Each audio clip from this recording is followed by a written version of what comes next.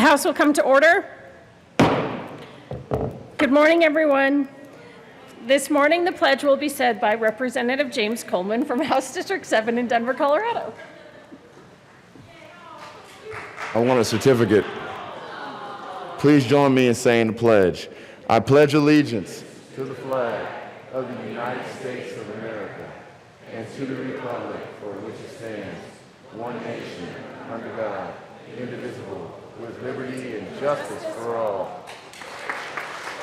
Love you, man. Mr. Gregorio, please call the roll. Representatives Arndt, Baisley, Benavidez, Byrd, Bockenfeld, Buck, Buckner, Excused. Buenteo, You can go ahead and excuse him. Caraveo, Carver, Catlin, Champion, Coleman, Cutter, Duran, Escar, Exum, Froelich, Garnett, Geithner, Gonzalez Gutierrez, Gray, Herod, Holtorf, Hooten, Humphrey, Jackson, here, Marquez Lewis, Kennedy, Kip, Kraft-Tharp, Landgraf, Larson, Liston, Montine, McCluskey, McKean, McLaughlin, Melton,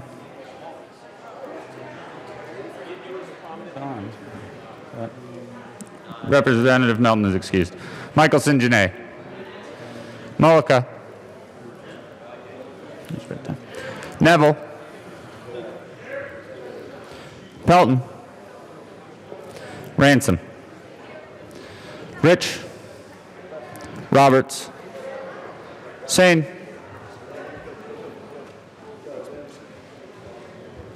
Sandridge, Singer,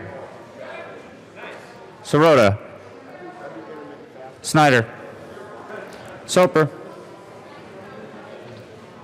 Representative Soper, excused. Sullivan, Tipper, Representative Tipper, excused. Tutone, Valdez A, Valdez D, Van Winkle, Weissman, Will, Williams, Representative Williams, oh my God, Wilson, Woodrow, Young,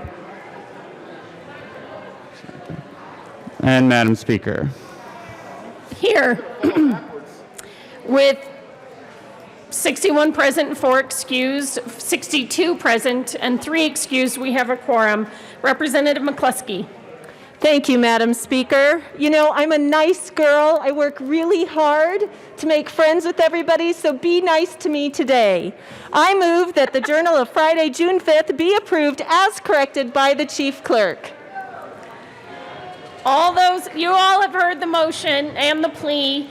All those in favor, please say aye. Aye! All opposed, please say no. No! No! No! The motion passes. Members, I'm going to do a little business first.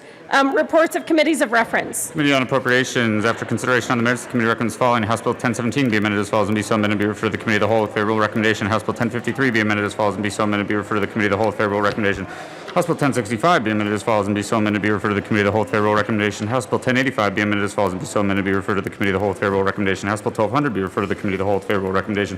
House Bill 1213 be referred to the committee of the whole with favorable recommendation.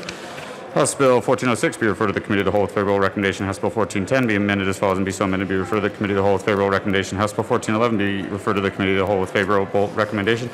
House Bill 1412 be referred to the committee of the whole with favorable recommendation. Senate Bill 2 be referred to the committee of the whole with favorable recommendation. Senate Bill 33 be referred to the committee of the whole with favorable recommendation. Senate Bill 35 be referred to the committee of the whole with favorable recommendation. Senate Bill 118 be amended as follows and be so amended and be referred to the committee of the whole with favorable recommendation. Committee on Education. After consideration on the merits, the committee recommends the following. House Bill 1407 be referred to the committee of the whole with favorable recommendation. House Bill 1418 be referred to the committee on Appropriations. Senate Bill 9 be referred to the committee of the whole with favorable recommendation. Senate Bill 29 be amended as follows and be so amended and be referred to the committee of the whole with favorable recommendation. Senate Bill 158 be referred to the committee of the whole with favorable recommendation. Senate Bill 206 be referred to the committee of the whole with favorable recommendation. Committee on Finance. After consideration on the merits, the committee recommends the following. Senate Bill or House Bill 1332 be amended as follows and be so amended be referred to the committee on Appropriations with favorable recommendation. House Bill 1405 be postponed indefinitely. House Bill 1408 be referred to the committee on Appropriations. House Bill 1413 be amended as follows and be so amended be referred to the committee of the whole with favorable recommendation. House Bill 1416 be referred favorably to the committee on Appropriations. House Bill 1415 be amended as follows and be so amended be referred to the Committee on Appropriations with favorable recommendation. House Bill 1417 be referred favorably to the Committee on Appropriations. Committee on Health and Insurance. After consideration on the merits, the committee recommends the following. Senate Bill 163 be referred favorably to the Committee on Appropriations.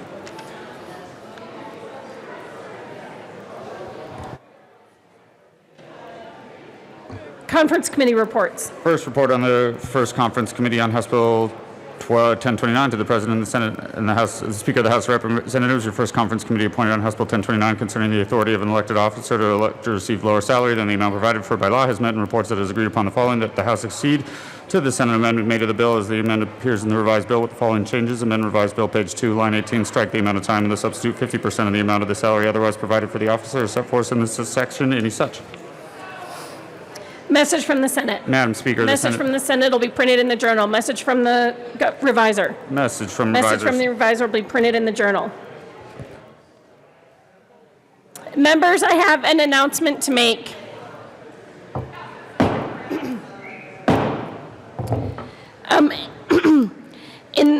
Joint Rule 7 says that in the last 5 days of session, with a majority vote, either house may demand a report for conference committee reports, and the committee must report no later than the second legislative day after demand is made. In the last 5 days of session, such report must be made before the close of the day during which the demand is made. So this is something we do in the last 5 days of session. I'm just notifying you under Joint Rule 7 that we're in the last 5 days of session, and so conference committee reports can be demanded by any member of the legislature.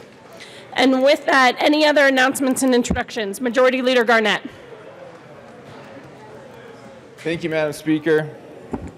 Members, I just want to give a quick announcement on what to expect today. After announcements and introductions, Appropriations is going to meet again in 271. I circulated a special, so they're going to meet. When they've concluded their committee meeting, they'll come back. We will then proceed into third reading we have a few bills on third reading. I don't think we'll do everything on third reading, but we'll do most. And then we'll proceed into a special orders calendar, which I distributed to both sides with a few edits. I don't think it was exactly perfect the way I sent it out, so I'll make those edits while Appropriations is meeting.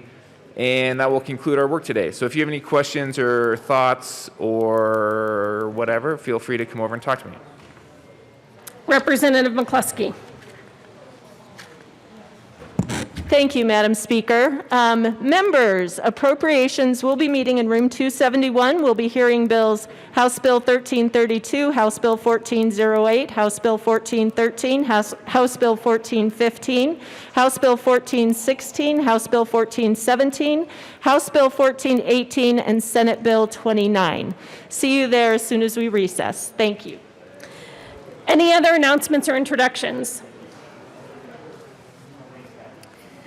So members, we will be in a recess while the Appropriations Committee meets. It is about 10:18. I would say pay attention to your leadership about when to be back in here. We could do a call of the House, but we'll, I'm imagining it's only going to be like maybe 20 minutes? Okay. So, Majority Leader Garnett. Thank you, Madam Speaker. I move that the House stand in a brief recess. Seeing no objection, the House will be in a brief recess.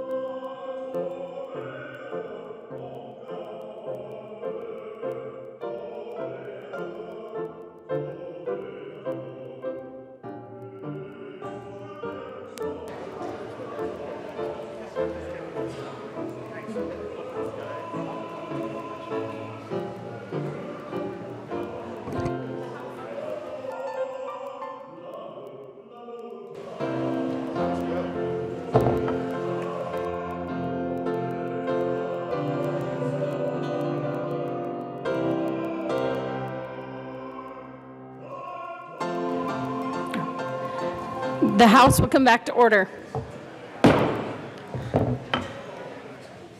So that brings us to third reading of bills, final passage.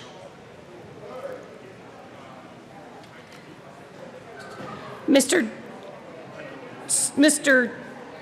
Stoka, please read the title of Senate Bill 68. Senate Bill 68 by Senator Marino, also Representative Malka, concerning an authorization of state credit unions opening branches in other states. Representative Kennedy. Thank you, Madam Speaker. I move for the passage of Senate Bill 68 on third reading and final passage. The question before us is the passage of Senate Bill 68 on third reading and final passage. Is there any discussion? Seeing none, please open the machine and members please vote. In the gallery, Representative Sullivan, how do you vote? Sullivan votes yes. Froelich? Froelich votes yes. McLaughlin? McLaughlin votes yes. Titone? Titone votes yes. Jackson? Yes. Jackson votes yes. Melton? Yes. Melton votes yes. Bachenfeld, Buck, Buenteo, Carver, Geithner, Gonzalez, Gutierrez. Herod, Hooton, Larson, McCluskey, Michelson, Janae, Sane, and Van Winkle.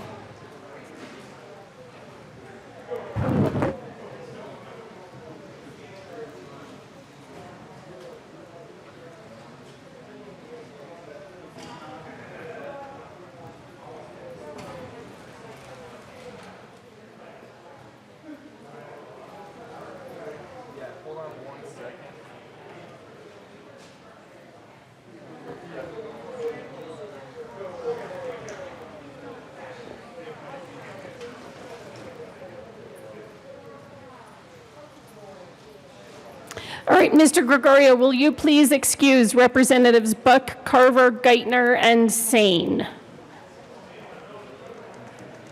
Please close the machine. With 60 aye votes, no votes, and 4 excused, 5 excused, Senate Bill 68 passes. Representatives Geithner and Sane, that's a $2 fine. And I don't see, I guess the other ones aren't back. Co-sponsors.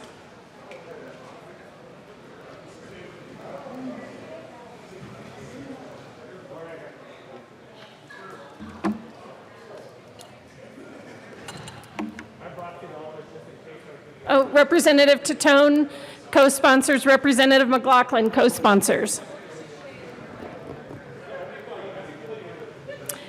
Representatives Buck and Carver, that's a $2 fine.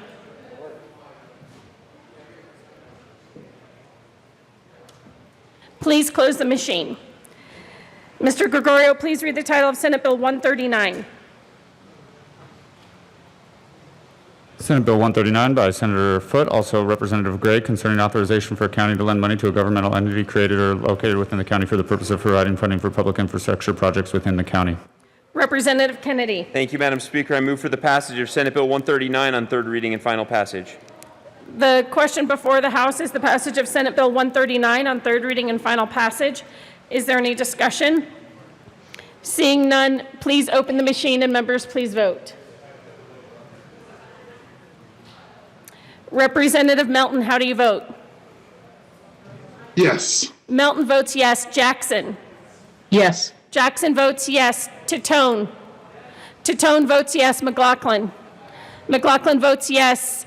Froelich? Froelich votes yes. Sullivan? Sullivan votes yes. Hooton, Humphrey,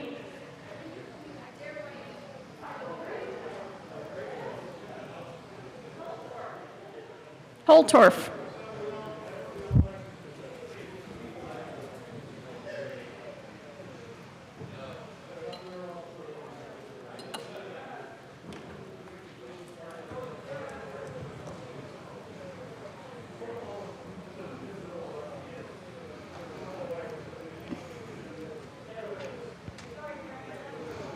Please close the machine. With 40 aye votes, 24 no votes, and 1 excuse, Senate Bill 139 is passed. Co-sponsors.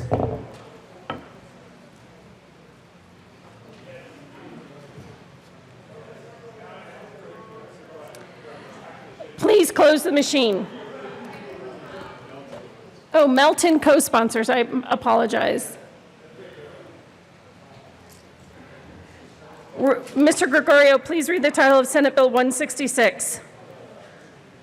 Senate Bill 166 by Senator Moreno, also Representative Escar, concerning simplifying the requirements for a minor to obtain a new birth certificate from the state registrar. Representative Kennedy. Thank you, Madam Speaker. I move for the passage of Senate Bill 166 on third reading and final passage.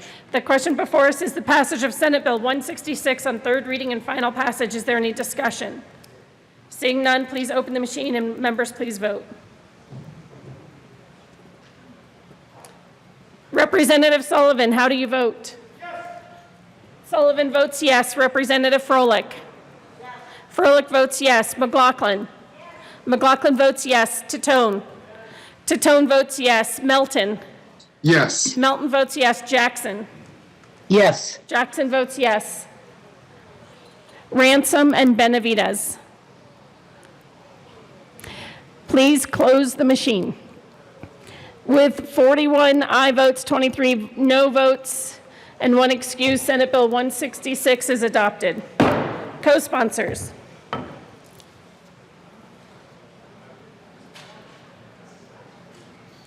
Representative Jackson, co-sponsors. Representative Melton, co-sponsors. Representative Titone, co-sponsors. Representative McLaughlin, co-sponsors. Representative Froelich, co-sponsors.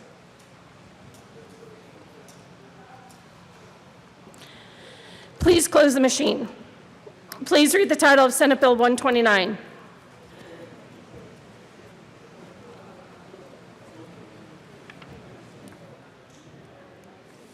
Oh, Senate Bill 175.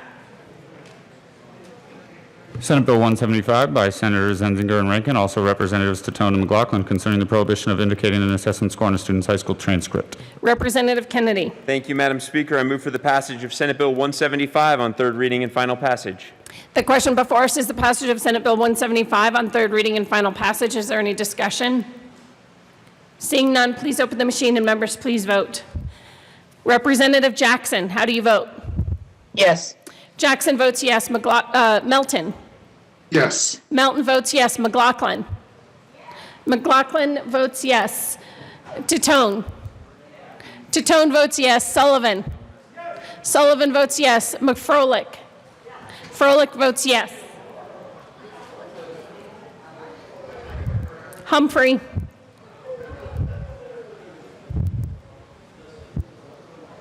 Please close the machine. With 63 aye votes, 1 no vote, and 1 excuse, Senate Bill 175 is passed. Co-sponsors.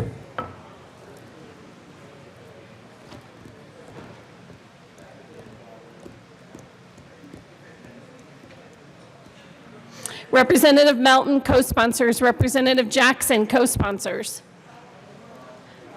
Please close the machine. Please read the title of Senate Bill 129. Senate Bill 129 by Senators Holbert and Janal, also Representatives Froelich and Ransom, concerning the protection of individuals subject to a fiduciary. Representative Kennedy. Thank you, Madam Speaker. I move for the passage of Senate Bill 129 on third reading and final passage. The question before us is the passage of Senate Bill 129 on third reading and final passage. Is there any discussion? Seeing none, Mr. Gregorio, please open the machine and members please vote. In the gallery, Representative Sullivan, how do you vote? Yes. Sullivan votes yes. McLaughlin? Yes. McLaughlin votes yes. Froelich? Yes. Froelich votes yes. Titone? Titone votes yes. Jackson? Yes. Jackson votes yes. Melton? Yes. Melton votes yes. Holtorf, Hooten, Champion, Wilson, Lontine, Benavides.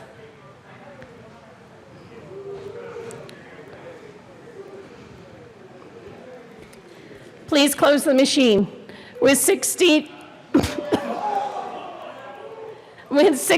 aye votes, 1 no vote, and 1 excuse, Senate Bill 129 is passed. Co-sponsors.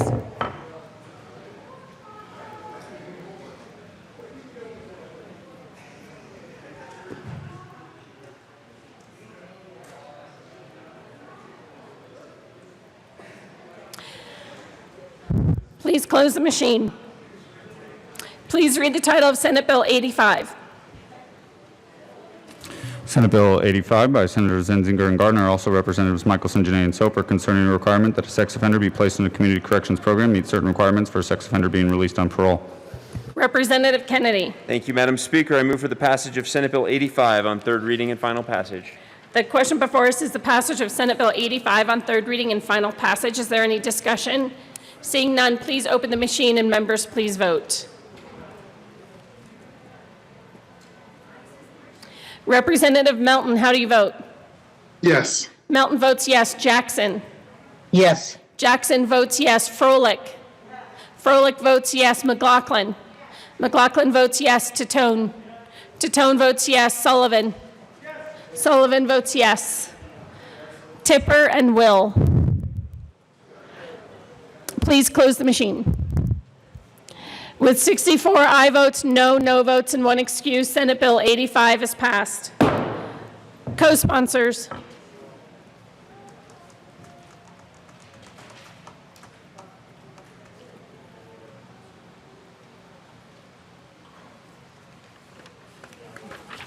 Representative Jackson, co-sponsors. Representative McLaughlin, co-sponsors. Please close the machine. Please read the title of Senate Bill 88. Senate Bill 88 by Senator Fields, also Representatives Roberts and Soper, concerning evidentiary rules when a defendant interferes with a witness. Representative Kennedy. Thank you, Madam Speaker. I move for the passage of Senate Bill 88 on third reading and final passage. The question before us is the passage of Senate Bill 88 on third reading and final passage. Is there any discussion? Seeing none, please open the machine and members please vote. Representative Jackson, how do you vote? Yes. Jackson votes yes. Sullivan. Sullivan votes yes. McLaughlin. McLaughlin votes yes. Titone. Titone votes yes. Froelich. Froelich votes yes. Melton. Yes. Melton votes yes. Baisley, Garnett, Escar.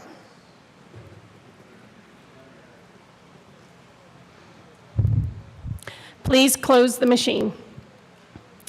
With 63 aye votes, 1 no vote, and 1 excuse, Senate Bill 88 is passed.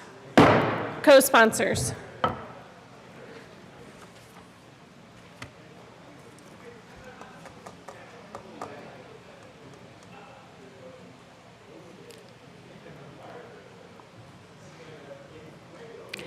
Please close the machine. Please read the title of Senate Bill 21. Senate Bill 21 by Senator Tate, also Representatives Snyder and Benavides, concerning certain requirements that must be included in a tax expenditure bill. Representative Kennedy. Thank you, Madam Speaker. I move for the passage of Senate Bill 21 on third reading and final passage. The question before us is the passage of Senate Bill 21 on third reading and final passage. Is there any discussion? Seeing none, Mr. Gregorio, please open the machine and members please vote. Representative Sullivan, how do you vote? Sullivan votes yes. Froelich. Froelich votes yes. Titone. Titone votes yes. McLaughlin. McLaughlin votes yes. Jackson. Yes. Jackson votes yes. Melton. Yes. Melton votes yes. Catlin, Rich, Soper, Garnett. Please close the machine. With 43 aye votes, 21 no votes, and 1 excuse, Senate Bill 21 is adopted. Co-sponsors.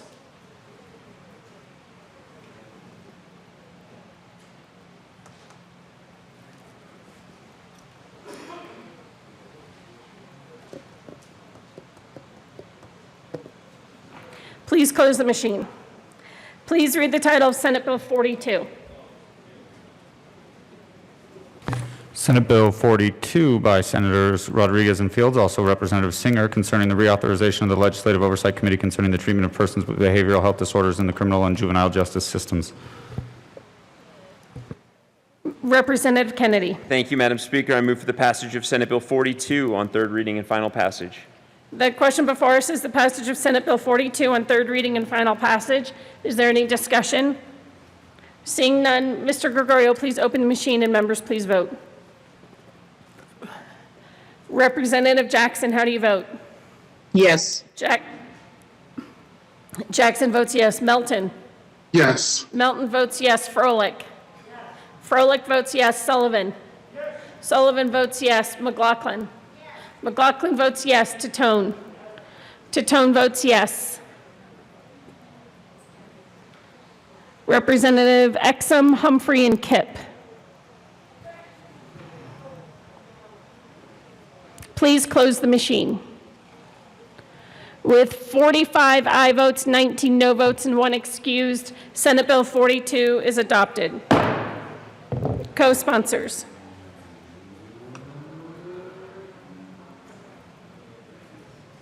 Representative Melton, co-sponsors. Representative Jackson, co-sponsors. Representative McLaughlin, co-sponsors. Please close the machine. Please read the title of Senate Bill 42. 96. Senate Bill 96 by Senators Rodriguez and Holbert, also Representatives Duran and Carver, concerning an authorization for notaries public to perform notarial acts using audio-video communication in connection therewith making an appropriation. Representative Kennedy. Thank you, Madam Speaker. It's been a long journey, but I move for the passage of Senate Bill 96 on third reading and final passage. Wow. Oh, goodness. Majority Leader Garnett. Thank you, Madam Speaker. I usually don't come down on third reading. But this is particularly important because, members, I ran the first remote notary bill. And for some of you, I ran it with Representative Wist. And for some of you, you might remember that it got very contentious. It passed out of the Judiciary Committee, and I promised to work on it. It went to the Finance Committee, and I asked the committee to PI the bill. And they voted against my request and then passed it.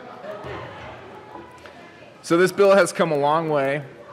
I think it was the first time I'd ever seen a member ask for their bill to die, and the committee actually voted against the member.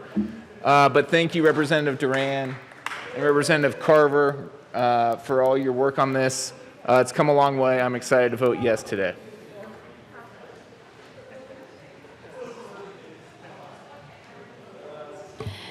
Any further discussion?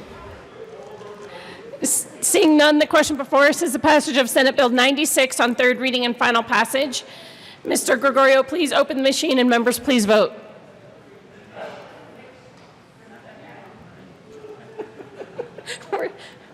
We're so funny. Representative Jackson, how do you vote?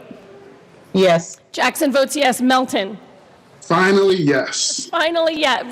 Melton votes finally yes. Let's see, Titone. Titone votes yes. McLaughlin. McLaughlin votes yes. Froelich. Froelich votes yes. Sullivan. Sullivan votes yes. Hooton. Hooton. Woo. Please close the machine. With 64 aye votes, no votes, and 1 excused, Senate Bill 96 is adopted.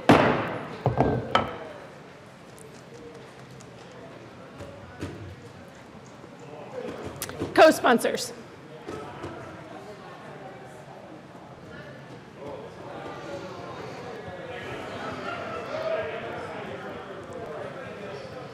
Representative Jackson, co-sponsors. Representative Melton, co-sponsors.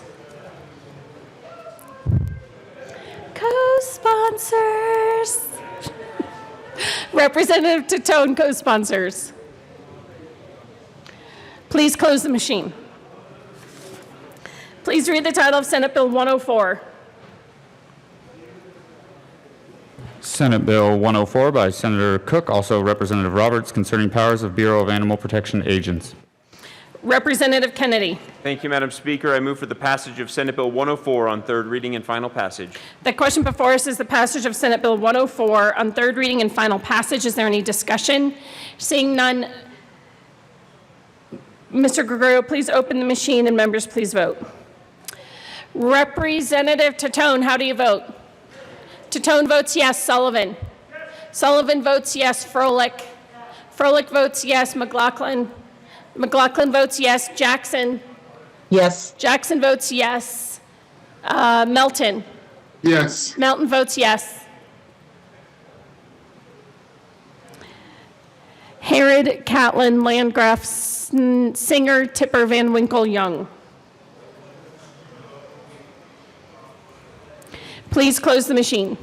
With 41 aye votes, 23 no votes, and 1 excuse, Senate Bill 104 is passed. Co-sponsors.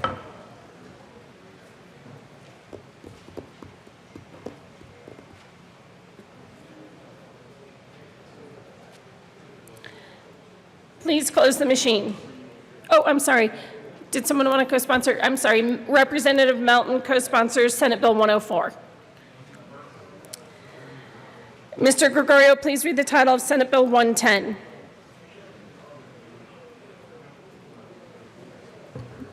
Senate Bill 110 by Senators Williams and Holbert, also Representative Snyder, concerning fines levied by a licensing authority for violations of laws related to alcohol beverages.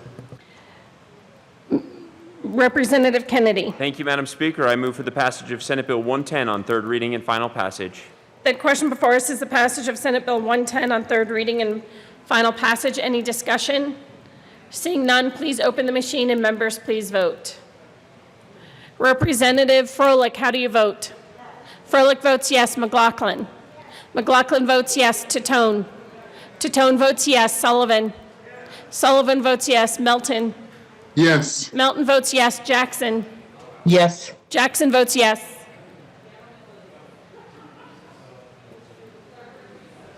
Larson, Caraveo, Humphrey.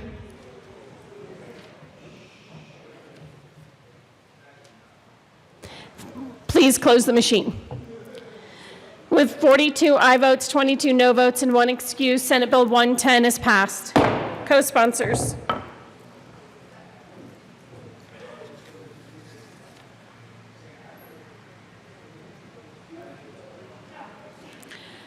Please close the machine. Please read the title of Senate Bill 120. Senate Bill 120 by Senator Danielson, also Representative Sullivan, concerning requirements for registered apprentices. Representative Kennedy. Thank you, Madam Speaker. I move for the passage of Senate Bill 120 on third reading and final passage. The question before us is the passage of Senate Bill 120 on third reading and final passage. Is there any discussion? Seeing none, please open the machine and members please vote.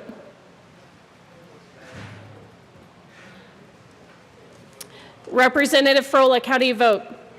Froelich votes yes. Tatone. Tatone votes yes. Sullivan.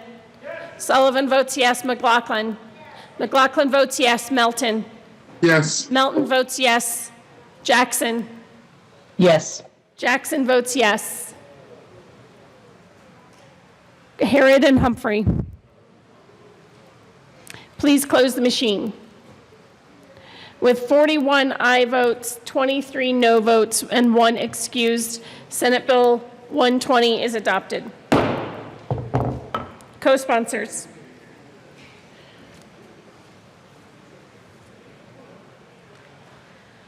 Representative Melton co-sponsors, Representative Jackson co-sponsors, Representative Tatone co-sponsors.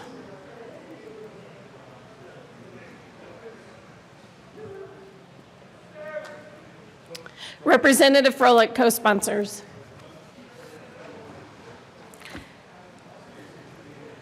Please close the machine. Please read the title of Senate Bill 56.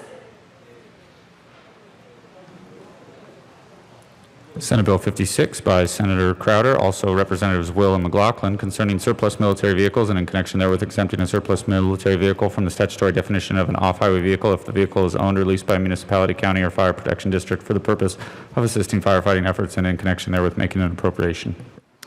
Representative Kennedy. Thank you, Madam Speaker. I move for the passage of Senate Bill 56 on third reading and final passage. The question before us is the passage of Senate Bill 56 on third reading and final passage. Is there any discussion? Seeing none, please open the machine and members, please vote.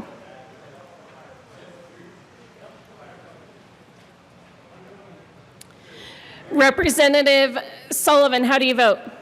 Sullivan votes yes. McLaughlin. McLaughlin votes yes. Froelich. Froelich votes yes. Tatone. Tatone votes yes. Jackson. Yes. Jackson votes yes. Melton. No. Melton votes no. Please close the machine. With 62 aye votes, 2 no votes, and 1 excuse, Senate Bill 56 is adopted. Co-sponsors. Chris. Representative Tatone, co-sponsors. Please close the machine.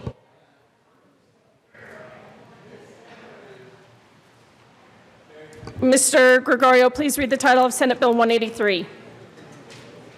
Senate Bill 183 by Senators Tate and Todd, also Representatives Baisley and Tatone, concerning modification of the definition of state agency for purposes of the statewide Internet Portal Authority to ensure that the authority is authorized to serve all state government agencies.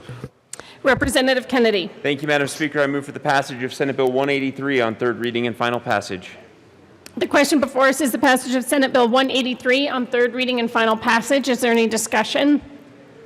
Seeing none, Mr. Gregorio, please open the machine and members, please vote.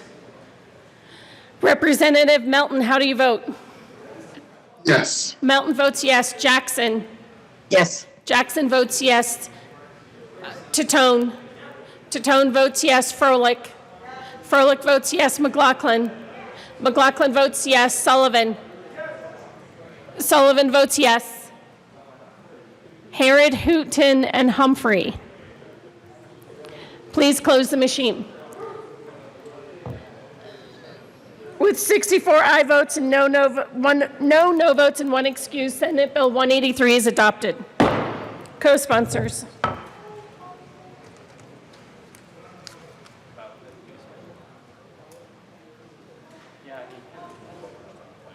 Representative McLaughlin, co-sponsors. Please close the machine. Mr. Guerrero, please read the title of Senate Bill 194. Senate Bill 194 by Senators Bridges and Fenberg, also Representatives Gray and Van Winkle, concerning the ability of a licensed brew pub to sell at retail malt liquors that are manufactured at a separate brew pub under the same ownership as the brew pub at which the sale occurs. Representative Kennedy. Thank you, Madam Speaker. I move for the passage of Senate Bill 194 on third reading and final passage. The question before us is the passage of Senate Bill 194 on third reading and final passage. Is there any discussion? Seeing none, please open the machine and members, please vote.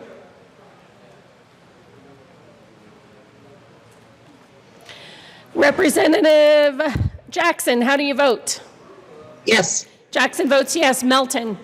Yes. Melton votes yes. McLaughlin. McLaughlin votes yes. Froelich. Froelich votes yes. Sullivan. Sullivan votes yes. Tatone.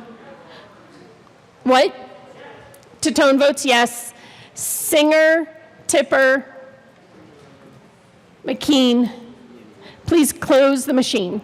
With 64 aye votes, no votes, and 1 excuse, Senate Bill 194 is passed. Co-sponsors.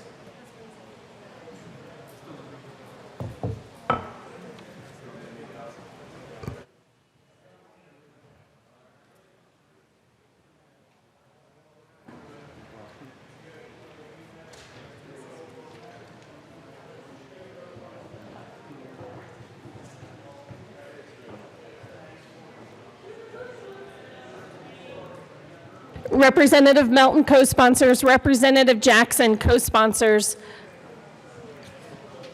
Anyone else? Okay. Please close the machine.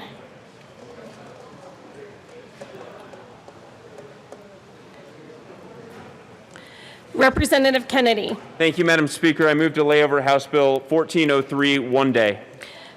House Bill 1403 will be laid over 1 day under the rules, or as requested by the Assistant Majority Leader. Majority Leader Garnett.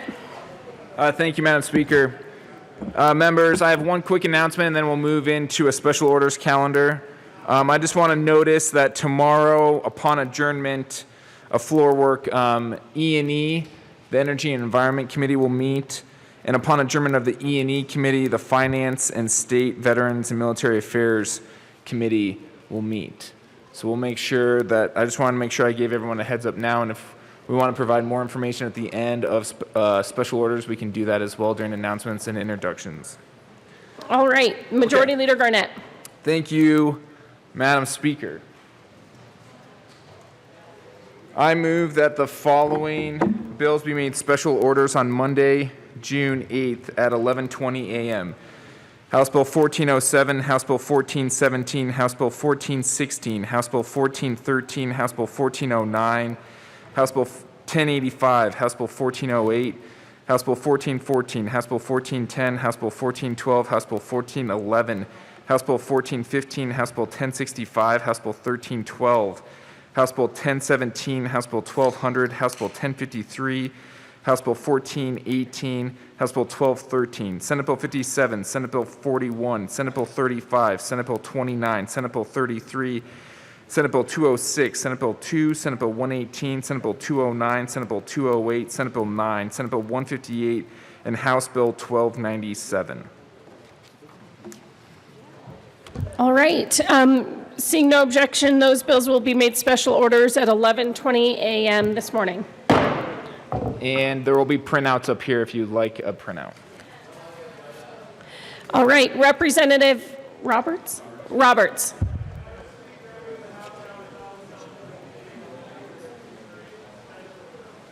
I'm sorry, just 1 minute. I have to read reports. So, Representative Gregorio, oh my gosh.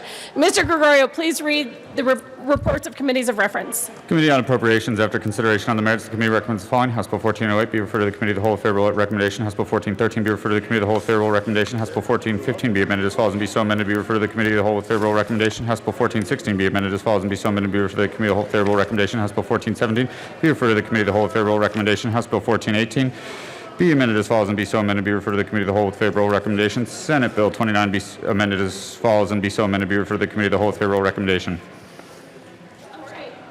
Now that brings me to Representative Roberts.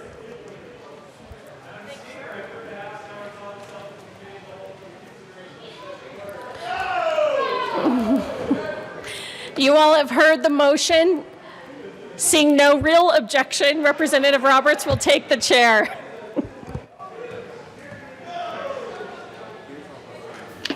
No. I thought Representative Melton was in the room for a minute. No.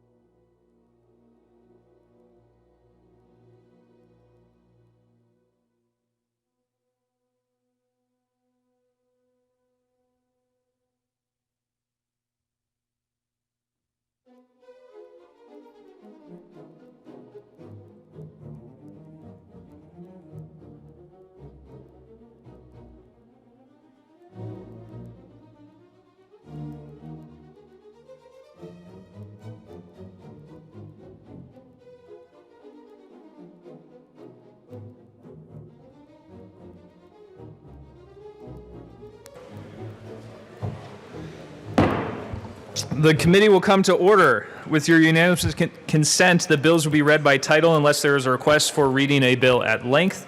Committee reports are printed and in your bill folders. Floor amendments will be shown on the screen and on your iPads. Bills will be laid over upon motion of the majority leader, and the coat rule is relaxed. Mr. Gregorio, please read the title of House Bill 1407. House Bill 1407 by Representatives Kipp and Baisley, also Senator Story, concerning temporarily allowing a Colorado institution of higher education to determine whether to require a national assessment to score as an eligibility criterion for admission for first-time freshman students who graduate from high school in 2021. Representative Kipp. Thank you, Mr. Chair. Folks, first of all, I move HB 2014-07. To the bill, Representative Kipp. Thank you. This bill was brought forward to us by at a request of the Colorado Department of Higher Education and the Colorado Commission on Higher Education. The problem that we are trying to solve here is that we have a lot of high school kids who are juniors this year, who will graduate next year, who have not had the opportunity to take the ACT or the SAT tests. So what this bill will do is it will allow kids who are going to graduate next year in the class of 2021 be exempted in our colleges and universities from having to have those scores used as an admission criteria for our public colleges and universities. Representative Baisley. Thank you, Mr. Chairman. So, yes, this is a great bill. From my side of the aisle, we need to make this COVID-19 adjustment for our higher education community and allow them to skip this 1 year in requirement in order to just get through this one little thing for those students that were not able to take those tests. So I ask for an aye vote on this today, and I'm honored to carry this with my colleague, Representative Kipp. Is there any further discussion on House Bill 1407? Seeing none, the question before us is the adoption of House Bill 1407. All those in favor say aye. Aye. All those opposed, no. House Bill 1407 passes. Okay. Thank you, Kathy. Mr. Gregorio, please read the title of House Bill 1417. House Bill 1417 by Representative Becker, also Senator Hansen, concerning the establishment of administrative conditions related to money in the general fund from the federal coronavirus relief fund that applied to an allocation established in separate legislation until the unspent money remaining in the subfund is transferred to unemployment compensation fund on December 30th, 2020. Madam Speaker. Thank you, Mr. Chair. I move House Bill 1417. There is no committee report. To the bill, Madam Speaker. Thank you, Mr. Chair. This bill simply creates a separate fund for the federal funds that we receive for the coronavirus, and says that any of the funds that are not expended by December 30th will be deposited into the Unemployment Insurance Compensation Fund so that they're not returned to the federal government and we can use them to help our unemployment insurance claims. I ask for an aye vote. Is there any further discussion on House Bill 1417? Representative Holtorf. Oh, I'm sorry. I forgot I have an amendment. Oh, but you talk and then I'll do my amendment. Representative Holtorf.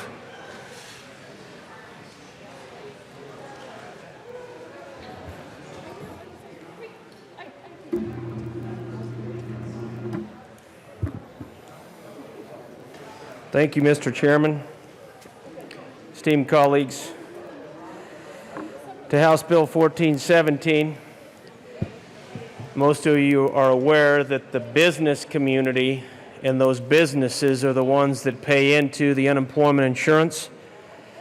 And they are the largest contributor to the program from our economy, from the economic sector. It is a significant burden and concern to businesses, and especially small businesses, that unemployment insurance doesn't inflate to cause more burdens on business. So I am in support of taking the funds that are mentioned here to support unemployment insurance. But I still have deep concerns when the state receives $1.67 billion from the federal government. The governor states that he is going to work with the JBC and the legislative branch of government which when I took social studies and government class in school, I was told repeatedly that the power of the purse lies with the legislative branch. Wait, I'm going to say that again because I don't think I understood what I learned. The power of the purse is supposed to rest with the legislative branch. So the executive is not to take that, is not to usurp that, Governor. Even though a promise was made, maybe it wasn't a promise, it was just his word. Well, ladies and gentlemen, in some places in the state of Colorado, your word is your bond. When you say something, you're supposed to mean it, or you shouldn't say it. If you don't mean it, don't speak it. Don't speak it to the state. Don't speak it to this House. Don't speak it to the Senate. If you don't mean it, don't say it. Now, I still have a big problem because the JBC, as I learned as a freshman legislator, is supposed to review all budgetary matters.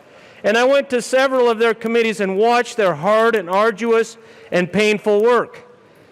But they did not have the opportunity because it was stolen from them by the executive. And you may not like the words I choose, but that is how I see it as a country boy from eastern Colorado. They went in the corral, they took the horse, and they rode it right out the gate. And I don't think that's okay. And I don't have the privilege of working at the highest levels in this legislature as a junior legislator. And that's a bit of a tongue twister if you say it fast 3 times. But I will tell you, I did not hear an outcry. I did not hear an outcry from leadership. I did not hear an outcry from the JBC. Representative Holtorf, I think we're all big supporters of the legislative branch, but is this directed to House Bill 1417? Thank you, Mr. Chairman. In this case, the governor has so graciously given us $70 million, which I will thank him for. I will thank him for that small token of $1.7 billion so this esteemed House can do their job and they can manage the purse of this state. Or maybe not, ladies and gentlemen. So the horse won't come back to the corral and won't be put back in the stable. It's already done run off. So thank you, Governor, for a small token of that funding. And I do support this bill, but I do not support the process that led to this small token given back to this body to manage under the power of the purse. Thank you. Madam Speaker. Thank you, Mr. Chair. I have an amendment. I move L001 and ask that it be displayed. L001 has been moved and is now displayed. Please proceed, Madam Speaker. Thank you, Mr. Chair. This is largely a technical amendment. New subfunds were created after this bill was printed that used CARES Act money. So we're just running this amendment to ensure that any money transferred to a different cash fund with CARES Act money and is not expended will return to the subfund and then transfer to unemployment compensation fund. So it just says we need to make sure that those other subfunds with CARES Act money, if they have leftover balances, go into the unemployment compensation fund. And I ask for an aye vote. Is there any further discussion on the amendment? Representative Pelton. Thank you, Mr. Chair. And in appropriations, I was the only no vote. But with this amendment, I come in support of the bill now because, you know, we need to bolster up that unemployment fund if we can. And so I'm in support of the amendment and the bill now. Any further discussion on L001? Seeing none, the question before us is the adoption of L001. All those in favor say aye. Those opposed, no. L001 passes. Madam Speaker, to the bill. Thank you, Mr. Chair. I ask for an aye vote. Is there any further discussion on House Bill 1417? Seeing none, the question before us is the adoption of House Bill 1417. All those in favor say aye. All those opposed, no. The ayes have it. House Bill 1417 is passed. Mr. Gregorio, please read the title of House Bill 1416. House Bill 1416 by Representatives Garnett and Neville, also Senators Fenberg and Holbert, concerning the modification of fiscal information prepared by Legislative Council staff related to an initiated measure. Mr. Minority Leader. Thank you, Mr. Chair. I move House Bill 1416 and the Appropriations Committee report. To the Appropriations Committee report. Thank you, members. We reduced an appropriation. Is there any further? Thank you. Any further discussion on the Appropriations Committee report? Seeing none, the question before us is the passage of the Appropriations Committee report. All those in favor say aye. Those opposed, no. The ayes have it. The Appropriations Committee report is passed. To the bill. Mr. Minority Leader. Thank you, Mr. Chair. Members, essentially what this bill does is it actually saves us money. We passed a bill years ago that requires fiscal notes on petitions, initiative petitions. During that process, at the very beginning of that process, what's happening is a lot of folks submitting petitions will submit like 50 different names that are very similar to each other so that they get through the first section of the title board. So rather than do a petition or a fiscal note on each separate one when that haven't even moved forward in the title board process, it says they can do it basically during the second tranche after that's been accepted by the title board. So it just saves our staff a lot of money, a lot of time, but the citizens still get the fiscal note that they expect on their bill. Or sorry, on the initiative. So when you go to sign an initiative, yes or no, you still see the fiscal note on it. Mr. Majority Leader. Thank you, Mr. Chair, and I echo everything that the minority leader just said. I also want you guys to think about the staff and the pressure that we're putting on the staff who have to draft all these fiscal notes, and this is a way to just make the system work better, and I urge and I vote. Is there any further discussion on House Bill 1416? Seeing none, the question before us is the adoption of House Bill 1416. All those in favor say aye. Those opposed, no. The ayes have it. House Bill 1416 passes. Mr. Gregorio, please read the title of House Bill 1413. House Bill 1413 by Representatives Byrd and Cutter, also Senators Zenzinger and Donovan, concerning the establishment of a state and private investor-funded small business recovery loan program and in connection therewith authorizing the Department of the Treasury. Mr. Gregorio, I can stop you there. Mr. Assistant Majority Leader. It's a long title. I figured I'd stop you. Thank you, Mr. Chair. Sorry to be late getting to the well. I move to lay over House Bill 1413 until the end of the special orders calendar. You've heard the motion. Seeing no objection, House Bill 1413 will be laid over to the end of the special orders calendar. Mr. Gregorio, please read the title of House Bill 1409. House Bill 1409 by Representatives Benavides and Garnett, also Senators Fields and Gonzalez, concerning the Department of Public Health and Environment inspections of penal institutions. Mr. Majority Leader. Thank you, Mr. Chair. I move House Bill 1409. To the bill. Thank you, Mr. Chair. Members, House Bill 1409 just increases the number of penal institutions that CDPHE can use their current authority to inspect for health and wellness. I would urge and I vote. Is there any further discussion on House Bill 1409? Seeing none, the question before us is the passage of House Bill 1409. All those in favor say aye. Those opposed, no. The ayes have it. House Bill 1409 is passed. Mr. Gregorio, please read the title of House Bill 1085. House Bill 1085 by Representatives Kennedy and Harrod, also Senators Winter and Priola, concerning the prevention of substance use disorders. Mr. Assistant Majority Leader. Thank you, Mr. Chair. I ask that the committee stand in a very brief recess. The committee will be in a brief recess.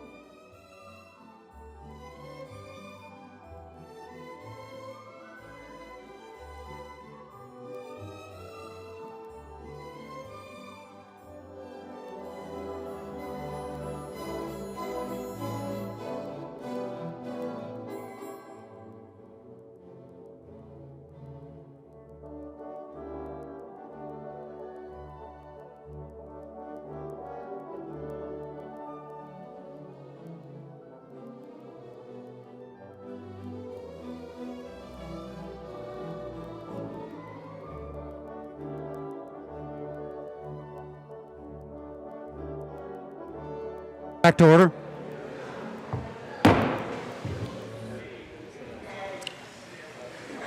Yes, Mr. Assistant Majority Leader, Representative Kennedy.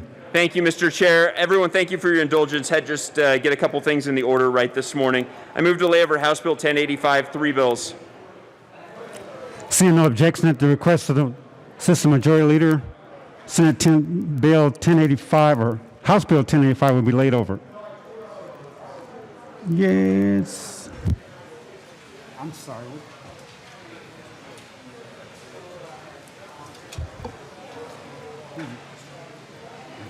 Mr. Lagoria, would you please read the title to House Bill 1408? House Bill 1408 by Representatives Roberts and Valdez, A. Also Senator Story and Sonnenberg concerning the appropriation for controlled maintenance projects, including controlled maintenance projects that are capital renewal projects of any proceeds from Senate Bill 17267 lease purchase agreement that will be executed in state fiscal year 2019-20 that are credited to the Capital Construction Fund as a result of House Bill 2013-77. Representative Alex Valdez. Thank you, Mr. Chair. I move House Bill 1408 and the Appropriations Report. To the Appropriations Committee report. We got it voted out of appropriations very smoothly. They made the appropriation. There was no appropriations report to the bill. Thank you, Mr. Chair. So this is a CDC bill. Essentially what this does is funds level 1 maintenance projects for the state. These are the most important maintenance projects we have for infrastructure owned by the state. Life and safety issues. We also were able to add a couple of additional projects that fall into the capital renewal category. And for those of you who don't know what that is a maintenance project over $2 million. We did the UNC boiler and the Plaquey Hall boiler down at Adams State. So would ask for an aye vote on the bill. Thank you. Representative Roberts. Thank you, Mr. Chair. Members, this was a unanimous vote out of the CDC to propose this bill. We're really happy that we're going to be able to take care of some of these crucial infrastructure projects that will mean that they will not have to defer their costs any longer, actually put people back to work as well to complete the work. So I would ask for an aye vote. Thank you. Is there any further discussion on House Bill 1408? Seeing none, the question before us is the adoption of House Bill 1408. All those in favor say aye. Aye. All opposed say no. House Bill 1408 is adopted.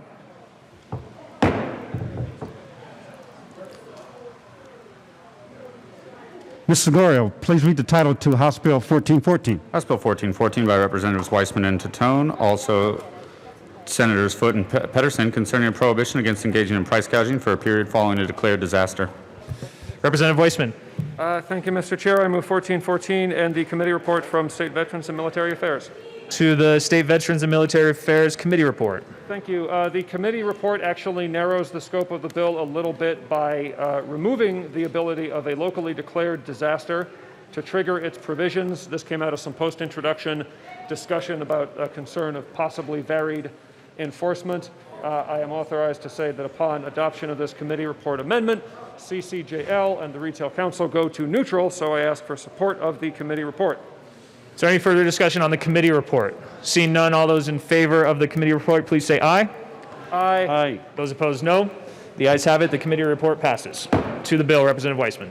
Thank you, Mr. Chair. Briefly, members, we've all heard from our constituents things that have been going on since March about prices going up on critical items. We are one of only about 15 states with zero price gouging law on the books.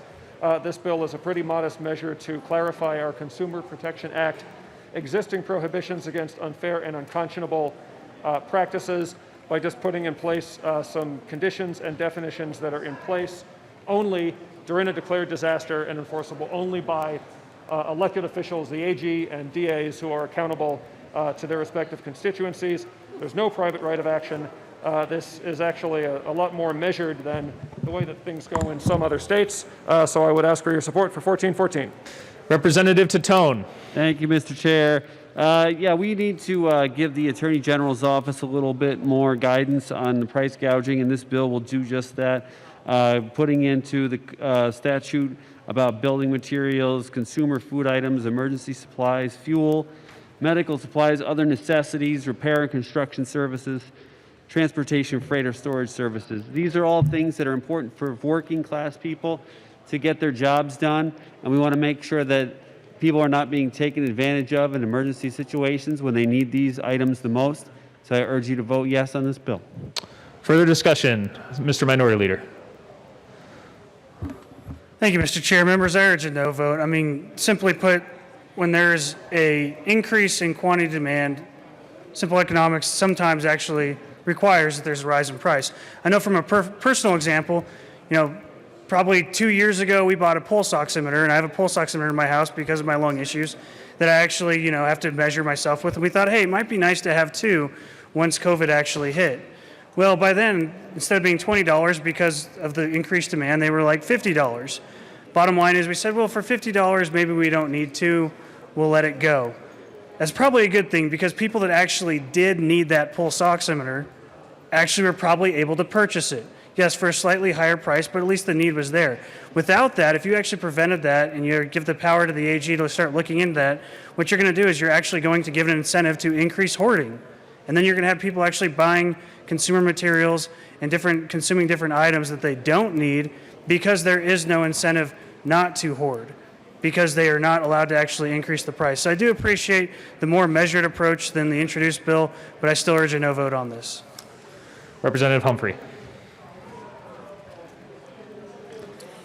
Thank you, Mr. Chair. I was a no on this bill in committee.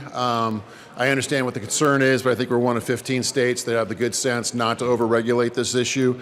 It's very difficult to define. I think it's poorly defined in the bill. And I did ask, what would happen if there was declared a disaster? Say there was a tornado in a town, and the hardware store in town raises the price of a generator to $1,500 or $2,000, and it's available in the town, down the road, 15 minutes away for $1,000, and it's available at another town a half hour away for $1,000. Is that price gouging? Because obviously that generator is right there right now, and if someone needs it and they don't want to pay that, they can go down the road and get it somewhere else. And there wasn't a clear answer, and the bill just doesn't provide that kind of clarity, and so I'm a no vote. Representative Soper. Well, thank you, Mr. Chair. I also rise in opposition, but had a specific question for the bill sponsors, if you'd be willing to address this. One thing I was confused about in the bill is how is price gouging defined to where we would be able to have some sort of assurance that we're talking about 400% or 800% and not merely like a 10% increase, because arguably in a time of a pandemic or other emergency, the entire supply chain might actually have had increases due to shortages or difficulty with getting the raw materials. So I'd just kind of like to have some sort of assurance as to what we mean by price gouging and if it has a similar meaning to usury, and if you could address some of those questions. Representative Weissman. Thank you, Mr. Chair, and I appreciate the question. The analogy to usury is actually interesting. That is, we have a usury statute, most states do. There's a specific percentage in that statute over which lending practices are presumed usurious. We did not draft this bill that way for a specific reason. The standard is unfair and unconscionable. Those are the terms from the Consumer Protection Act that we discussed last year.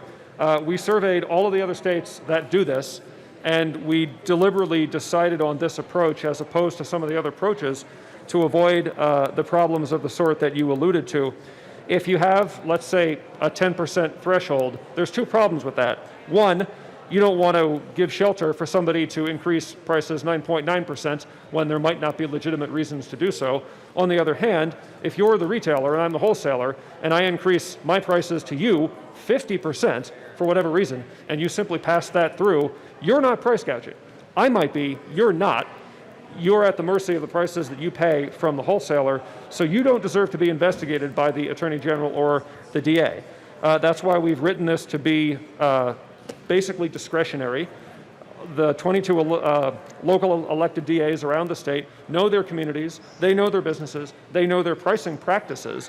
They're going to be able to sniff out when something is a response to market conditions, as the Minority Leader alluded to, and my undergrad major a long time ago was economics, so I appreciate that kind of discussion, versus when is something truly outrageous going on. Again, because this is only elected official DA and AG discretion, there is no private enforcement. At the end of the day, if the Attorney General's office or the local DA's office doesn't believe that it rises to the level of unfair and unconscionable price gouging, they're just not going to go forward. You will note that there is no fiscal note here. There are not new enforcement resources. There are not new attorneys. There are not new investigators, all of which is to say they're going to have to evaluate these conditions that come to them in the light of all the other demands on their time. So the egregious cases will hopefully be pursued. That's the intent here. Where somebody does have to make a price adjustment in response to market conditions, that's okay. That's not price gouging. I hope that helps. Representative Williams. Thank you, Mr. Chair. And I think the Representative Weissman already answered my question, but just so I'm clear, I did have this question. Because in the language on page 3, it talks about unfair and unconscionable act, right, or practice. And my question centered around if if someone from the store owner rather, had a product, the cost of that product increases, they would still be allowed to, if the store owner had a product and the cost of that on his end or her end increased, they would still be able to increase their prices that correspond with that increase on their end, and that wouldn't fall under the unfair and unconscionable act part of it? Representative Weissman. Thank you. And yes, again, by not putting specific numbers in here, we tried to allow this proposed new law, addition to our Consumer Protection Act, to be cognizant of future circumstances. There is a big flood that goes through northern Colorado in 2013. Supply lines are cut, roads are messed up. Maybe it's not possible for the local store, let's say in the out parts of Boulder County, to supply itself the same way. They're paying more to get stuff in there. It's perfectly legitimate for them to turn around and charge that additional price. Nobody's expected to take a loss here, and even in a disaster, as in regular times, of course it's acceptable to make a little bit of profit. We're not saying you have to sell for no profit. We're not saying you have to sell at a loss. What we're saying is businesses in Colorado should not be able to exploit the disruptive conditions, the perturbation of usual market forces that result from disaster conditions to hurt their customers, who, by the way, might be small businesses themselves. If I am a local restaurant, a coffee shop, whatever, I'm not necessarily getting a delivery from Cisco. I'm going down to Costco, I'm going down to Sam's Club, whatever, to buy what I need to run my business. I should not be price gouged there. So again, we're trying to be flexible. We're trying to leave, the law calls it prosecutorial discretion, although these are civil and not criminal matters. I really think we've tried to be careful here and avoid some snags that might arise with too rigid a kind of definition. Representative Liston. Thank you, Mr. Chairman. To the bill sponsors, I'm just curious, Representative Weissman, how this bill is going to work. I mean, is there going to be a committee or a person or that's going to determine if there's price gouging? And are they going to go around to the various businesses? I think, for instance, in my district of the local hardware store and various things, the building materials and other things that are listed in here, I'm just scratching my head to see, how this bill is going to be implemented, and if it is, what if any are the penalties that are going to be assessed against a business? So would you elaborate on that for me? Thank you. Representative Weissman.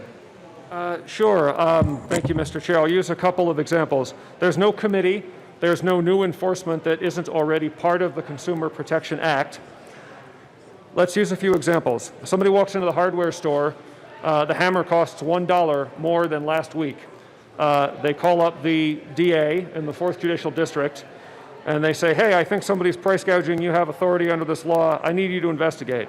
Probably the DA or somebody working for the DA is going to real quick, $1, they're not going to go any further than that. Let's take another example. Maybe the $10 hammer went up $5 in a week.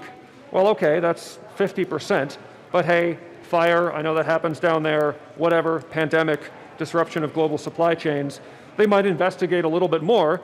And if the store says, well, yeah, I got to charge $5 more for the hammer because that's what it costs from the factory, you show them a receipt, that's the end of it. The retailer is not price gouging. Somebody upstream might be, the retailer's not. How is it investigated? It's investigated in the same way that a DA investigates anything else that the DA or the AG has discretion to do. They use their judgment. They assess the facts that come to them, net of all of the limitations on capacity that they have, and they decide how to proceed.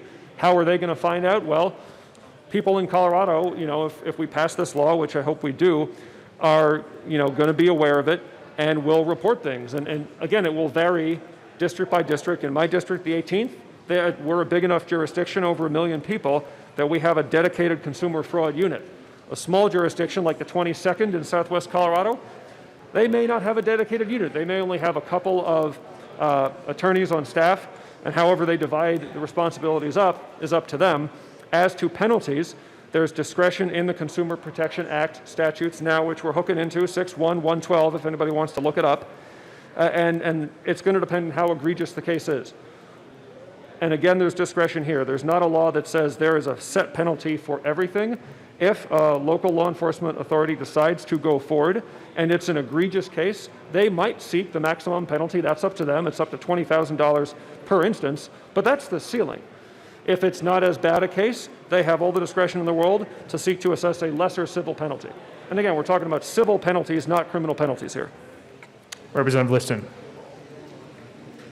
Thank you, Representative Weissman, for that explanation. Members, it seems like to me that this bill, while is well-meaning, it's kind of like a letter to Santa Claus. Consumers today, when I look at the list of some of the things that are subject to price gouging, building materials, emergency supplies, fuel, medical supplies, etc. Today, with the internet and the constant communications we have, individual consumers, to use the example of Representative Weissman, like a hammer, if you go to Ace Hardware, which is in my district, in the Bond Shopping Center, they've got multiple hammers to choose from, and if I don't like the price of the hammer, I can go down the street to Lowe's or Home Depot or any number of other retailers and shop for a hammer or anything else that I want.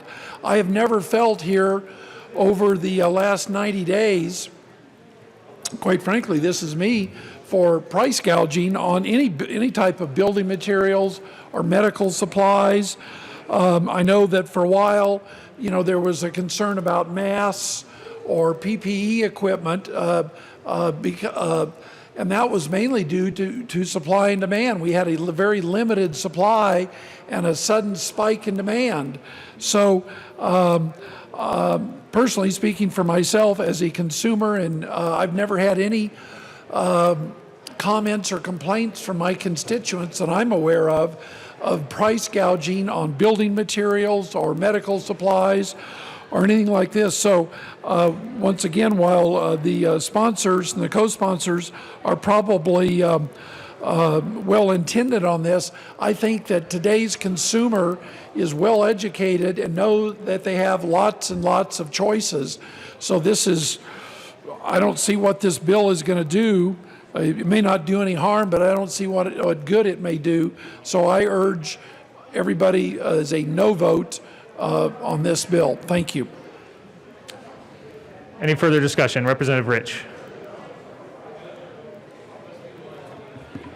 Thank you, Mr. Chair. We heard this bill in committee, and I don't know, maybe this is a urban issue, because when you live in the rural areas, you already know that you're going to pay a little bit more for things. And I don't know why we're going to inundate the district attorney's office if I drive to Delta and I can get a better deal on something in Delta, but then I want to complain to the district attorney because I couldn't get that great of a deal in Grand Junction. So I just think it's a big waste of time. And This is going to be an unfunded mandate if you're going to inundate the district attorney's office every time someone thinks that they're paying $2 or $3 more than something.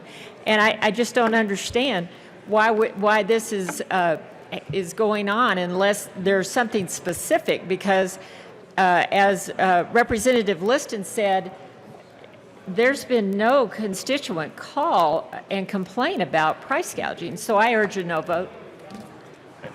Representative Jaquez Lewis. Thank you, Mr. Chair. I just want to say I heard this bill in committee, and we all know that healthcare costs have been going up. Healthcare is the #1 issue right now.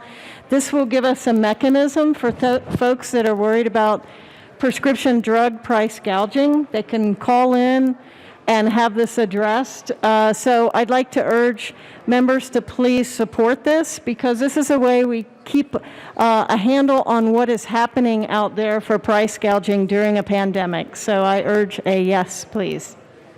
Representative Will.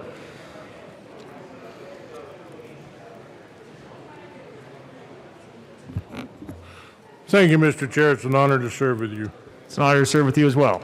I sit in on State Affairs Committee and heard this bill, and I had the same questions. I think the bill is well-intentioned, and I asked the same question about the penalty part of that Representative Liston asked, and Representative Wiseman gave a pretty good description of what the penalties were for price gouging.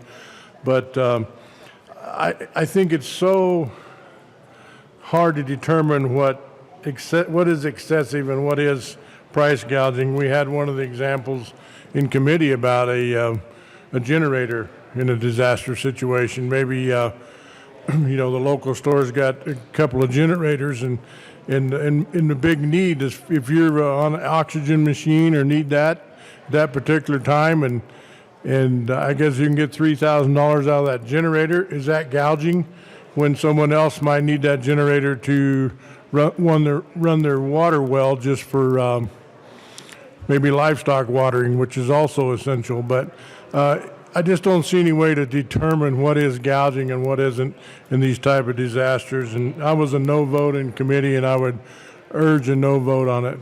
Thank you. Representative Soper. Oh, thank you, Mr. Chair. And I wanted to come up here again and thank Representative Weissman for answering my questions. I greatly appreciate that and took some notes. It certainly helped explain a lot more about the bill that I was curious about, but it did raise a couple of other questions, if it'd be okay to ask as well. Would the question of if it is price gouging be a question for the jury? That's the one question I have. And then what would the actual damages be that would be awarded? I'm assuming that would be to the state. And would the sky be the limit, or would there be any sort of a cap? Could the jury come up with anything? And those were two things that I was really curious about. Representative Weissman.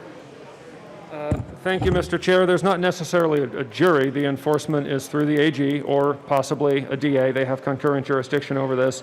Damages are certainly not uncapped. Again, we're under 61112, which lays out the possible damage amounts for violations of the Consumer Protection Act by committing an unfair and unconscionable practice. So for one count, the absolute ceiling is $20,000. And again, there's discretion, on top of discretion whether to bring the case at all. There is further discretion what kind of penalty to seek. And any elected law enforcement official is going to make that proportionate. I also want to clarify to some of the prior comments, there's no mandate here at all. This is discretion to react to complaints that may be brought to the office of a DA. There's nothing in here that mandates the Attorney General or a DA to do anything. It empowers the Attorney General and our 22 DAs to act in defense of their constituents in declared disasters so they don't get ripped off if they believe the facts meet the law. That's all this does. I ask for a yes vote. Is there any further discussion on House Bill 1414? Seeing none, Representative Soper. Thank you, Mr. Chair. I was just handed this and would like to move Amendment L002 and ask that it be displayed. So I'll explain it. Amendment L002 has been moved and is displayed. Please continue, Representative Soper. Yeah, Representative Soper. Thank you, Mr. Chair. So one thing that we were concerned about when we were talking on the side here is if you have a DA that just does not like a business and they decide to use this as a golden opportunity to aggressively pursue that business for price gouging. And we were certainly concerned because price gouging is not defined in the bill, so you at least would have a prima facie case you would be allowed to make. And what this does is it says that the court would actually look to the business in the most favorable light with the allegations that are filed. So that's not to say that a business owner or an individual who's being accused of price gouging would win. It just means that it takes away the element of having an attorney general or a DA that decides to be ultra aggressive, that it puts them a little bit on an even playing field here. And we would ask for a yes vote on this amendment. Representative Weissman. Thank you, Mr. Chair. I think I kind of see the concern that our colleague from the West Slope is getting at. I do have to ask for a no vote for a couple of reasons. Concept that I was thinking, getting a bit loud in here. Like anything else under the Consumer Protection Act, the burden is on the AG or the DA bringing the matter. And again, we decided to not follow a number of other states that create a presumption based on a set percentage increase or frankly any other set of factors. You could look at other states, you could find statutes that say if the price as measured against say a 30-day rolling average before the declaration of a disaster has increased from then until now by X percent, 10, 15, 20, whatever, then there is a presumption of price gouging. And now the retailer has to defend that presumption and maybe spend time and even financial resources doing so, even if it's just the wholesaler or the distributor or whatever, even if the wrong is really not there. That's why we didn't do that. Because there is no presumption created in statute, the burden is on the enforcing authority, the AG or the DA, to prove up the matter. This is a civil matter. The preponderance standard is going to apply. They're going to have to do their factual research, C61107 about how that goes under the Consumer Protection Act, and they're going to have to prove up the case. So frankly, the deck is sort of already in favor of the person against whom the complaint is made, which is as it should be in this case. That is a design of this legislation. So I ask for a no vote on 002. Is there any further discussion on Amendment L002? Representative Soper. Thank you, Mr. Chair. And Mr. Chair, I did just want to say it was getting kind of loud when my colleague was talking, and certainly this is a very important debate that we're having here. I would just like to say that I appreciate having our concerns addressed by the bill's sponsor. I'm certainly going to renew my ask for a yes vote on the amendment because we just want to make sure that there's these additional safeguards in place so that we don't have a DA that happens to be zealously going after a business, so that they are on a little bit more of a level playing field. And I would ask for a yes vote. Representative Holtorf.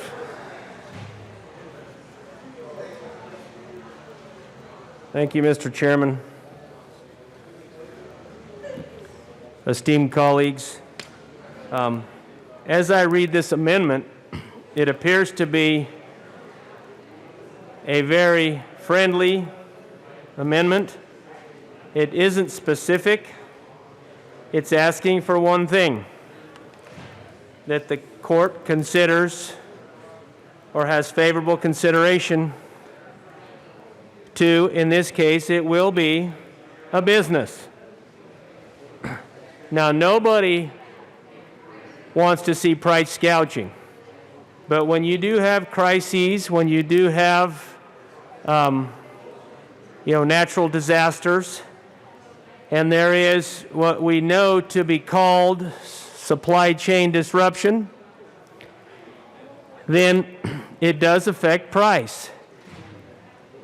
In our free enterprise system, price points do move. And I want the sponsors of this bill to understand that businesses may need to make adjustments. So if you look at things in a previous time and a business does make an adjustment, moderate or other than moderate adjustment, then the court needs to consider that, and this amendment allows for a favorable consideration. If there is price gouging, bill sponsors, it will be self-evident.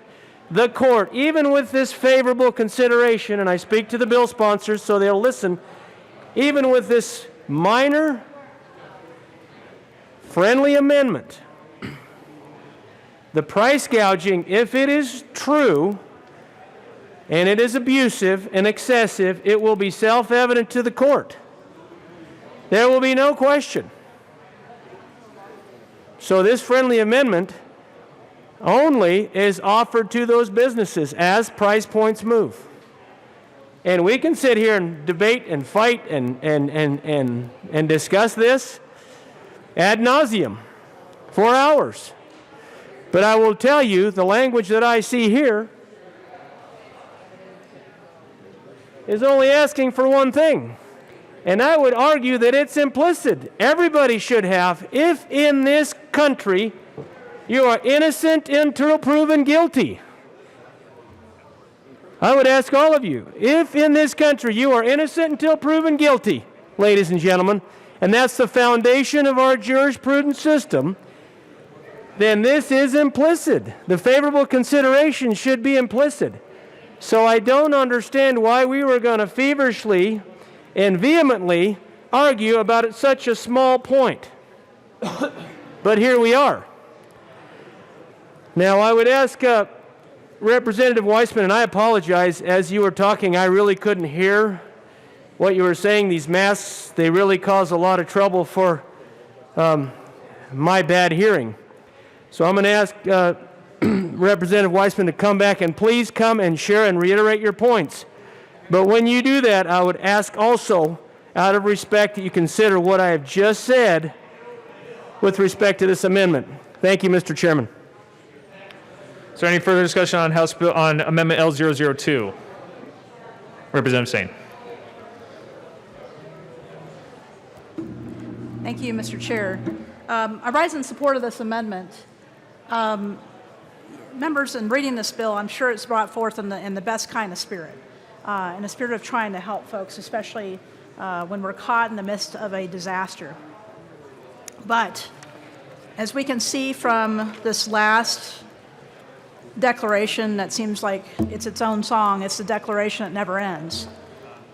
And as we go on and on and on into concurrent emergency declarations without end in sight, if you look at all the industries that this bill considers, for example, if you look on page 3,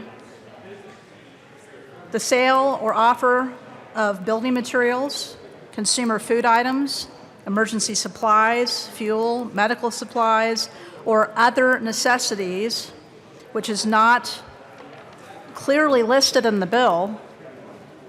There isn't a clear definition of other necessities. Is that whatever the governor declares is a necessity? Or the provision of or offer to provide repair or reconstruction services, transportation, freight, storage services, or services used in emergency cleanup. It also goes on to define building materials, meaning lumber, construction tools, windows, other materials used in the repair and reconstruction of a structure or other property, consumer food item, designated areas. I mean, we've got all these quotes in a bill, which always tends to raise my eyebrows a little bit. So essentially, if a governor has no stop and can just declare an emergency every 30 days, he's effectively taking over some of these industries. He determines the price of the private market indefinitely. Now, I might not be so worried about this bill whatsoever if I had some assurance that the governor was truly limited to 30 days. There was some kind of stopping point to what is an emergency declaration. So that's my main concern with this bill. I'm speaking in favor of this amendment because if something like this goes into place, and somebody, and I'm not saying it's this governor, because this is, for future times, but if somebody says, yeah, I don't like this particular industry, they effectively have control of that industry until the disaster is done. Oh, thank you very much. So I rise in support of this amendment. Let's at least give those who are being accused a little bit of leeway and a little bit of mercy, especially in tough times, because they're the ones often supplying the very things that we need. And some of these same businesses now, the very same businesses are struggling to survive also. Putting one more barrier between them helping us isn't going to help us, especially when the next disaster arrives. So again, colleagues, I'd urge a yes vote on this amendment. I think it's very good. Any further discussion on L002? Seeing none, the question before us is the adoption of L002. All those in favor say aye. Aye. Those opposed, no. The noes have it. L002 is lost. Any further discussion on House Bill 1414? Representative Soper. Well, thank you, Mr. Chair. And I once again renew my opposition to this bill, House Bill 1414. And I'll explain the reasons why. I'm just a little fearful of not having a definition of what price gouging actually is. I'm also a bit fearful of not really knowing what the damages or the penalties would be. And I appreciate that there could be a $20,000 ceiling, but it still is not necessarily known. I'm also a little bit leery of the fact that we could have a situation where a DA or the Attorney General could just use a pandemic or an emergency situation to go after a business that they just don't happen to like.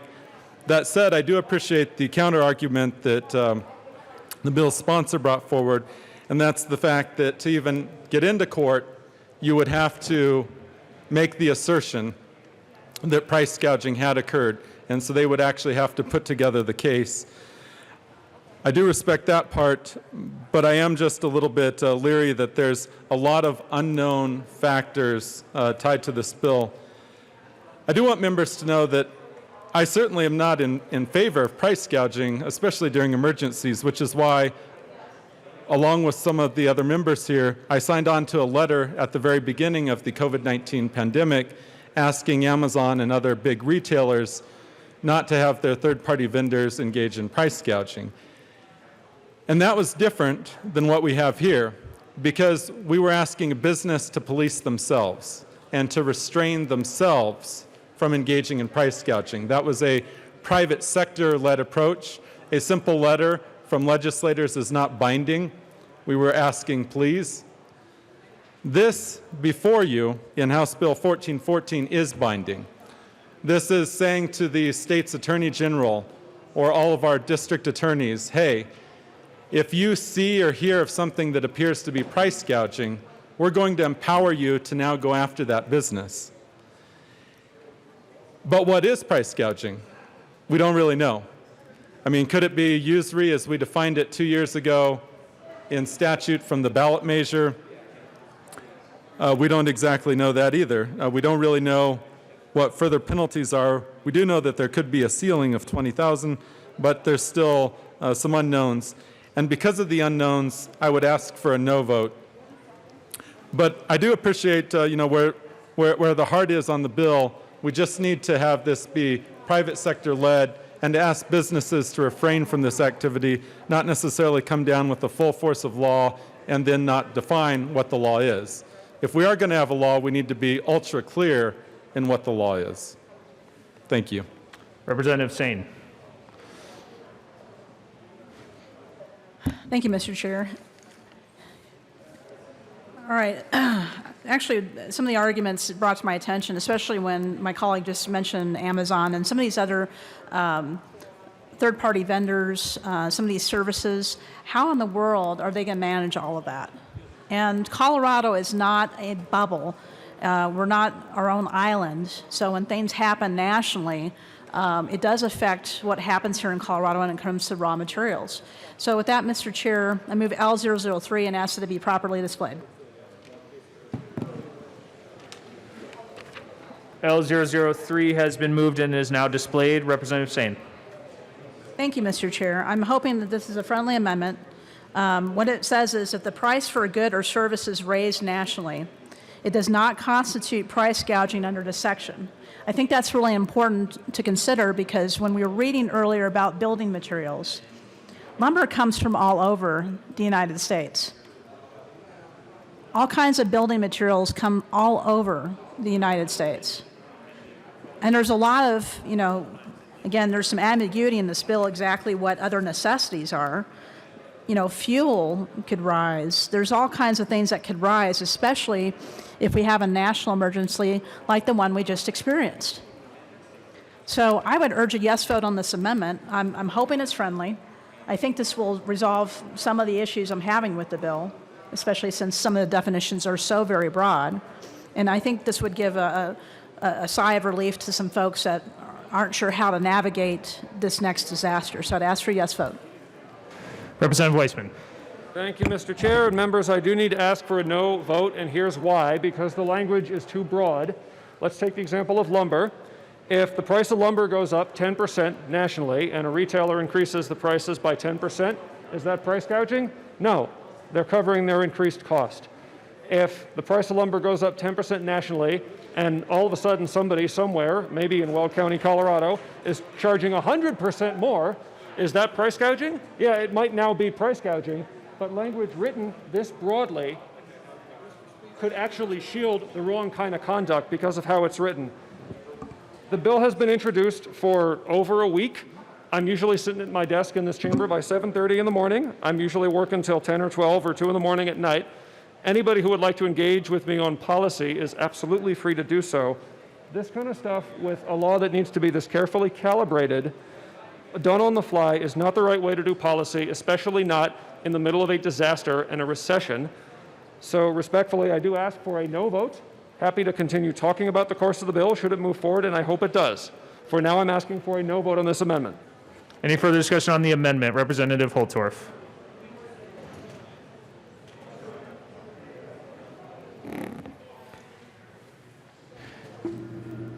Thank you, Mr. Chairman. I've heard this point made numerous times during this session on second reading amendments. And the point that is stated is, well, you didn't come to me. You're offering an amendment now, but you didn't come to me earlier, and I've had this bill for 1 day, 10 days, 100 days. And why didn't you come and dialogue?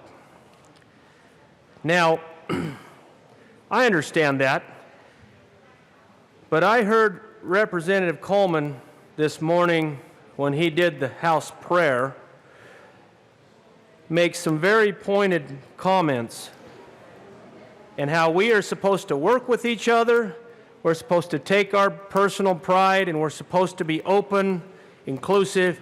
I heard Representative Coleman make a great, profound statement. Every time I listen to him, I will tell you, ladies and gentlemen,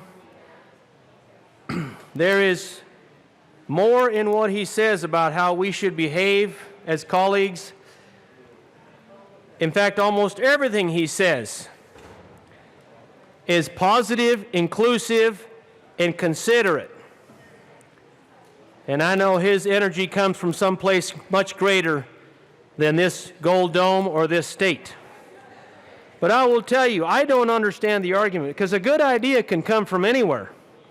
A good amendment can come at the moment second reading is about to conclude. Okay, Representative Holtorf, I'm going to stop you. We need to direct our comments directly to the specific amendment that's displayed, not talk about process in general. Please to L003. Thank you, Mr. Chairman. So here we are with L003.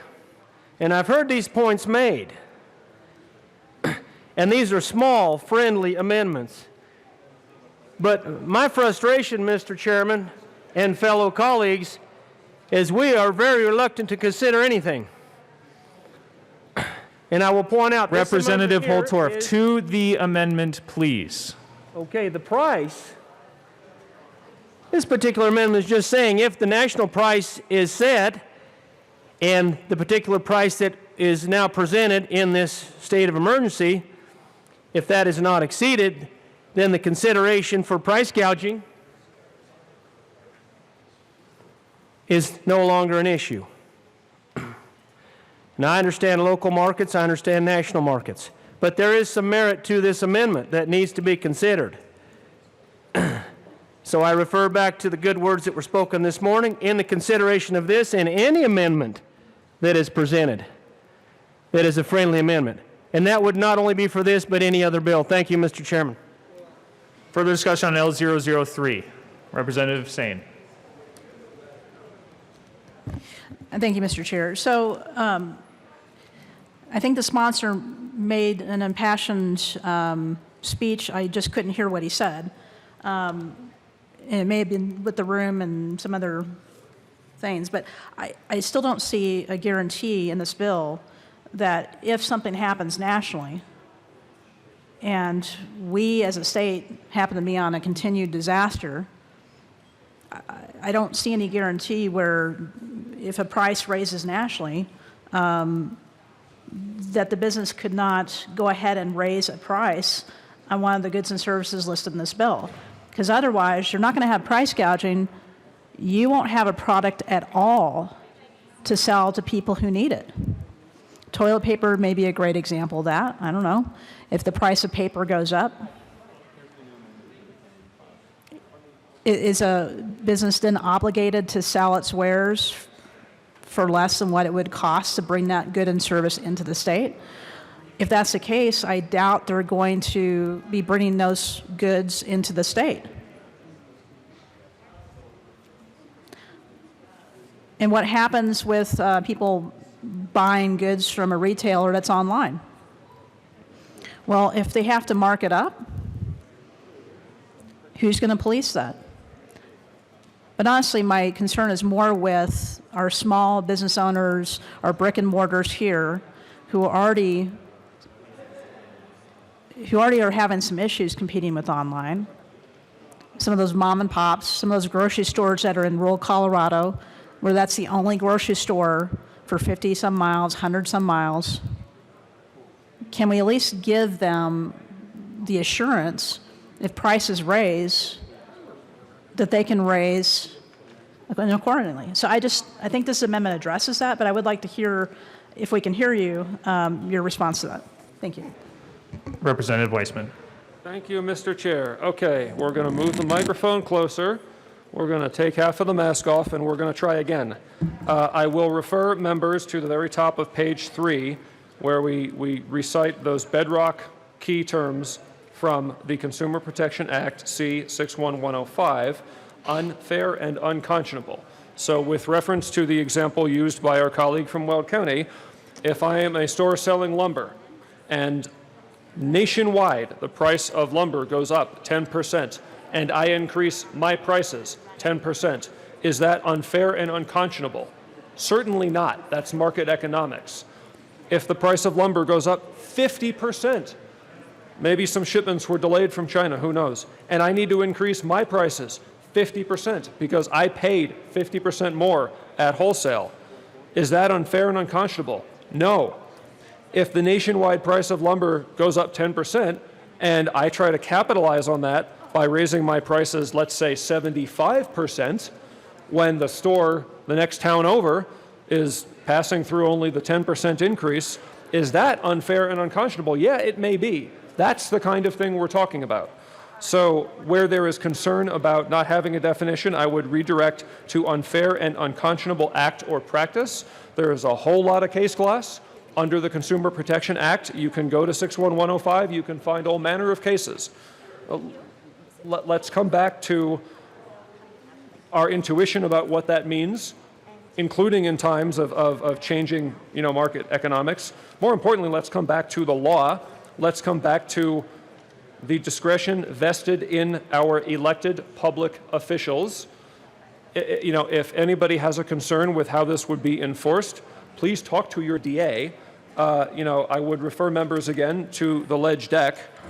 The General Assembly hereby finds and determines that under ordinary conditions, the pricing of consumer goods and services generally is best left to the marketplace. I think we all agree with that, except that when a declared disaster results in abnormal disruptions of the market, that's when we may have problems. We're not guaranteed to have problems, but we may have problems in these conditions like we now find ourselves in, or if we have tornadoes or fires or floods or the other things that plague our state from time to time. That's when we need to be on the lookout. That's what this law is about. That's it. I ask for a no on the amendment, and I ask for a yes on the bill. Further discussion on L003, Representative McKean. Thank you, Mr. Chair. I appreciate that.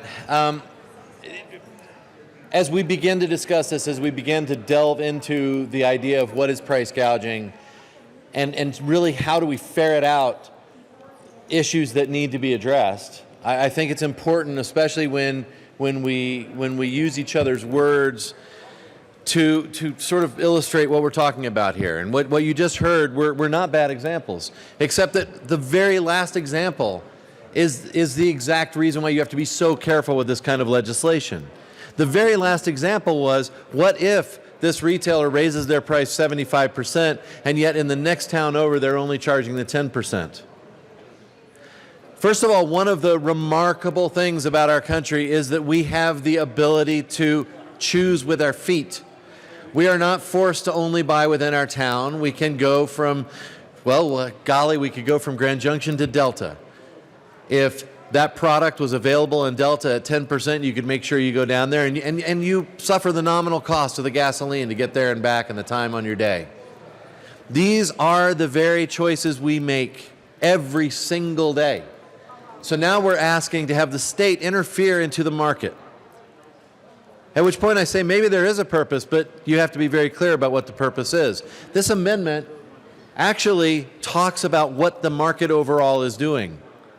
And so therefore it's not a risk to this bill. It ought to be considered a friendly amendment because it does not risk what we're talking about. It says that if all boats are risen by the tide, then all boats have been risen. And therefore you pay a little more, you're going to pay a little more everywhere. Unless, I don't know, in the liquor world, what do we do on the converse of this? We actually penalize people for undercutting their price below their wholesale cost. So when we talk about this, let's first of all be clear about what points we're trying to make. One, price gouging is a risk to the business that tries to gouge you, especially if next door somebody's selling that product for less. I don't think that gets to the very nature of what we're talking about price gouging with. But this is a friendly amendment. It is friendly to the very nature of this bill. I urge an aye vote. Any further discussion on L003, Representative Liston? Thank you, Mr. Chairman. Members, I rise in support of L003. Once again, I think about in my district, because I can relate to my district very well, I commonly shop for a lot of these goods at my local businesses. And I mentioned the good folks at Ace Hardware. I'll go there for these various types of items, or the Safeway store, which is in the same shopping center. And, I'm a rational consumer.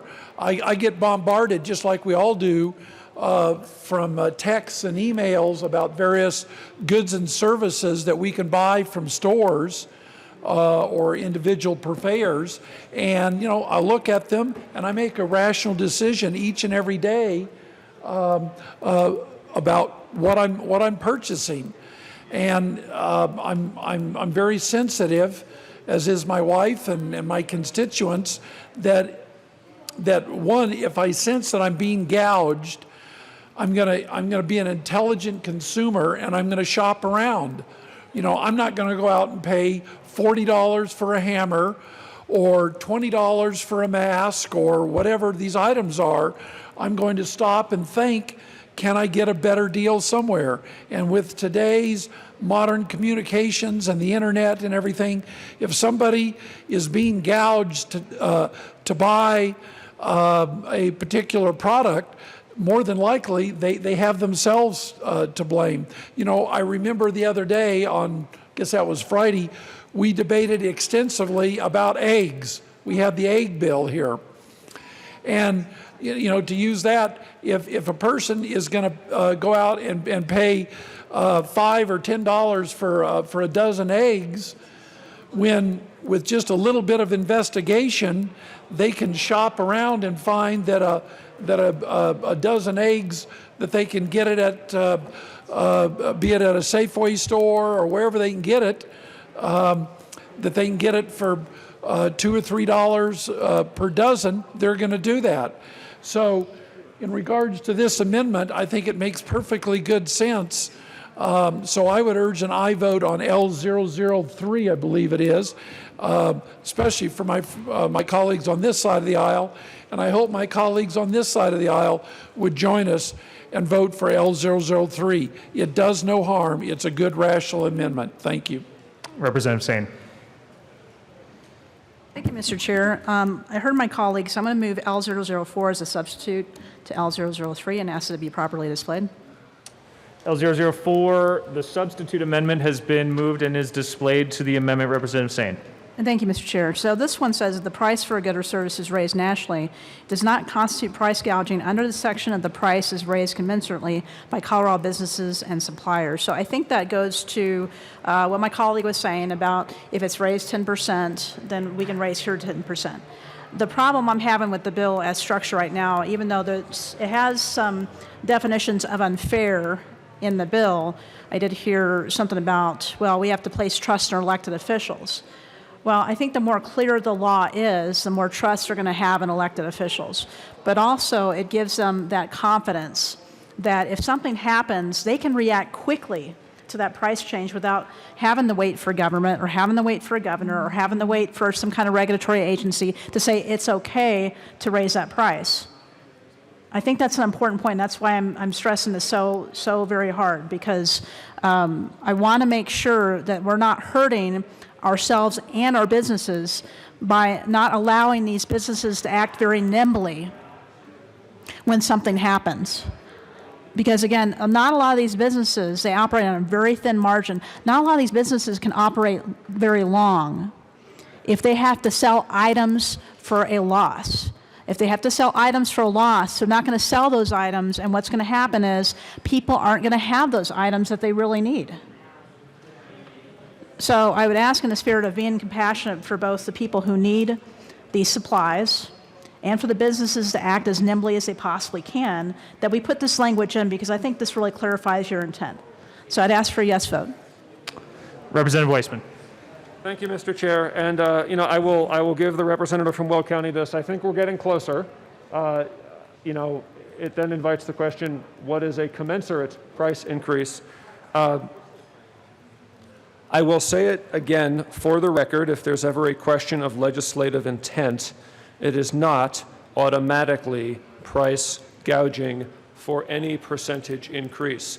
If you're the retailer and your prices got jacked up 100%, and you are increasing from the wholesaler, and you had to increase your prices 100% just to break even, again, you are not price gouging. I don't know how to be more clear on this.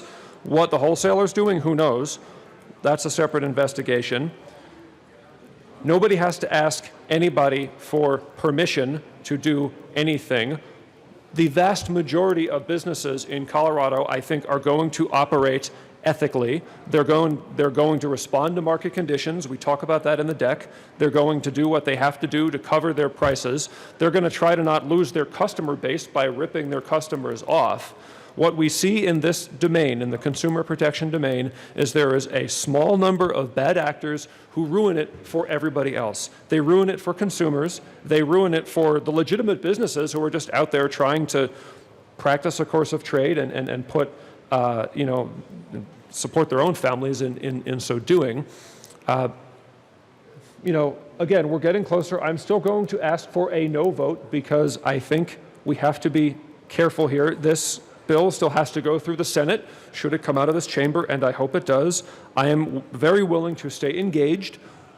Maybe possibly there is more room for clarity. I will say I've probably been working on this for 3 months before coming to this podium today.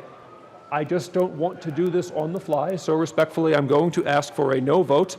I hope what I have been trying to say over and over here, with and without a mask on, for the sake of audibility, will give some assurances about what is intended here. I'm going to be candid. I know that people don't like the ongoing disaster declaration that's going on. Hopefully we don't go through something like this again in our lifetimes. What I think is a more normal course here is a more localized disaster. When I was going to school up in Boulder when those floods came, and I know that then the water went downstream in the Platte, and it was a real big problem in Weld County. I don't remember for sure, but you probably had a disaster declaration there too, and oil fields were messed up and everything. It's that kind of situation, or tornadoes in Holly, or extreme blizzards in the mountains, or fires in El Paso County that have a more localized effect, are shorter in duration, where we do need to declare a disaster to unlock state and federal funds to respond to those situations, and where we need to be a little bit more careful than normal that the wrong kind of people, who are just a small percentage of business actors, do not hurt consumers, do not hurt other businesses, do not hurt the economy. So for now, I'm going to ask for a no vote on this amendment. Representative Sane. Thank you, Mr. Chair. I'm glad we're closer. I want to just remind my colleague of a couple things. So if commensurately is not the right word, I invite you to work with me for a more technical word.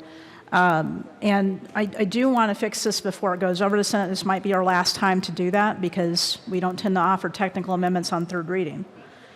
So I think wherever a bill starts, this is a House bill, if we can make it as best our intent as possible, because you and I both know, and this is where I'll remind you, that we've been dismayed before.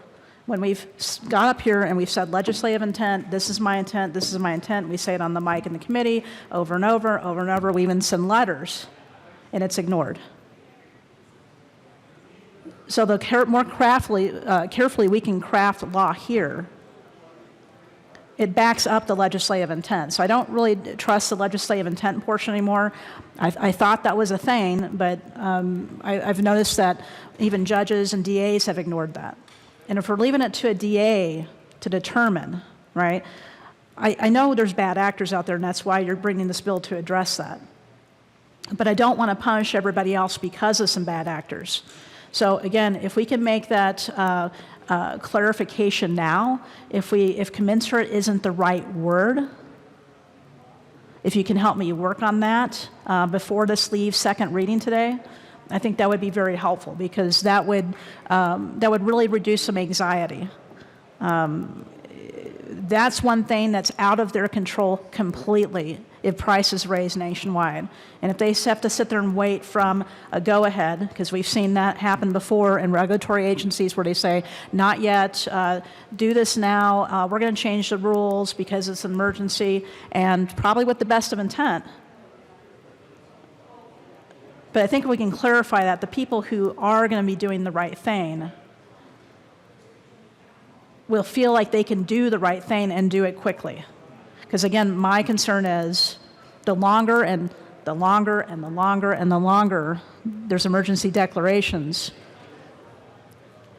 then the less nimble that our businesses can be, because they're waiting on somebody to tell them it's okay.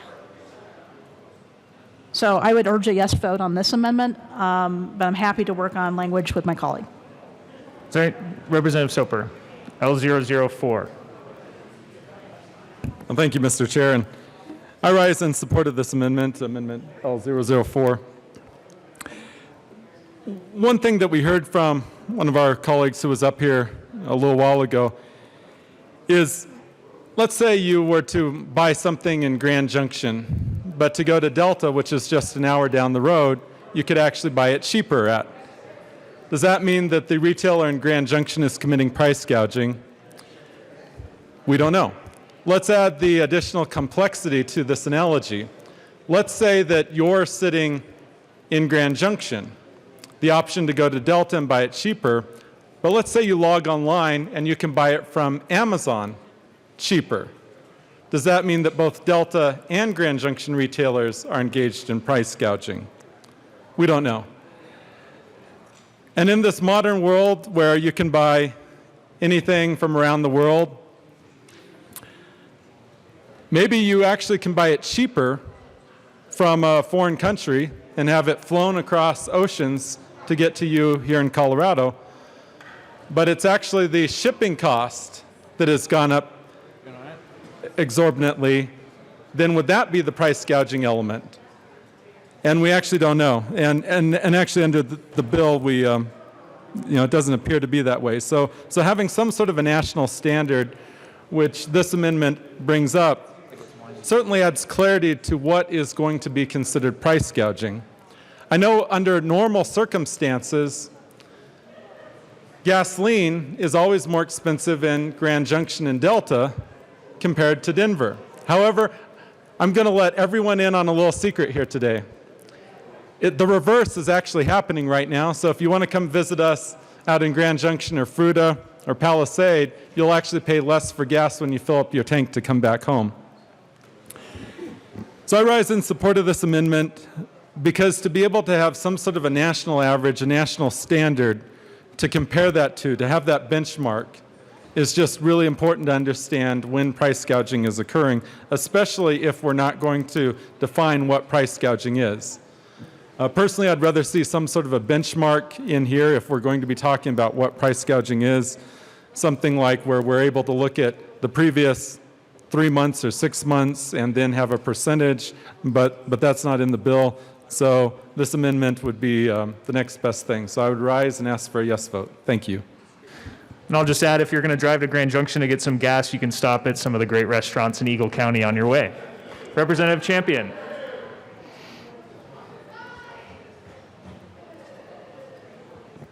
Thank you. Mr. Chair. Dylan, I don't know. Mr. Chair. Thank you, sir. It's an honor to serve with you, sir. You too, Representative Champion. Thank you very much. And looking at the bill, and I know I'm supposed to speak to the amendment, and I do rise in support of the amendment, but it also goes along with the price gouging issue. I went through the bill itself. We're used to it. Yeah. And this all wraps around price gouging. And in the bill itself, and we're still talking about the amendment, there are definitions that are used in the bill itself on page 3. We define what building materials are. We define what consumer food items are. We define what designated area is. In the bill, it defines what the disaster is. It defines what the disaster declaration is. It defines a national emergency.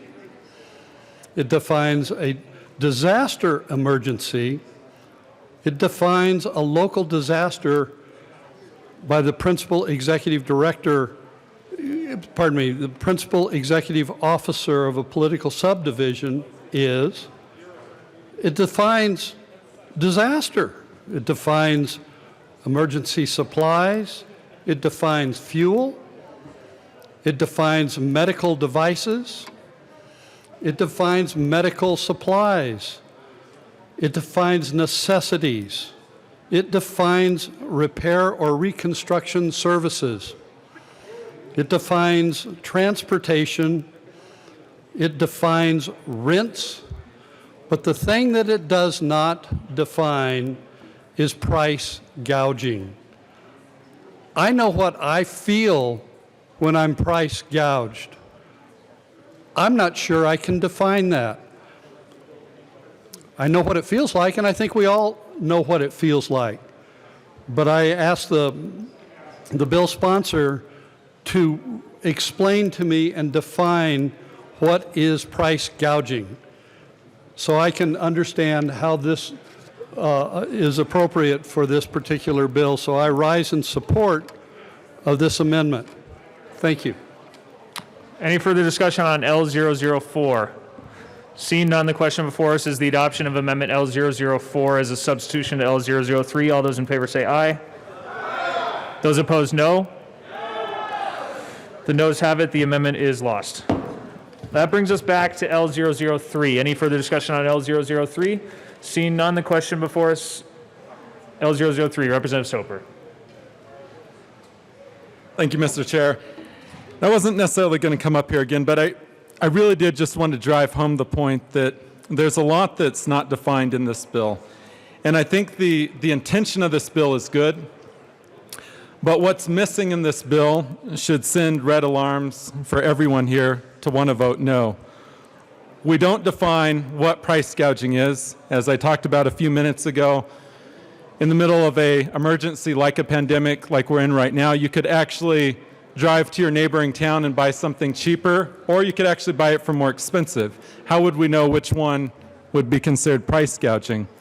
The other thing is as market forces play out and there becomes shortages because there's global demand, like for example on face masks or hand sanitizers or Kleenexes or tissues, all these things all of a sudden had global demand and their prices started to rise because the raw goods themselves ended up having a shortage. That's called supply and demand.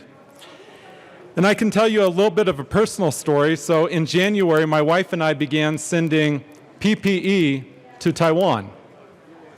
And the first face masks that we purchased to send to Taiwan were about 50 cents a mask. By the time we sent the last shipment, which was on March 1st, they had already risen to $1.50 per mask. That, in my mind, kind of looks like it could be price gouging. I mean, it had gone up 3 times, if I can do math well. But it also could be an indication that there's a shortage in the marketplace. And I know that this bill leaves the discretion to the district attorney or the DA to make that determination. However, if your district attorney decides to actually take up this case and to go after a Colorado company for engaging in price gouging, what if everyone else, all your competitors, have the exact same price or a very similar price? I mean, are you going after then all players in an entire industry for cartel-like activity because the raw goods have increased? And that takes me back to my basic point about this bill, that there's a lot that's not defined that needs to be defined before we could ever get to a yes. I would encourage members to think very deeply about this bill. And while the title sounds good, I think every single member in this room would be against price gouging. I know I am. But this bill is not the path to get there. At the beginning of the pandemic, I signed on to a letter that I know many other members did, and that was encouraging the private sector, places like Amazon and Walmart, to ask their third-party vendors not to engage in price gouging. And with that, they actually had a definition.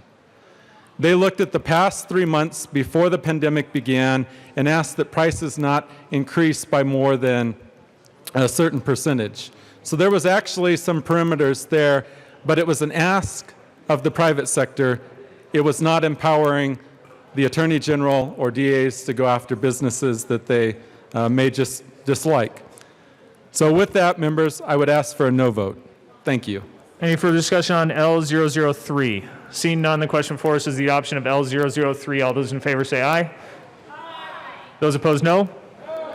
The noes have it. L003 is lost. Any further discussion on House Bill 1414? Representative Rich. Thank you, Mr. Chair. I guess I'm going to still ask why we're going to have this bill. If you go out and Google about price gouging, you can get to how to identify it. And as you scroll down, it'll go to each state. And you get to Colorado, and you click on this online report form, and it takes you to part of the Attorney General's website. And you can fill out, you can tell your story, you can name the company and the individual, and there's all kinds of things you can say here. There's even a phone number. So I'm not sure why we still need this bill, because it's already here. Like I said, there's a phone number you can call, and there's a complaint form you can already fill out. So I'm asking for a no vote. This seems like a real waste of time. Representative Tatone. Thank you, Mr. Chair. You know, there's been a lot of talk about why price gouging is not specifically called out in the bill. If you look at every single other state that has a law similar to this, very few of them are very prescriptive in their definition. We chose to not be prescriptive because we don't want to set that threshold on anything, 10% or 15% or what? What is that right number? We don't want to make that prescriptive in law. This is an individualized, case-by-case basis that is done through the DA or the Attorney General, and that is where the decision is made as to whether price gouging is actually happening. Putting it into the law in a very prescriptive form is not the way to go here, because we want to make sure that companies do have the flexibility of increasing their prices if they need to, but not in an excessive or unconscionable way, which a lot of other states use the same exact language. So I ask for a yes vote. Representative Williams. Thank you, Mr. Chair. Members, I'm actually very sympathetic to this. I mean, I can see both sides very clearly here, but for me, when it comes to the whole concept of price gouging, I feel that there is an unintended consequence, especially when we look at it, through economic theory. High prices are not in and of themselves necessarily a bad thing. They are, in fact, a signal to entrepreneurs, to business owners, that a particular product or the supply of that product is low. And so when we look at a disaster area or some sort of issue that's going on in an affected area and there's a lack of supply, those higher prices are actually acting as a signal to people to bring in more supplies.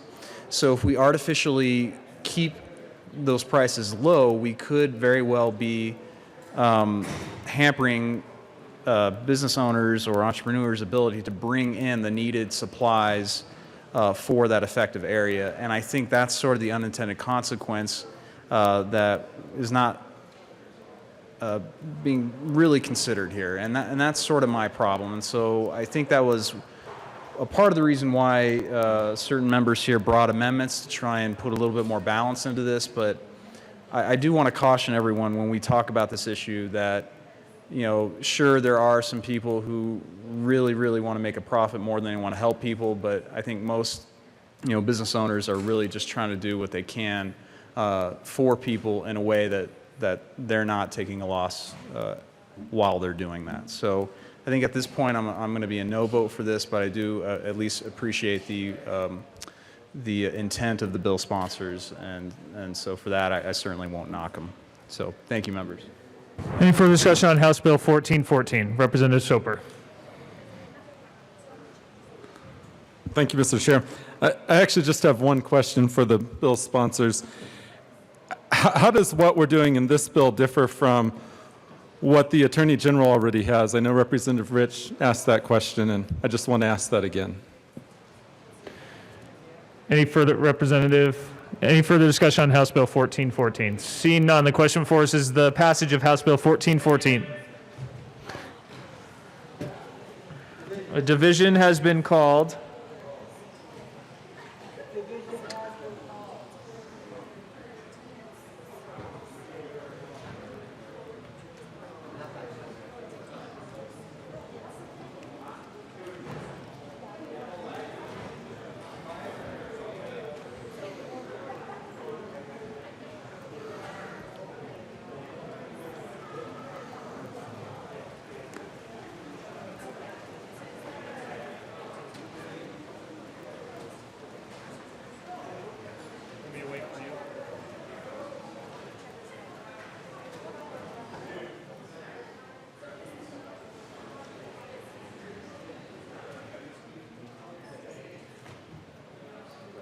Yes, sir.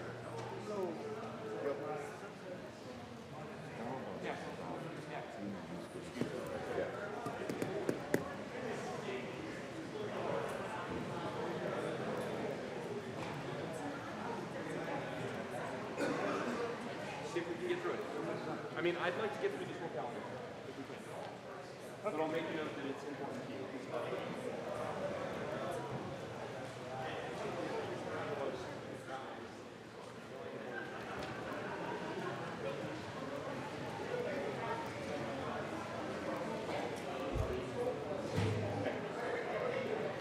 All right, welcome back, everybody.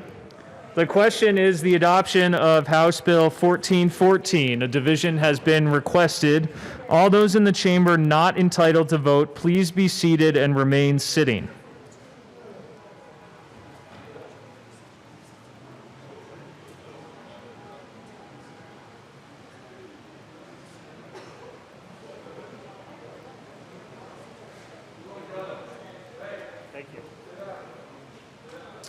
The representative has withdrawn his motion for a division.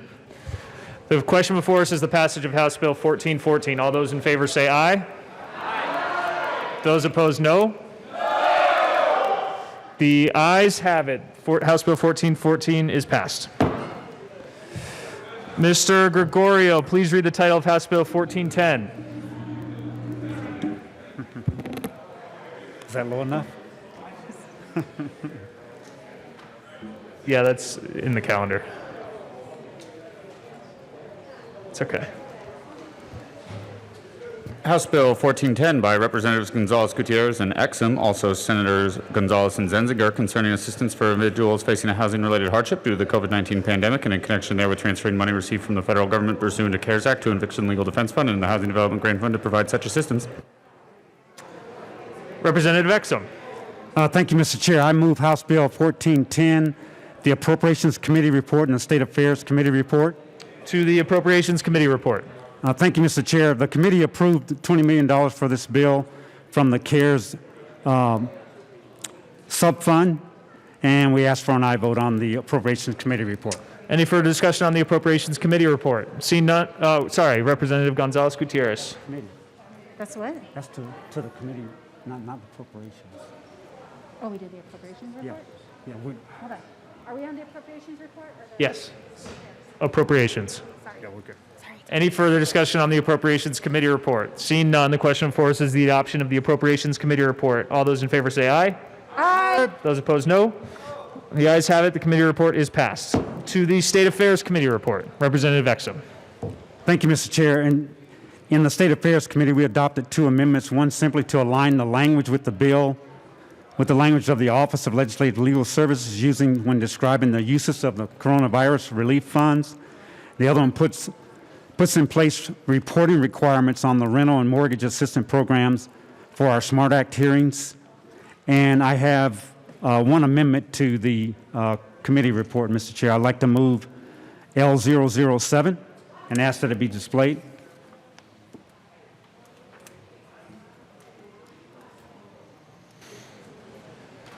L007 has been moved and is displayed. Please go ahead, Representative Exum. Thank you, Mr. Chair. L007 members from additional amendment to the State Affairs report. This simply changes one word, individuals, to households, for the purpose of providing a more accurate report back to the legislator under our SMART Act hearings, and we urge aye vote on the amendment. Any further discussion on L007? Seeing none, the question before us is the adoption of L007. All those in favor say aye. Aye. All those opposed? The ayes have it. L007 passes. To the State Affairs Committee report, Representative Exum.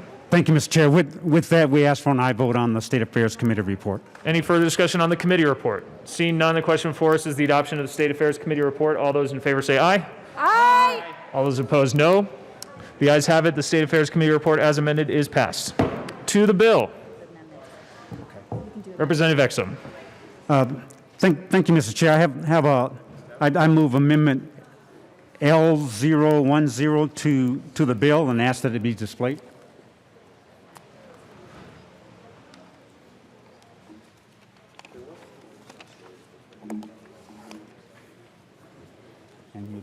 L010 has been moved and is displayed.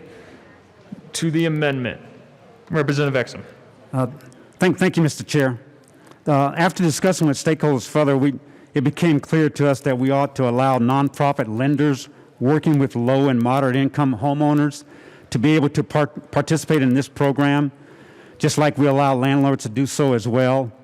This will ensure more people are served quickly across the state in an efficient manner, and I urge a aye vote on Amendment L010. Any further discussion on this amendment? Seeing none, the question for us is the adoption of L010. All those in favor say aye. Aye. Those opposed, no. The ayes have it. The amendment is passed. To the bill, Representative Gonzalez-Gutierrez. Thank you, Mr. Chair. Mr. Chair, I move Amendment L009 and ask that it be displayed. You have a copy, right? Yeah.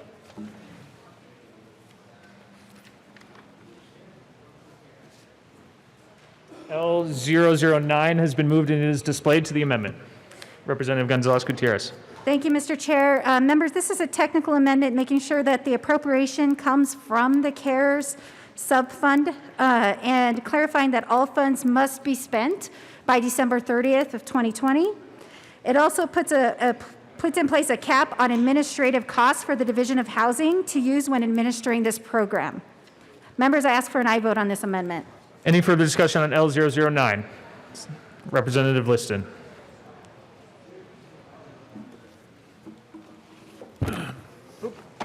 Thank you, sir.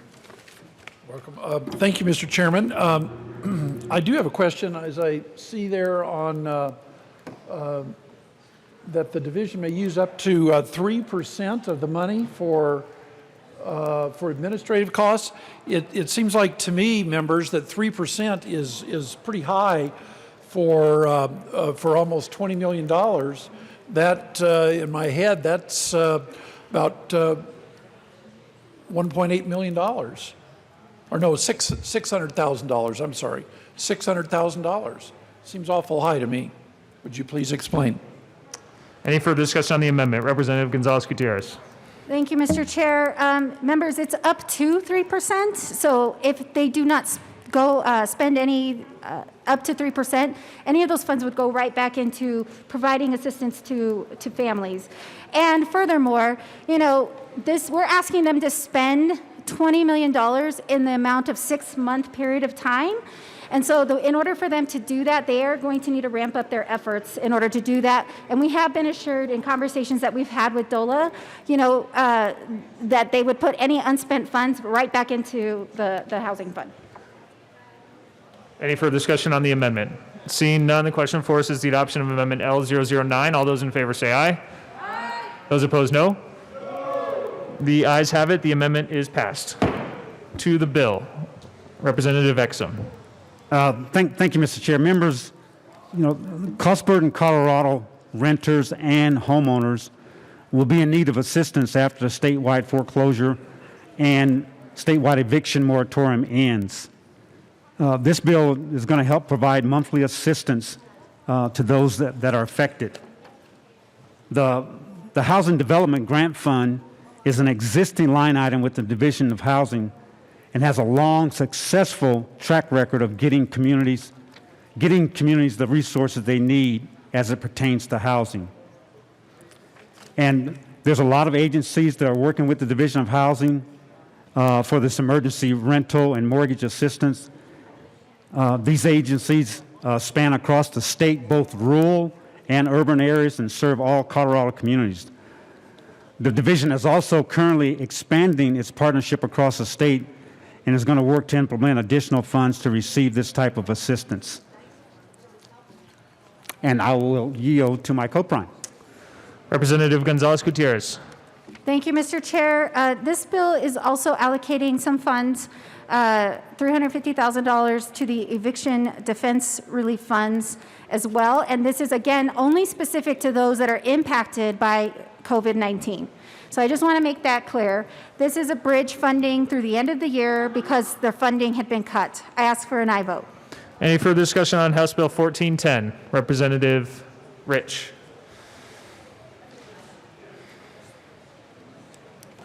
Thank you, Mr. Chair. We did hear this in the State Affairs, and while I do appreciate the sentiment behind this bill, I was a no vote, and one of the sponsors just brought this up. And to be consistent, I'm not a supporter of this eviction legal defense fund, and $350,000 of the CARES money is going into that.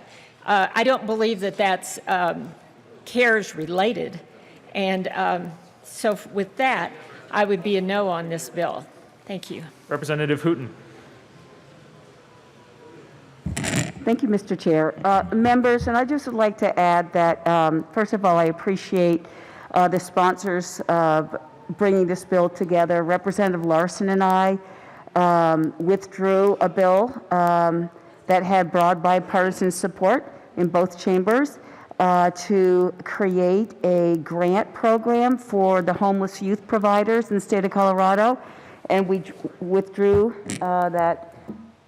the bill that would have established that, in favor of COVID-related legislation. And I just want to thank the sponsors for identifying specifically that some of these funds will be available to homeless youth providers. So thank you. Further discussion, Representative Williams.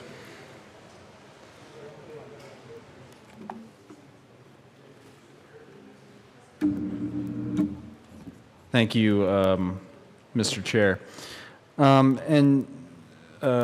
This is a question for the bill sponsors, and you'll forgive me because I wasn't actually in the committee when this was heard, even though this is my normal committee of reference. I was excused from it. But I take it that the money here that was coming from the CARE Act fund, was this a part of the $70 million that so I'm getting okay. So that answers my first question. My second question had to do with the $350,000 for the eviction legal defense fund. Wasn't there, and you forgive me because I don't remember if it was specifically related to Denver or if it was statewide, but wasn't there an executive order, I think it was an executive order by the governor that basically stated that any evictions were going to be put on hold during the emergency declaration. Is that the case? Representative Gonzalez-Gutierrez. Thank you, Mr. Chair. I think you're referring to the eviction moratorium. Is that what you're referencing? Yeah, there are still people that are still facing evictions and could be even, say, after the executive order is lifted. And there are attorneys that are already,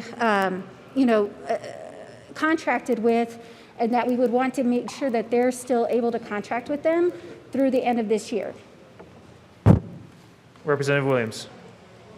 Thank you, Mr. Chair. So if I understand correctly, even though there's a moratorium on evictions, once that moratorium ends, there could still be people who have been affected by the pandemic and the loss of their livelihoods, and that's why this money is needed to take care of what happens after the emergency declaration is come to an end.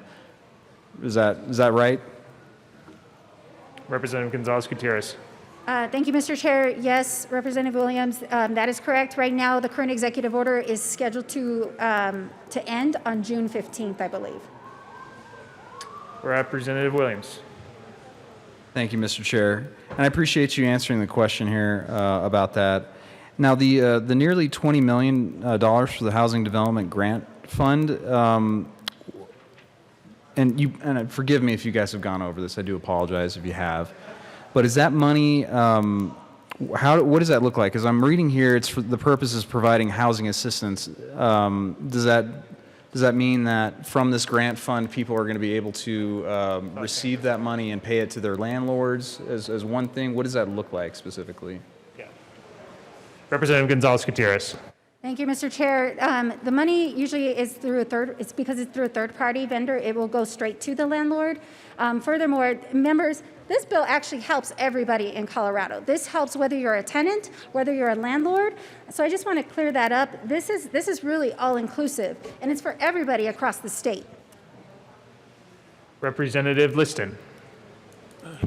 Thank you, Mr. Chairman. Well, as to what Representative Gonzalez said, I want to give a shout out because I'm not aware, it's probably happened, there's obviously many tenants, but it was my understanding that immediately when the COVID-19 crisis started, that the governor or whomever put out an edict that there would be no evictions at all. And I know that the real estate industry, the apartment industry, has been over backwards. I'm not aware, certainly in my district, and I can't speak for everybody's district, but I think that the property owners, the apartment industry, and everybody is very, very understanding of the situation that tenants are in and people who own houses. Even the financial industry, the banking industry, is making great strides and overtures to help people that may be behind on their mortgages. Certainly people are having trouble with the rent. So I would hope that, I want to give a shout out to those industry groups because they have been over backwards to work with everybody. Like I say, I don't know of anybody in my district, and I'm looking out at my colleagues, if anybody knows of a constituent that has been thrown out of their apartment or had their gone into foreclosure as a result of COVID-19, please raise your hand. I don't see any. So I would hope that the monies that if they're not used for this, that something can be done constructively with those monies. Any further discussion on House Bill 1410? Representative Will. Thank you, Mr. Chair. I also heard this bill in committee, State Affairs, and I was a no vote in committee. I really didn't care, like the Legal Defense Fund. I think the sponsors did explain to me that that money is also available to the landlords. I hope that's the case, and I would ask them to please address that if landlords are also have this $350,000 available for them for legal defense. Any further discussion on House Bill 1410? Seeing none, the question before Representative Will. Sorry, I guess the sponsor didn't want to respond to that, so that's a no, that there's none of that money available? Any Representative Gonzalez Gutierrez. Thank you, Mr. Chair. The defense fund is for tenants. So there wouldn't be any assistance to the landlords in that. But the landlords do receive payment and can actually apply for the other part of the 20 million. They can actually apply themselves on behalf of their tenants.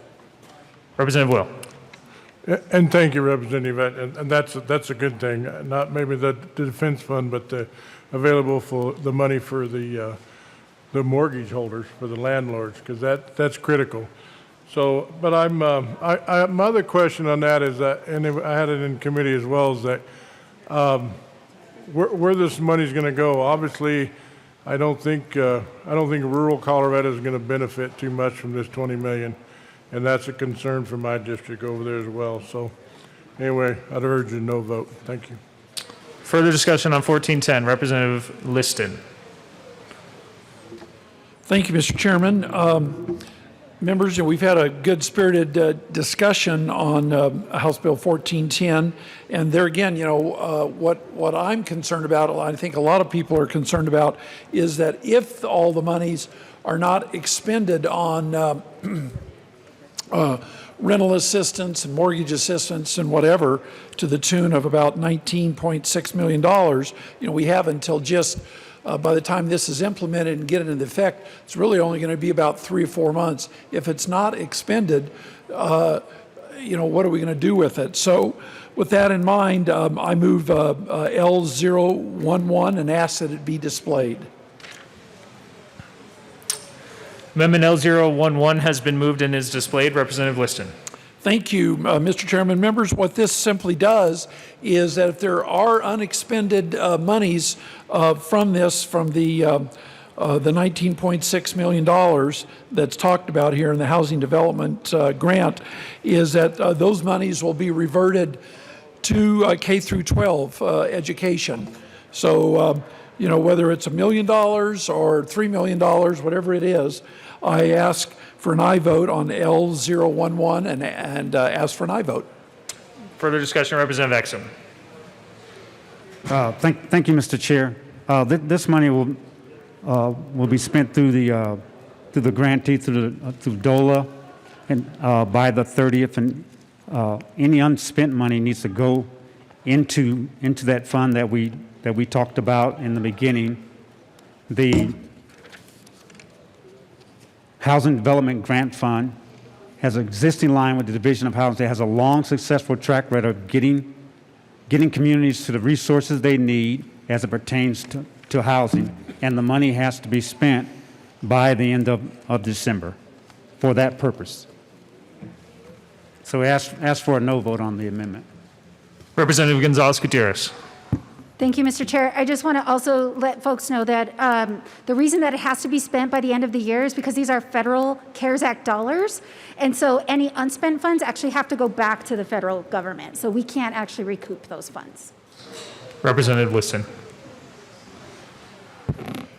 Well, I can appreciate that, but there's always exceptions, and the federal government has already made numerous exceptions as to where their money can be spent and cannot be spent. We've seen it with the assistance for jobs for businesses and the PPP money and so forth. So, I think this is a very worthwhile amendment. This is for the children. This is for the children. How can we let these poor children who have not had proper education, they've been without being in the classroom for a long time. And so if some of this money is left over, instead of it going back to the federal government, let's do something for the children. So for lack of a better term, L011 could be for the children amendment. I ask for an aye vote. Further discussion on L011. Seeing none, the question before us is the adoption of Amendment L011. All those in favor say aye. Aye. Those opposed, no. No. The noes have it. L011 is lost. Further discussion on House Bill 1410. Representative Will. Thank you, Mr. Chair. I just want to come up again. I really have an issue with the $350,000 for the legal defense. I just don't think that taxpayers' hard-earned tax money should be spent, on legal defense. The rest of the bill, I understand. I just don't think it should be our tax dollars spent for legal defense against some of our landlords. Thank you. So I urge a no vote. Any more discussion on House Bill 1410? Seeing none, the question before us is the passage of House Bill 1410. All those in favor say aye. Aye. All those opposed, no. No. The ayes have it. House Bill 1410 passes. Mr. Assistant Majority Leader. Thank you, Mr. Chair. I move we proceed out of order for consideration of House Bill 1411. Seeing no objection, we will proceed out of order for House Bill 1411. Mr. Gregorio, please read the title of House Bill 1411. House Bill 1411 by Representatives Michelson, Janae, and Kraft Tharp, also Senator Pedersen, concerning the allocation of money to the state received from the Federal Coronavirus Relief Fund for Behavioral Health Services. Representative Michelson, Janae. Thank you, Mr. Chair. I move House Bill 1411 and the committee report. To the State Affairs Committee report, Representative Michelson, Janae. Thank you, Mr. Chair. In the committee, we aligned the ledge deck with the appropriations. Any further discussion on the State Affairs Committee report? Seeing none, the question before us is the passage of the State Affairs Committee report. All those in favor say aye. Aye. Those opposed, no. Almost, but the ayes have it. The committee report passes. To the bill, Representative Michelson, Janae. Thank you, Mr. Chair. This bill is a behavioral health care bill using CARES Act dollars as federally designated for substance use disorder treatment and mental health assistance throughout our system. Any further discussion on House Bill 1411? All right. The question before us is the adoption of House Bill 1411. All those in favor say aye. Aye. Those opposed, no. The ayes have it. House Bill 1411 passes. Mr. Assistant Majority Leader. Thank you, Mr. Chair. I move we proceed out of order for consideration of House Bill 1312.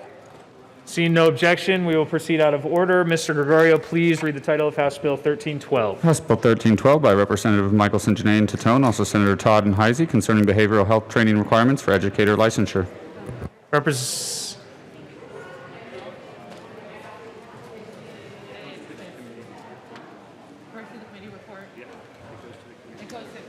Representative Michelson Janae.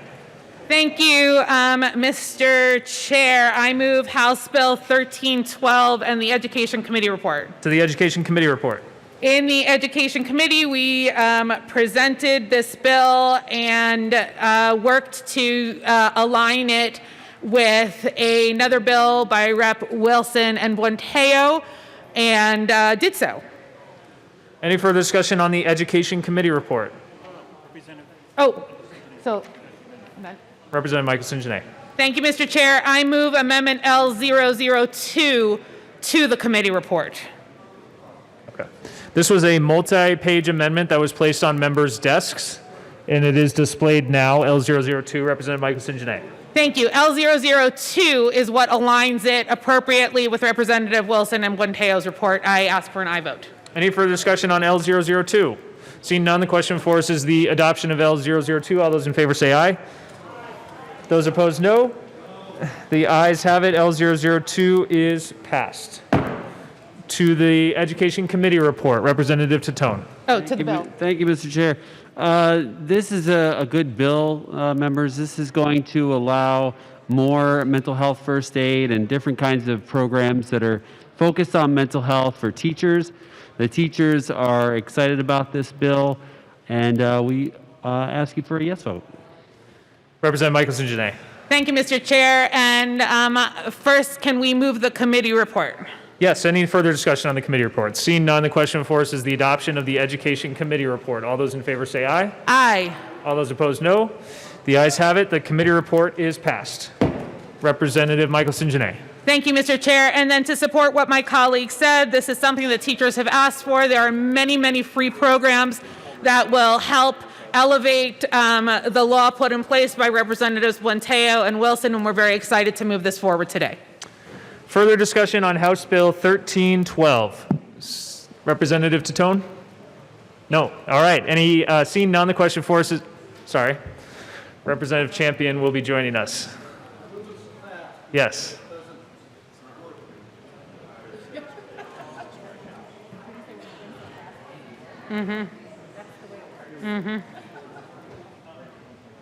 Sorry.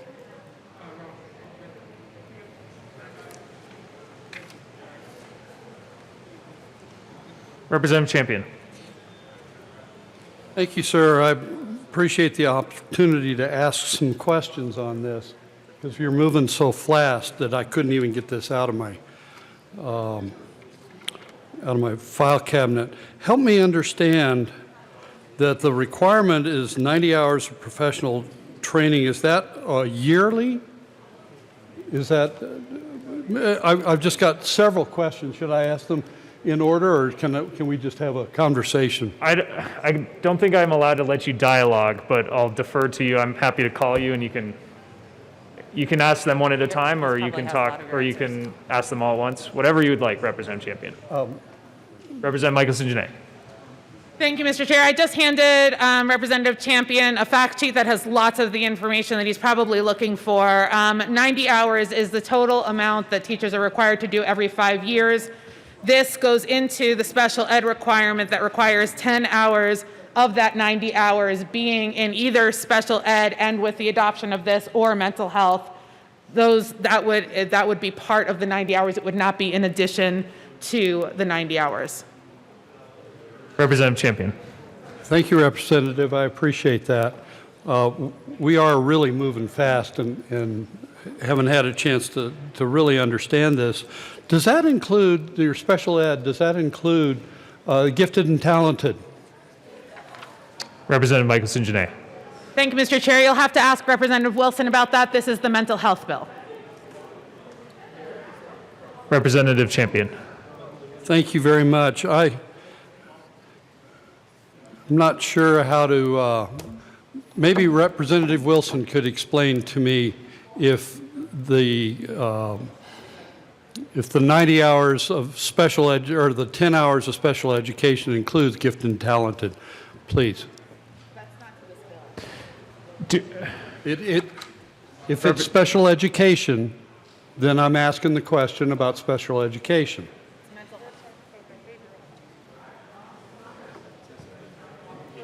Representative Champion has asked a question. I'll just ask if there's further discussion on House Bill 1312. Representative Wilson.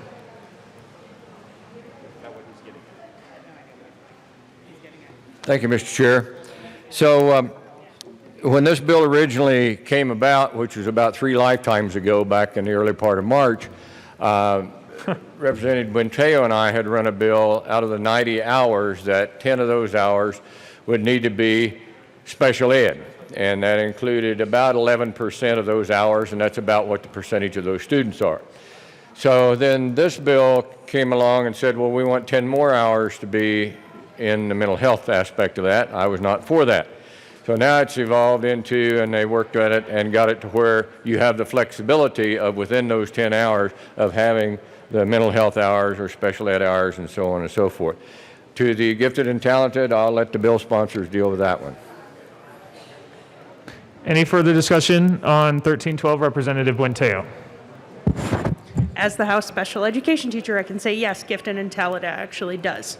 Representative Wilson and I passed a bill that we thought was reflective of the education environment and the classroom composition of nowadays.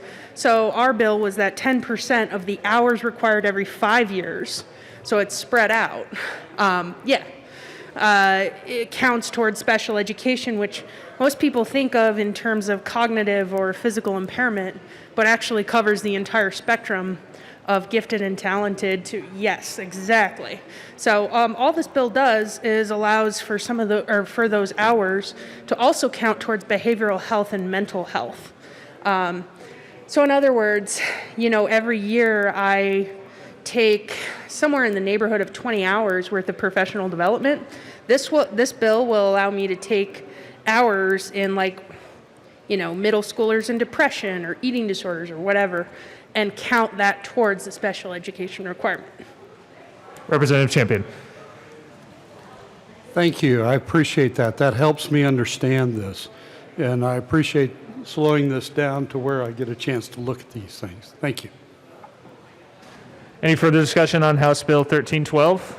Seeing none, the question before us is the passage of House Bill 1312. All those in favor say aye. Aye. Those opposed, no. The ayes have it. House Bill 1312 passes.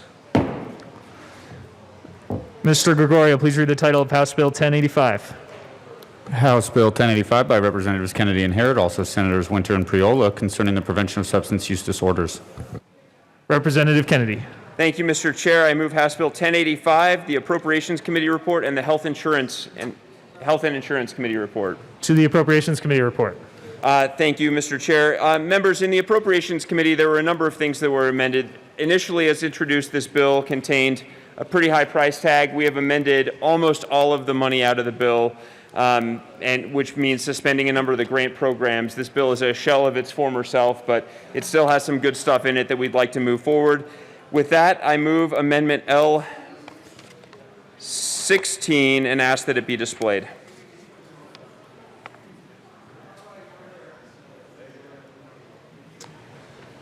L16 has been moved and is displayed to the amendment.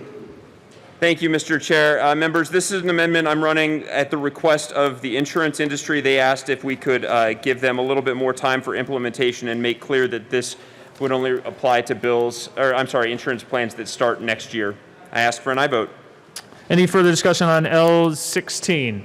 Seeing none, the question before us is the passage of L016. All those in favor say aye. Aye. Aye. Those opposed, no. The ayes have it. The amendment passes. To the Appropriations Committee report. Representative Kennedy. Thank you, Mr. Chair. I move Amendment L17 to the Appropriations Committee report and ask that it be displayed. L17 has been moved and is displayed. Please continue. Thank you, Mr. Chair. This one is a little bit more complicated. We've been having a lot of ongoing conversations back and forth between providers and carriers about the appropriate way to provide coverage for alternatives to opioids.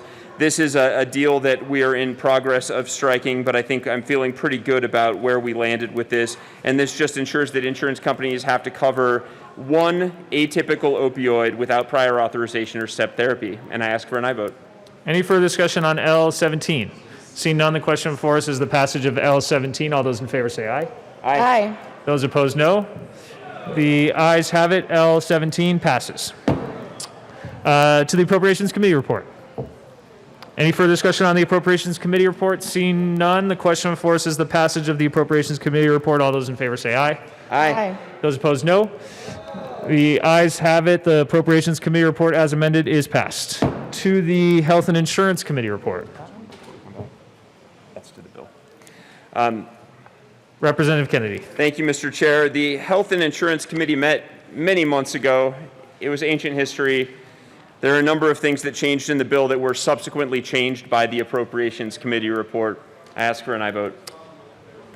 Is there any further discussion on the Health and Insurance Committee report? Seeing none, the question before us is the passage of the Health and Insurance Committee report. All those in favor say aye. Aye. Those opposed, no. The ayes have it. The Health and Insurance Committee report is passed. To the bill. Should we? Yeah, we can move it and then we can talk about the bill. Representative Herod. Thank you, Mr. Chair. I move L014 and ask that it be displayed. L014 has been moved and now is displayed. Please go ahead. Thank you, Mr. Chair. This amendment adds a legislative declaration clarifying the intent of the bill and speaking to the science behind the bill. I ask for a yes vote. Is there any further discussion on L014? Seeing none, the question before us is the passage of L014. All those in favor say aye. Aye. Those opposed, no. Ayes have it. L014 is passed. To the bill. Representative Kennedy. Thank you, Mr. Chair. Members, this bill is one of them that came out of the Opioid and Other Substance Use Disorders Interim Committee. It is the prevention bill, and it has several different components trying to prevent opioid addictions in the first place, including better coverage of alternatives to opioids, continuing our provisions that require medical providers to check the PDMP before a refill of opioids, adds some new provisions about benzodiazepines, and tries to address some of the concerns we've heard over the last few years from the chronic pain community. A lot of work went into this over several months, and I'm really proud of where it is today, and we ask for your support. Further discussion. Representative Herod.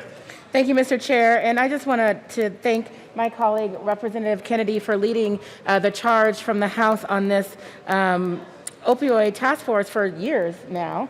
And really, we've dug into the harder parts of the work, I believe.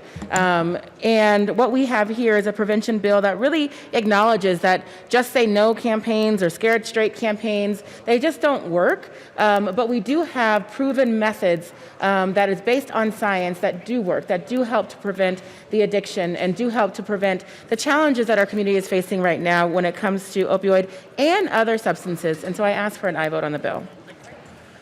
Further discussion. Representative Liston. Thank you, Mr. Chairman. To one of the bill sponsors, I'm curious because things are moving real fast here. The latest revised fiscal note that I have, and I'm not sure if this is even correct, dated April 15th, still shows that there's a $4.8 million expenditure for 2021 and another $4 million next year. Has that been changed or not? I'm not sure. Representative Kennedy. Thank you, Mr. Chair. Thank you, Representative Liston, for the question. Yes, it has been dramatically changed. The J amendment we ran in the Appropriations Committee this morning included an $18,000 appropriation from one of the Department of Regulatory Agencies' cash funds, and that is the extent of the appropriations in the bill. $18,000. Any further discussion on House Bill 1085? Seeing none, the question before us is the passage of House Bill 1085. All those in favor say aye. Those opposed, no. The ayes have it. House Bill 1085 passes. What's the bill number? Mr. Assistant Majority Leader. Thank you, Mr. Chair. I move to proceed out of order for the consideration of House Bill 1413. What's your question? Seeing no objection, we will proceed.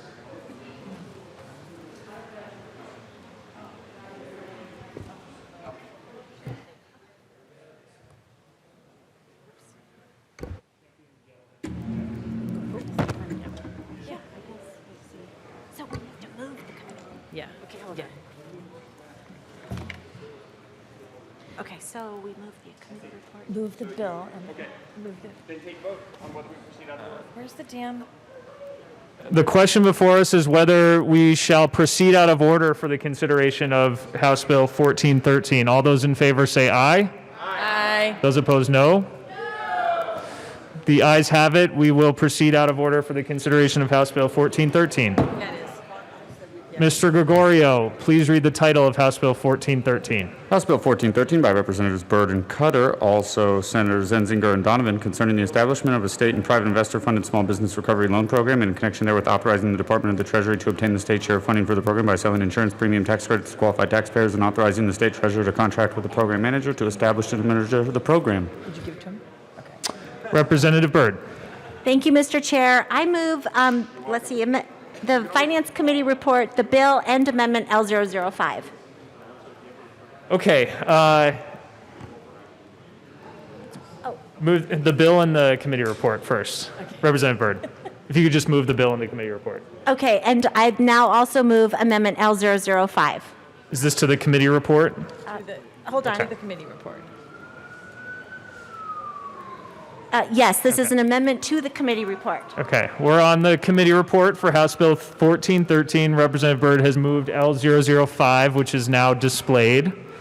Please proceed, Representative Byrd. Sure. Thank you, Mr. Chair. So we'll get into the bill in a minute, but just for process reasons, we need to pass Amendment L005 first, as it amends the committee report. This bill takes a look, not the bill, this amendment just adjusts membership on an oversight board that is created by the bill to ensure that we have representation for minority businesses. So rather than just having a representative from the Office of Economic Development generally sit on this oversight board, specifically because the purpose of the bill is really to target minority-owned, women-owned, veteran-owned businesses, we want to make sure that voice is included on the Oversight Committee. So the amendment substitutes just the director of the Office of Economic Development and International Trade and instead has a representative of the Minority Business Office created, as you see there, on behalf of the Office of Economic Development. Additionally, there were some cleanup changes just to make sure that language that was used in amendments made in committee was consistent with language and defined terms that were used in the rest of the bill. So that's it. So with that, I ask for the adoption of Amendment L005. Is there any further discussion on Amendment L005? Seen? Good job. Uh-oh. Representative Holtorf.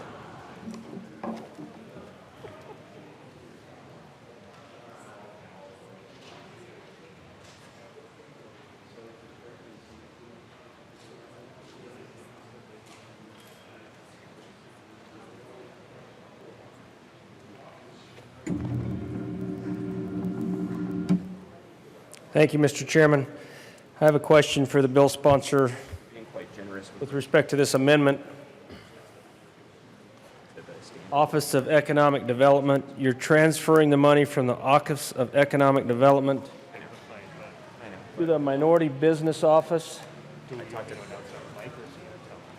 And is that a subset of the Office of Economic Development? Representative Byrd.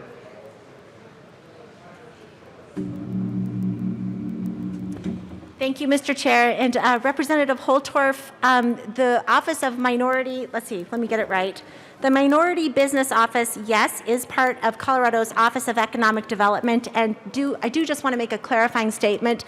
There is no money being transmitted. If you read the bill, this relates solely to membership on an oversight board and has nothing to do with the transfer of funds. So there's no money involved in this. Any further discussion on L005? Seeing none, the question before us is the passage of L005. All those in favor say aye. All those opposed, no. The ayes have it. L005 is passed. We are to the Finance Committee report. Any further discussion on the Finance Committee report? Seeing none, the question before us is the adoption of the Finance Committee report. All those in favor say aye. Aye. Those opposed, no. The ayes have it. The Finance Committee report is passed. To the bill. Representative Cutter. Thank you, Mr. Chair. It's an honor to serve with you. An honor to serve with you. I am really happy to be supporting this bill with Representative Byrd today. I was excited to hear about the governor's task force because I think that when people come together from all backgrounds and work together to creatively solve a problem that we're all facing, that we can come up with some creative solutions. And I think this this legislation will prevent further costs and issues down the line by helping small businesses right now. It's got a lot of broad-based support and was the result of a very collaborative effort from the banking community and members of the business community, as well as Office of Economic Development. So I'm really grateful to support this because it'll be a tremendous help to small businesses in my district and throughout the state. I know they've really been hurting. So with that, I ask for your aye vote. Representative Byrd. Thank you, Mr. Chair. Members, I couldn't be more proud to be a sponsor of this bill. As many of you know, the governor, right after the COVID-19 pandemic came about, convened a group, the Economic Stabilization and Revitalization Council. I was appointed to serve on the Financial Services Committee of this group, which was comprised of business leaders, community members across the state of Colorado, Republicans and Democrats. It was a bipartisan effort where we really wanted to take a hard look at what can our state do to make sure that we are meeting the needs of small businesses across the state of Colorado. So we worked hard and came up with some important and creative solutions in an era where resources really are just at a premium and they're hard to find. But we have a collaborative effort that has now pulled together a $250 million loan fund that leverages private capital and is available for the benefit of small businesses, reserved for all 64 counties across the state of Colorado. So really ensuring that we are looking at what's happening to rural businesses across our state as well as businesses in the Front Range. Making sure that small business is supported. Members, I'll just call to your attention that our small businesses are the backbone of Colorado's economy. 40% of our state's workforce are employed by small businesses. So when we keep small business strong, we keep our family strong. That means a continued paycheck, continued employment, a roof over your head, and food on the table. So we stand to have a great return back to the state of Colorado. My hope with this is that this becomes a purple bill, that it's not just one group of us standing up for small business. I invite my Republican and Democrat colleagues, please vote yes on this bill. Join me in supporting our small businesses. And with that, I ask for your aye vote and support. Any further discussion? Representative Liston. Thank you, Mr. Chairman. It's a pleasure to serve with you. It's a pleasure to serve with you, too. Members, I want to give a shout out to the sponsor, Representative Byrd, especially because I know that she approached us to be the co-sponsor. Unfortunately, by the time you approached us, the bill was already written, and so we didn't really have a real good chance to sign on to the bill. But I do have one concern or one question I see here on page 9. It has to do with the Oversight Committee. Is that the 5 members, the state treasurer will be a designee. The governor, through the ODIT, chooses, or is a designee, chooses one. The speaker chooses a member, and the Senate chooses a member, and another one by the governor. And, no offense to my colleagues on this side of the aisle, but right now, under the current mix, it looks like to me there is no opportunity for a person from our side of the aisle to be a member of this oversight committee, because more than likely our treasurer is from your party, the governor is from your party, the speaker is from your party, the Senate president is from your party, and their designees are probably going to be from their party. So I'm concerned that there is no bipartisan representation on this oversight committee. Any further discussion? Representative Byrd.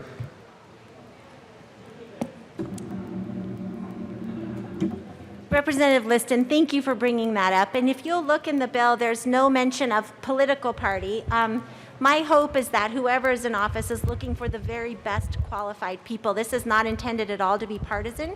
In fact, as we drafted who was going to participate on the Financial Oversight Board, that was Republicans and Democrats all commenting on that. And really what our biggest concern wasn't a partisan bent, but was making sure that those who served on that Oversight Board actually have financial expertise so that they can be there regardless of party, overseeing providing good stewardship of taxpayer and also private sector lender dollars. So the intent is not for anything to be partisan, but to ensure that we have the most qualified people really being guardians of those dollars and deploying them as quickly as possible. Representative Liston. Thank you, Mr. Chairman. And Representative Byrd, I fully appreciate that. And, I take you at the word. That with that being said, though, politics being politics and this being an election year, unfortunately, I have my real doubts that the governor and the other people who are going to be appointing these members are going to be looking on our side of the aisle for representation. And by the time that it's done, which is going to be done sometime in the next 45 days or less, so like I say, it's a valid concern, and once again, I applaud you for trying to do the right thing. So I just wanted to raise that issue publicly. Thank you. Any further discussion on House Bill 1413? Seeing none, the question before us is the passage of House Bill 1413. All those in favor say aye. Aye. Those opposed, no. The ayes have it. House Bill 1413 passes.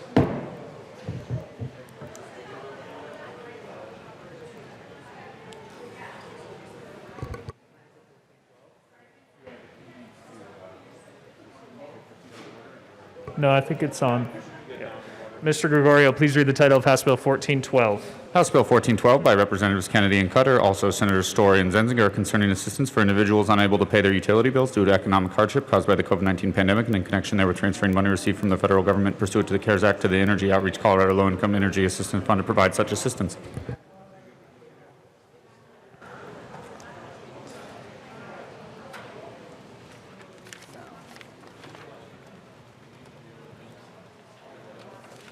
Okay.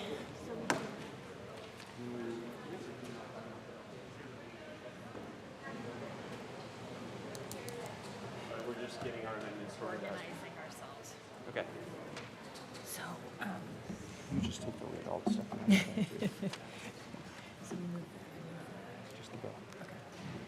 Representative Cutter. Thank you, Mr. Chair. I'd like to move House Bill 1412. To the bill. So this bill helps us leverage coronavirus AIDS relief, the CARES package dollars, $10 million from the CARE Fund for energy assistance, for Colorado Low Income Energy Assistance Fund, administered by the Energy Office, for use for people who have suffered financial hardship during the pandemic. Everyone's been staying home and educating their kids from home and performing their jobs from home and air conditioning and heating their homes. And so as a result, there's been an extra need for energy spent dollars. And so this fund will help us help people at the very base level. Everyone throughout the state is experiencing the same issue, and this $10 million will be used well to help support those families. Once they have energy needs taken care of, they can focus on other things. Basic needs are met, they can focus on getting back to work and helping turn the economy. So I ask for your aye vote. Representative Kennedy. Thank you, Mr. Chair. The only thing I'll add to my colleague from the mountains of Jefferson County is that this is a distinct funding program from LEAP, which many of you are familiar with. It's a different income eligibility range and a different way that the benefits are administered, but it is a complementary program that will really help people who are struggling with their utility bills right now. So now to the, we're good? We didn't do amendment? Yeah. Representative Cutter. I'd like to move an amendment L003 and ask that it be properly displayed. L003 has been moved and is displayed to the amendment. Representative Cutter. Thank you, Mr. Chair. This simply moves the date to before that the funds have to be transferred by December 29th. So that they're spent in time, basically, to comply with the CARES Act requirements. Any further discussion on L003? Representative Holtorf.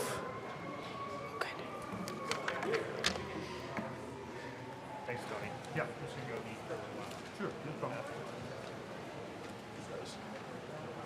And where are we? we're on L003.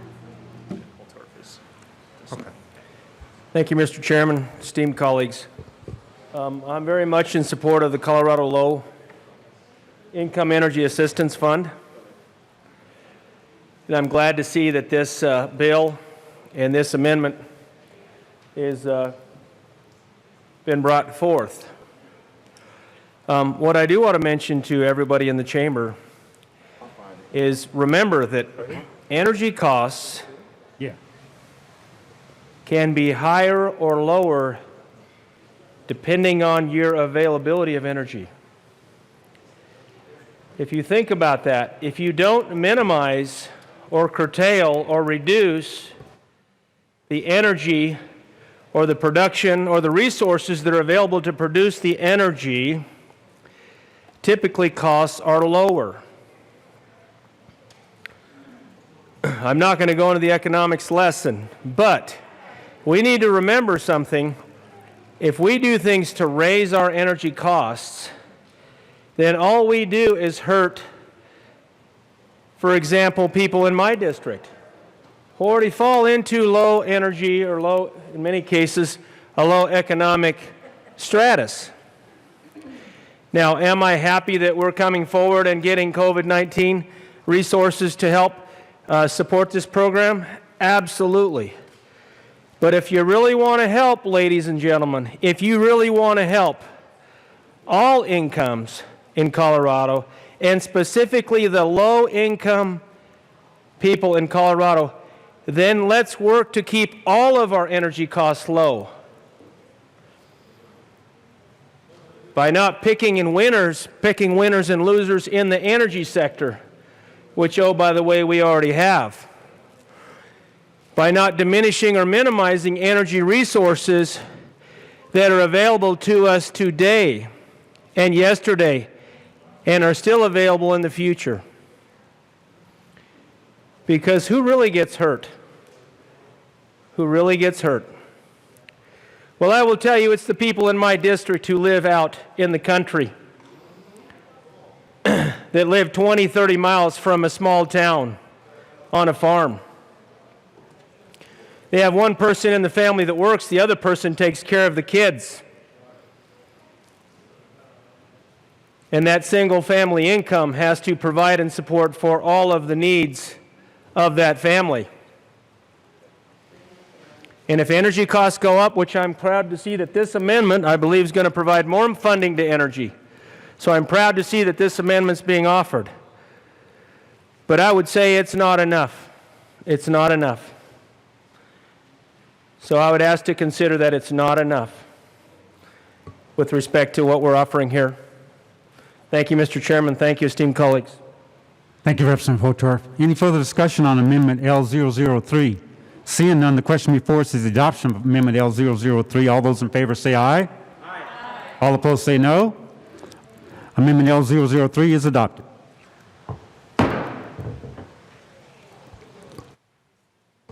Are we back to the bill? Okay. Any further discussion on House Bill 1412? Yes, Representative Humphrey. Thank you, Mr. Chair. And something I think is a big concern during this unusual session that we're going through is the amount of public input and stakeholding that's gone through. And I think we kind of have an impression, and I think that it's correct, that there weren't a lot of people at the table when a bill like this was crafted, and that there is no Republican on the bill, and I'm concerned about that. So I'd be interested in hearing what the bill sponsors have to say in terms of the stakeholding process for these bills. Thank you.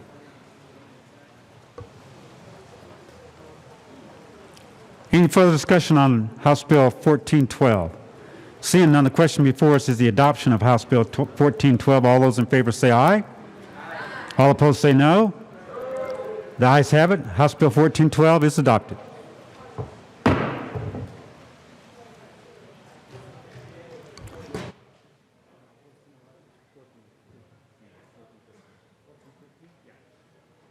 Ms. Gloria, please read the title to House Bill 1415. House Bill 1415 by Representatives Harrod and Sullivan, also Senators Pedersen and Rodriguez, concerning a workers' rights in the workplace for conduct related to a principal's action during a public health emergency.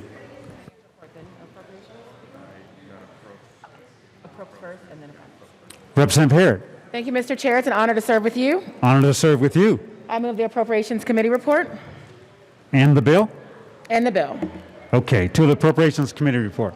Thank you, Mr. Chair. Appropriations Committee appropriated money. I ask for an aye vote. Thank you. Any further discussion on the Appropriations Committee report? Seeing none, the question before us is the adoption of the Appropriations Committee report to House Bill 1415. All those in favor say aye. Aye. All opposed say no. The Appropriations Committee report is adopted.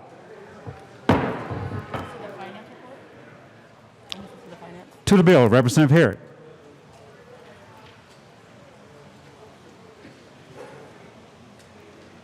Thank you, Mr. Chair. I move the Finance Committee report. To the Finance Committee report. The Finance Committee did a lot of great work. I want to say that a lot of the amendments that were made in the Finance Committee were in direct response to the stakeholder process that we had with the business community. I ask for an aye vote on the Finance Committee report. Thank you. Any further discussion on the Finance Committee report? Seeing none, the question before us is the adoption of the Finance Committee report to House Bill 1415. I'm sorry. Representative Sullivan on the Finance Committee report. Representative Sullivan. Thank you, Mr. Chair. I just wanted to reiterate what Representative Harrod said about our Finance Committee meeting that we had on Saturday. The people who came and testified, these were people who were involved. These were first responders. These were people that were out on the front lines. And not only have they decided to stand up for the rest of their co-workers to make a safe working environment, they also got up the courage to come down to the Capitol on a Saturday and let the lawmakers know about what was happening. And I commend each and every one of them who stopped by that day to do that. Thank you, Representative Sullivan. Any further discussion on the Finance Committee report? Seeing none, the question before us is the adoption of the Finance Committee report to House Bill 1415. All those in favor say aye. Aye. All opposed say no. The Finance report is adopted. To the bill, Representative Harrod. Thank you, Mr. Chair. I move Amendment L006 and ask that it be displayed.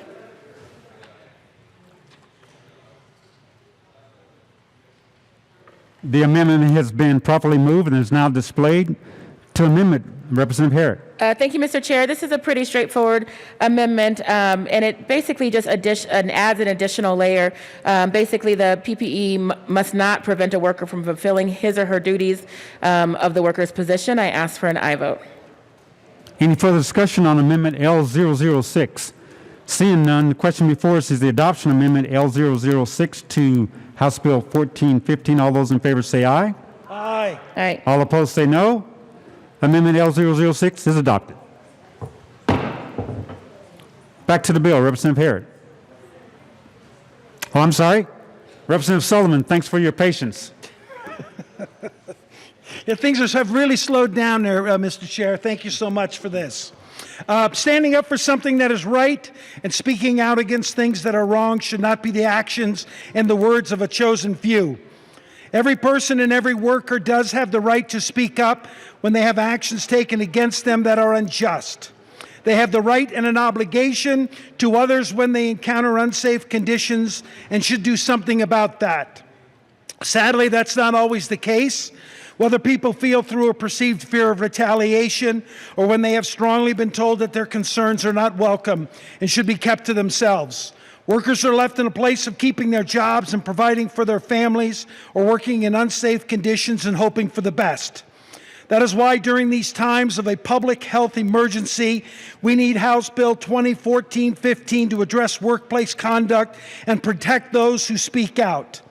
This bill will protect workers in the public and private sectors to ensure that all have the same protections. All places of employment will notify employees of their rights to speak out about public health and safety concerns. There is no federal preeminence from states enacting laws to protect these workers. With passage of this legislation, claims can be run by the Colorado Department of Labor and Employment, who may impose fines on the employee, may file a private right of action. If a violation is found to occur, the worker may also bring a claim on behalf of the state. This is a time for something like this action to take place, and I urge an aye vote. Thank you, Representative Sullivan. Any further discussion on House Bill 1415? Yes, Representative Rich. Thank you, Mr. Chair. We did hear this in Finance, and we also heard this in Appropriations. Finance was just on Saturday, and I guess some of my takeaways on this, because I did make some notes on who was testifying, is, you know, I kind of feel bad for those that have to work at Denver Health, because it sounded like a terrible place to work and even a worse place to be a patient. And so, you know, I appreciate what they had to say, but I don't know that I can support this for a lot of reasons because of the fiscal note, but also it establishes legal criteria that is impossible to comply with and then subjects violators to lawsuits for failing to do so. It also includes individual contractors in this bill. So with that, I'm not going to be able to support this, but I do feel for those that don't feel like they have a voice, although they had a voice on Saturday, and it was eye-opening to hear about Denver Health. Thank you. Thank you, Representative Rich. Representative Harrod. Thank you, Mr. Chair. And, you know, we did hear a lot from Denver Health employees. We heard a lot from employees across the state. And the thing that I would say about the Denver Health employees is that they have been able to unionize, and they do have protection when they speak out to their legislators, and they were able to come on Saturday to do so. But there were so many who weren't able to come forward and to speak on this bill. And so, so I think it's time, members, that we do more than just feel bad for them, that we step up and say that if you want to wear PPEs and you are in an unsafe workplace, that you can bring up concerns without fear of retribution or being fired or being retaliated against. Members, this bill is directly for our workers who that has happened to through this pandemic. And so I ask for an aye vote, members. This is for more than just feeling bad. This is a bill that will actually take action and ensure that our workers are protected, and if there is a violation, that they're able to seek remedies. I ask for an aye vote. Thank you. Representative Rich. Okay. All right. I thank you, Mr. Chair. I found that interesting because the people that testified that belong to this union, I specifically asked the question if they felt that there would be retribution for just showing up at the hearing. And they said that they felt like there would be. Now, if their union's going to protect them, which was it? Was it that they feared for retribution or that the union protects them? Any further discussion on House Bill 1415? Seeing none, the question before us is the adoption of House Bill 1415. All those in favor say aye. Aye. All opposed say no. The ayes have it. House Bill 1415 is adopted. Ms. Lagoria, please read the title to House Bill 1065. House Bill 1065 by Representatives Kennedy and Harrod, also Senators Pedersen and Priola, concerning measures to reduce the harm caused by substance use disorders. Thank you. Mr. Assistant Minority Leader, Representative Kennedy. Thank you, Mr. Chair. I move House Bill 1065 Sorry, and the committee other way. reports from Health and Insurance and Appropriations. To the Appropriations Committee report. Thank you, Mr. Chair. Members, the Appropriations Committee this morning struck all of the cost out of the bill. Originally, it had a $250,000 grant program that is now gone. We ask for your support. Any further discussions on the Appropriations Committee report? Seeing none, the question before us is the adoption of Appropriations Committee report to House Bill 1065. All those in favor say aye. Aye. Aye. All opposed say no. The Appropriations Committee report is adopted. To the Health Insurance report. Thank you, Mr. Representative Kennedy. Thank you, Mr. Chair. I move Amendment L9 to the Health and Insurance Committee report and ask that it be displayed. The amendment has been properly moved and is now displayed. To the amendment, Representative Kennedy. Thank you, Mr. Chair. This amendment clarifies the process that we were attempting to establish in this for syringe access programs who are applying to start a new facility, and clarifies both the stakeholder work and the reporting requirements that they are asked to do. It also adds a petition clause and removes the safety clause from the bill. Any further discussions on L009? Seeing none, the question before us is the adoption of Amendment L009. All those in favor say aye. Aye. Aye. All opposed say no. The amendment is adopted. And was that to the Finance Committee report? Health Insurance report, I'm sorry. Any further discussion on the Health Insurance report? Seeing none, the question before us is the adoption of the Health Insurance report. All those in favor say aye. Aye. Aye. All opposed say no. The Health Insurance report is adopted. To the bill. Thank you. Assistant Majority Leader Kennedy. Thank you, Mr. Chair. Sorry, I jumped the gun on you there. Members, this bill does a number of things, primarily about expanding access to naloxone, a life-saving drug. We already have a law that requires hospitals to give Narcan to people if they are released after an overdose, for example. This requires insurance companies to reimburse the hospitals for that expense. Does a number of things to try to make sure that we are saving people's lives as they are in that process of getting from their addiction to recovery. Representative Harrod. Thank you, Mr. Chair, and I just want to say hello to my friends who are participating remotely. It's good to see you all. So, members, I just want to say a few things about harm reduction. This bill was recommended, again, out of the Task Force Opioid and Other Substance Use Disorders Interim Study Committee. So again, thank you to my co-prime for his work on that. I want to talk about harm reduction real quick. The philosophy of harm reduction accepts, for better or for worse, that licit and illicit drug use is a part of our world and asks us to minimize its harmful effects rather than simply ignore or condemn them. It calls for us to provide services and resources to people who use drugs and the communities in which they live without judgment or coercion. It ensures that drug users and those with a history of drug use have a real voice in the creation of programs and policies designed to serve them. I want to thank all of the stakeholders who worked so hard for over a year, but really years, to get this bill to where it is, and the great work that they're doing in the community to ensure that people stay alive. This is truly a life-saving bill. I ask for an aye vote. Thank you, Representative Harrod. Any further discussion on House Bill 1065? Seeing none, the question before us is the adoption of House Bill 1065. All those in favor say aye. Aye. All opposed say no. The ayes have it. House Bill 1065 is adopted.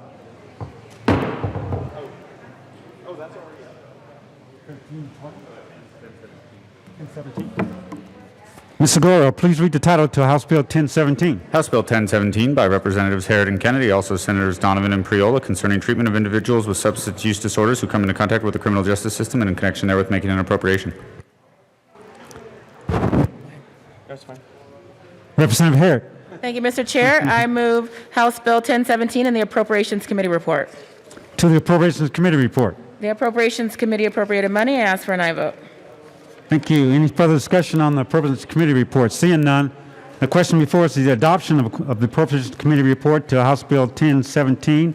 All those in favor say aye. Aye. Aye. All opposed say no. The report is adopted. To the Public Health and Care and Human Services report.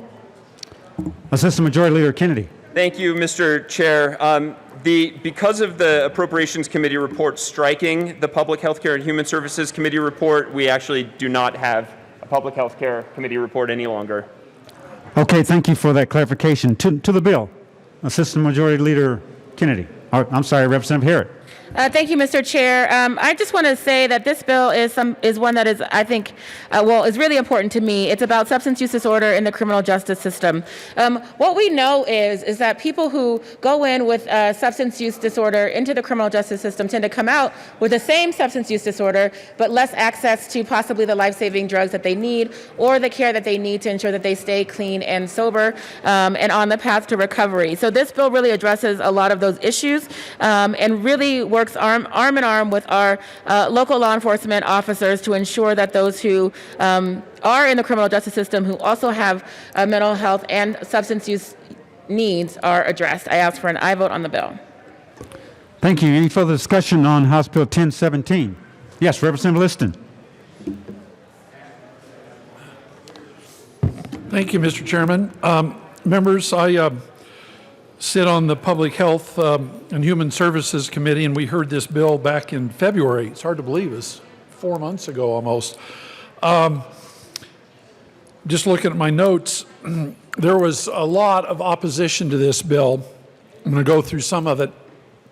The sheriff of Boulder County, representing the County Sheriff's Association, unanimously voted not to support this bill. This is all of the sheriffs from around the state. They unanimously, without exception, voted to oppose this bill. Has huge unfunded mandates for the hospitals and for the counties and for the sheriffs. Quite frankly, they testified that there's not near enough money to even do this. Another individual, a registered nurse, Melanie Dryden, I believe is her name, from the Health Services Administration. She's a registered nurse. She also testified that this was an unfunded mandate. It's very unsafe for the patients. It's very unsafe for the inmates due to the medication and the testing that they have to do. It's going to cost, this was back in February, it's going to cost over $400,000 to administer this program. Another representative, members, if I can have your attention, please. Members. Hold on, Representative Liston. Members, If I can have your attention. let's hold it down in the gallery. Take your conversations off to the side, please. Thank you. Representative Liston, please continue. Thank you, Mr. Chairman. Another person from El Paso County, Laura Rudenauer, she also had very strong concerns about staffing for this, that the staffing to administer these drugs to the inmates is going to cost $40,000 to $70,000, and it's going to require a number of people to administer it. Also, when the inmates are discharged, they don't even know where to go for their appointments. They just say, okay, you're out. Also, a lot of the people that are responsible for this, they don't want to be tasked with the responsibility for doing the treatment. It's very, very dangerous. Janet Huffer, from who is the Sheriff's Chief of Staff from El Paso County, the good Janet Huffer. I think a lot of you know who she is, certainly from El Paso County. Her husband, I believe, is the undersheriff. She testified, one of the notes I have is that 65% of the inmates are pre-trial and must be released in 4 hours, according to her testimony. Another person testified on behalf of the county clerks, or excuse me, the Colorado counties. They're opposed to this bill. They're concerned about the continuity of care. They had lots of concerns, and a lot of times the inmates never even showed up for their treatment. So there was very, very strong opposition to this bill. I'm just sorry that it occurred we're hearing this bill 4 months after the fact.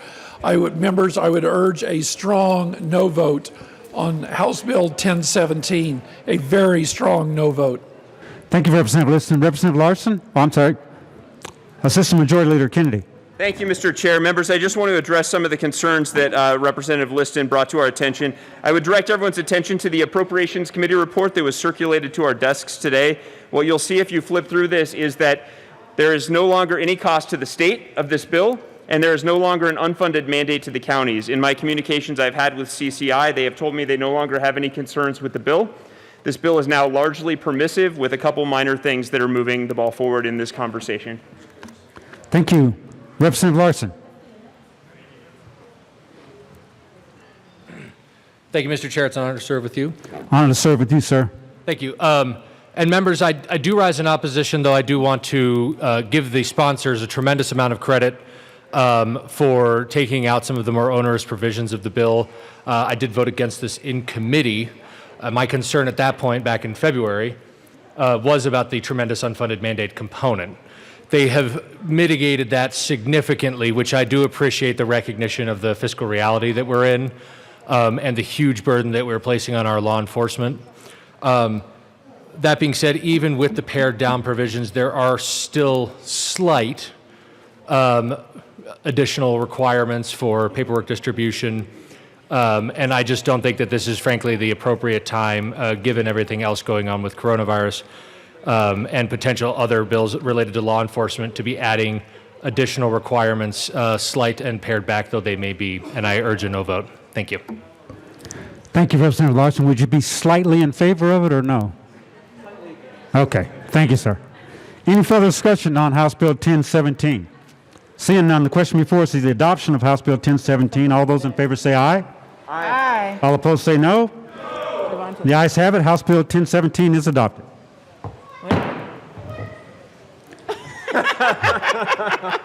Ms. Longoria, please read the title to House Bill 1200. House Bill 1200 by Representatives Tone and Weissman, also Senator Story, concerning the continuation of the HOA Information Resource Center and in connection therewith implementing the recommendations contained in the 2019 Sunset Report by the Department of Regulatory Agencies. Thank you, sir. Representative Weissman. Thank you, Mr. Chair. I move House Bill 1200 and the committee report from the Business Committee. To the Business Affairs Committee report. Thank you. Members, the Business Committee report is basically the bill at this point to consolidate a long, strange story for 1200. This is the sunset bill for the HOA Information Office, which is a little two-person operation that exists to be an informational resource for the millions of Coloradans, our constituents, who live in HOAs, and to help them understand their rights under Kiowa and to try to help them not have their property rights to enjoy their own home be impinged upon. As introduced, the bill tracking the Sunset Report proposed a substantial new program. In the times in which we find ourselves, we understood that was not going to be possible. So the bill, as amended by Business Committee, is only going to do two things. It's going to continue the office for the recommended period of 5 years with zero substantive changes. It's also going to make a clarification in Kiowa, and we accepted a friendly amendment from the Assistant Minority Leader to put into Kiowa, make it very clear that an HOA cannot prohibit the exercise of religious expression if somebody wants to put a cross or a mezuzah or some other sign of one's faith on your door or on the door frame. Frankly, I'm kind of appalled that we even need to run an amendment to clarify this kind of thing, but apparently we do, and it happens every couple of years in Kiowa. And this is to try to reduce disputes that might arise out of the exercise of religious expression on the front end. So that's the committee report. That's basically the bill. Would ask for your support on the Business Committee report. Thank you. Any further discussion on the Business Committee report? Yes, Assistant Minority Leader Van Winkle. Thank you, Mr. Chair, and my sincere thanks to the bill sponsors for the great amendments that were run in Business Committee and accepted by the bill sponsors. I appreciate the one for religious liberty and also the big changes that went through from the introduced version of the bill to the way it will be as soon as this is adopted. So thank you, members. Thank you, sir. Representative Sandrick? No? Okay. Any further discussion on the Business Committee report? Seeing none, the question before us is the adoption of the Business Committee report. All those in favor say aye. Aye. All opposed say no. The ayes have it. The Business Affairs and Labor report is adopted.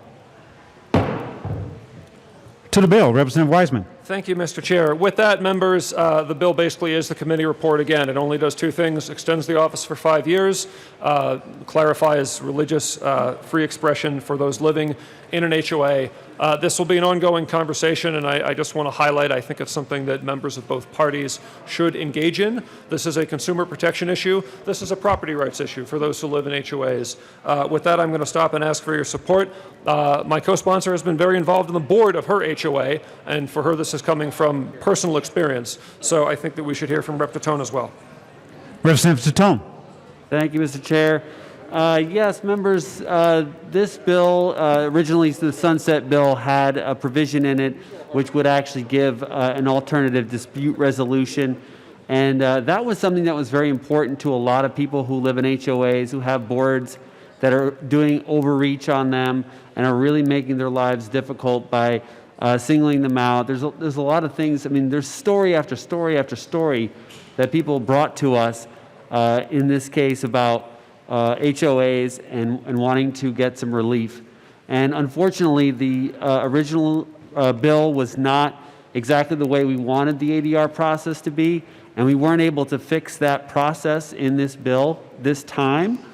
But we needed to keep the resource office in place so that way we could build upon that next year and we can make a better way of having a dispute resolution and give homeowners relief in these HOAs. So I urge you to vote yes on this bill. Without this resource office, it's going to be a lot harder to get meaningful and effective legislation put in, and it will build upon this as a good foundation. So I urge you to vote yes on this bill.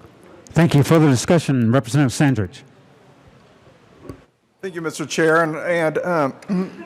As Representative Van Winkle said, the amendments were positive. They did help the bill. But if you look at the totality of the bill, this thing's mainly an information center.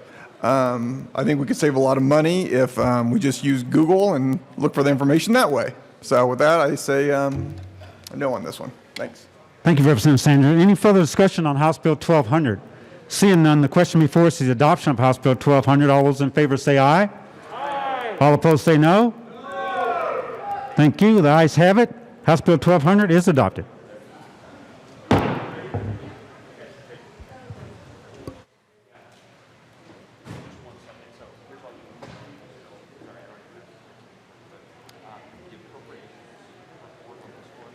You mind if I lower it?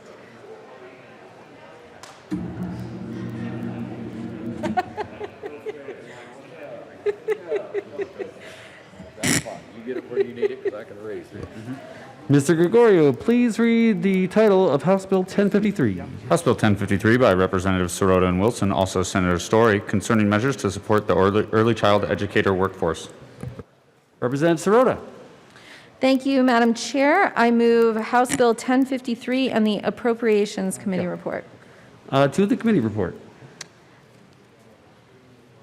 Representative Wilson. Thank you, Madam Chair. Colleagues, this is an interesting bill, and way back when we were actually meeting before, it had overwhelming bipartisan support in the House Ed Committee. I was the only one that voted for it on the Republican side. So why in the world would I be on this bill? Well, you have heard me say many times, and I'll say it as many times as I can before I leave this chamber, 58% of all third graders are not proficient in reading. 58%. So we have a problem in getting those students ready to read. My comment is, where's the outrage? Where's the outrage? Well, this bill actually makes a difference in that. If you look at the students that are in the Colorado preschool programs, a couple of things stand out. They are half as likely to be held back in K through 3 if they've been through one of these programs. Half as likely. Second piece is they're 23% more likely to graduate from high school. Because the bottom line is, folks, if you can't read, you can't succeed. That's just the way it is. So I believe that the majority of parents, particularly now that we're looking at the COVID crisis, and if we don't have students in school, in early childhood, in daycare, if we don't have students that have a place to go, our economy will not recover. End of story. 40% of our parents have children, and those in school, and those parents need to be at work. So I would ask you to please allow your parents to and trust them to make the right choice for their children. In this bill, no one's forced to do it. You just have the option to do it. So as we look at the amendment, which is essentially a strike below, and that's the appropriations report, there are several things that it does. It sets the rules for the programs, and it supports child care programs so parents can work. It addresses mental health. And again, that's another area that we talk about. Remember when we were in our normal session, we were talking about mental health this and mental health that, and we talk a lot about it but haven't done a lot about it. This would help to address that as well. And also, and perhaps most importantly, it also increases the possibility of pathways for people to be in early childhood as far as the education part of that. And a really important part of that is it reciprocates between states. So someone coming into Colorado that may be licensed in another state can have that reciprocal agreement. So with that, I will turn that to my very capable co-sponsor and allow her to follow up on the rest of this. All right, Representative Sirota. Thank you, Madam Chair. Thank you, Representative Wilson. That was a really excellent description of what we are trying to achieve here. We know Colorado's working parents, they can't get to work without quality early childhood educators. We also know that demand for early childhood educators is expected to increase by nearly 20% in the next 10 years, which is even faster than the growth anticipated for K-12 educators. And we identified many challenges to this industry, and that was pre-COVID.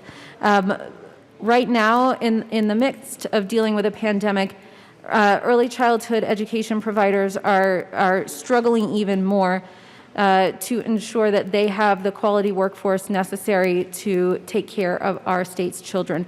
So this bill would go a long way to shoring up that support that they need by streamlining pathways to the classroom, supporting early childhood mental health, and providing flexibility to support quality early childhood programming. And I ask for your support and a yes vote. Is there any further discussion on the appropriations report? Seeing none, the question before us is the adoption of the appropriations report. All those in favor say aye. Aye. All those opposed, no. The ayes have it. The report is adopted. To the education report. I said it has to be moved on.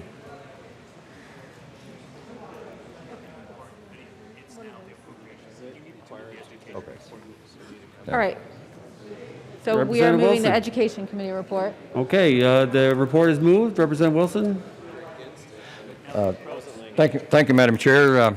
We've been instructed that we do need to remove the Education Committee report, even though it was struck in the Appropriation Committee report, so I move the Education Committee report.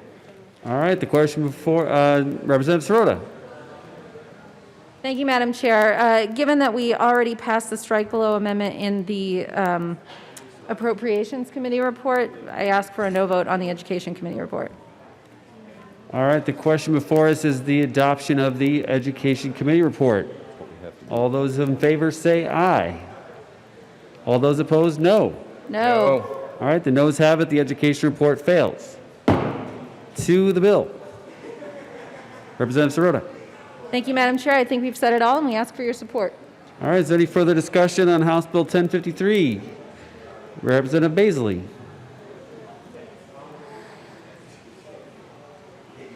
Thank you, Madam Chair.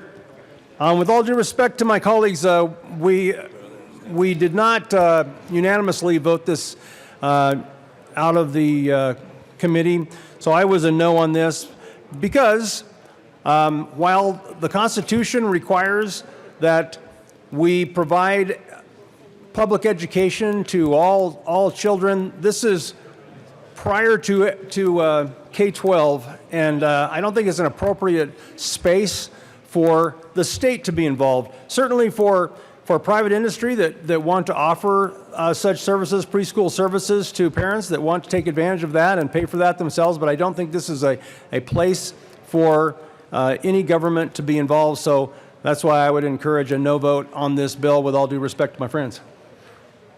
All right, Representative Wilson. Thank you, Madam Chair.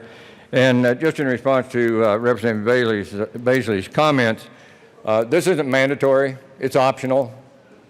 It is, wait for it, my colleagues on the right, a choice for parents. And in this day and age, with what we're facing with the work crisis, parents need more choices. Any further discussion on House Bill 1053? See Representative Buck. Well, I just want to make sure I'm here with Representative Wilson because I honestly don't think there's any better, stronger advocate for education. Unfortunately, it just seems like we're doing more again in education than exactly education. And I think and I know this is optional and this is grant monies, but we're still not seeing the scores. And I just don't know if another program is going to help that. So unfortunately, I was a no in committee, but I absolutely have so much respect in you, sir, and I want to thank you all that you're doing for education. Thank you. Representative Wilson. Thank you, Madam Chair, and thank you, Representative Buck. I appreciate that. And folks, I mean, we need to get serious. So I'm going to be serious. What we've been doing has not been working. It has not been working.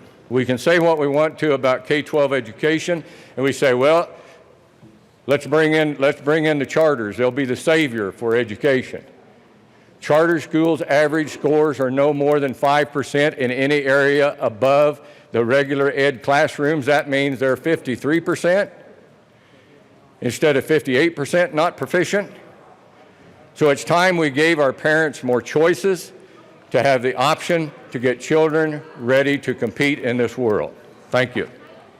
Any further discussion on House Bill 1053? Seeing none, the question before us is the adoption of House Bill 1053. All those in favor say aye. Aye. All those opposed, no. The ayes have it. House Bill 1053 is passed. Mr. Gregorio, please read the title to House Bill 1418. House Bill 1418 by Representative Becker, also Senator Todd, concerning the financing of public schools and in connection therewith making and reducing appropriations. Madam Speaker. Thank you, Madam Chair. So I move House Bill 1418, the Education Committee report and the Appropriations Committee report. To the Appropriations Committee report, Madam Speaker. Thank you, Madam Chair. In appropriations, we made a couple amendments. One was to correct a mistake that said only $25 million was available in BEST grants, and that's actually $60 million is available in BEST grants. And then we also clarified that money available that was made available for CARES Act funding for the Quality Teacher Recruitment Program that was made available for CARES Act, the million that we had out of the state ed fund, we don't need anymore, and that will be returned to the state ed fund. The Appropriations Committee also put on an appropriation, so I ask for an aye vote. Representative Van Winkle, Assistant Minority Leader. Thank you, and my thanks to the Speaker for her hard work and to the Joint Budget Committee for their hard work on this school finance bill that we have before us today. And we're talking about the Appropriations Committee report. And I do have an amendment to the Appropriations Committee report, L008, and ask for it to be displayed. All right. So I move L008 and ask for it to be displayed. All right, the amendment has been moved and is properly displayed. Go ahead, Representative Van Winkle. Thank you very much. And the key portion of this amendment is lines 25 and 26 on the screen, and then the last two lines, 36 and 37. And what it does is, this amendment deals with the permanent fund, or the public school fund, which was created in the state constitution to support the maintenance of public schools. It's effectively a permanent trust fund where the principal of the fund is untouchable, so we'll never touch that.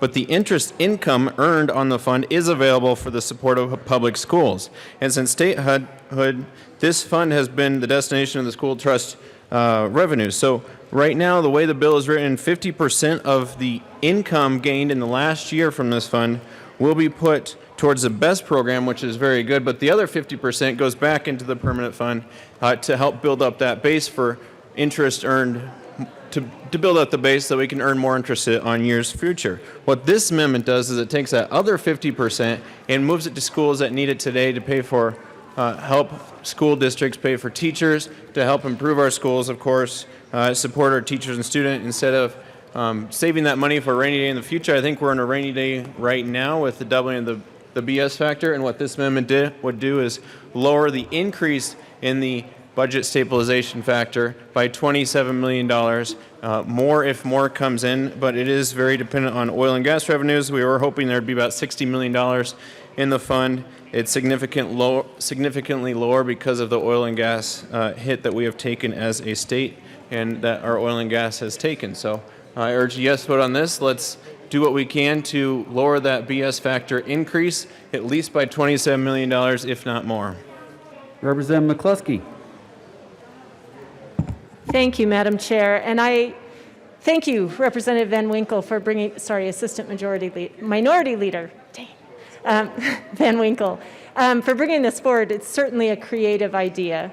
And I think as JBC was looking at utilizing some of the BEST grant funding and what would be the most appropriate way to capture that and use that for this year, we ended up recommending for the School Finance Act a total of $135 million from the cash grants, dollars that had already been assigned to the BEST construction program.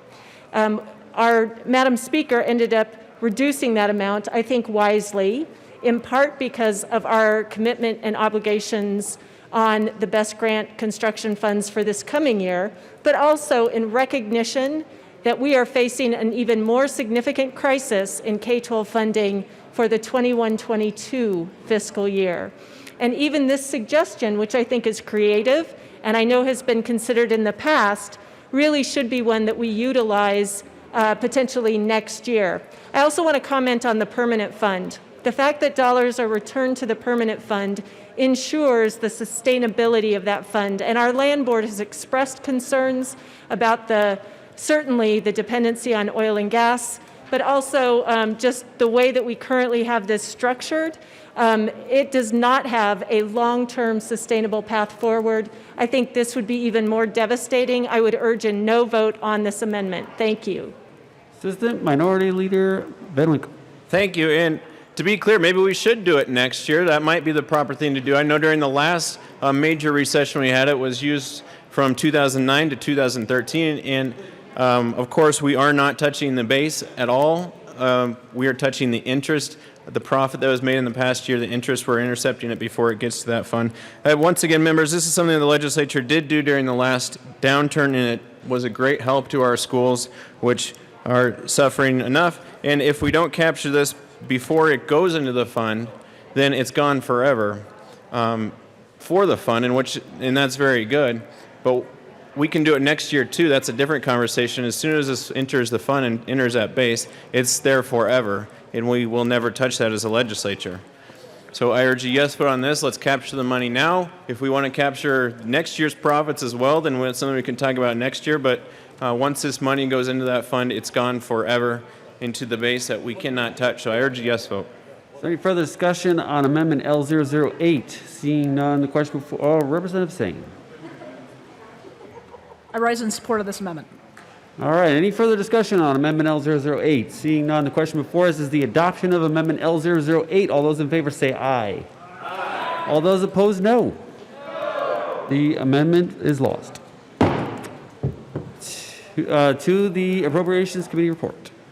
Thank you, Madam Chair. I ask for an aye vote on the Appropriations Committee report. All right, the question before us is the adoption of the Appropriations Committee report. Seeing no further discussion, all those in favor say aye. All those opposed, no. The ayes have it. The report is adopted. Madam Speaker. Thank you, Madam Chair. I move the Education Committee report. We did not end up making any amendments in there, so. We don't need to move the Education report. So we don't have the Education Committee report. So to the bill. Thank you. Thank you, Madam Chair. So the School Finance Act is passed every year, and it sets the total program mill levy for each school district and the total financing in schools for each school year. This year has been an exceptionally hard year, as you all know, because of the impacts to the state budget. And I thank Governor Polis for allocating $510 million of CARES Act money for our K-12 schools. I also thank him for allocating $37 million to K-12 schools for at-risk students from the CARES Act, and another $121 million to K-12 schools from the CARES Act. That really is going to help K-12 schools this year, but it's not going to do everything. Our negative factor before this bill was around $570 million, and the bill does increase at $610 million. Because of all the new CARES Act funding, actually aid to schools increases this year. There's more money going into schools this year than last year, so that's a great accomplishment. There had to be a whole lot of sweeps of various funds in order to help us balance the budget and to fund K-12. So in this bill is about $114 million of sweeps of various grant programs into from those programs into the School Finance Act to fund base operations for schools. In addition to that, we changed the statute that specified that school districts had to have their school budgets available to the public by June 1st. We also set out a stakeholder process for all education stakeholders to discuss school assessments and evaluation, tests and evaluations that would happen in the 2021 school year because we just don't know what schools are going to look like this coming year. There are a few technical changes in the bill that Colorado Department of Education offered. And then the last part of the bill addresses a correction in the school finance, a mill levy correction that needed to be made in the School Finance Act.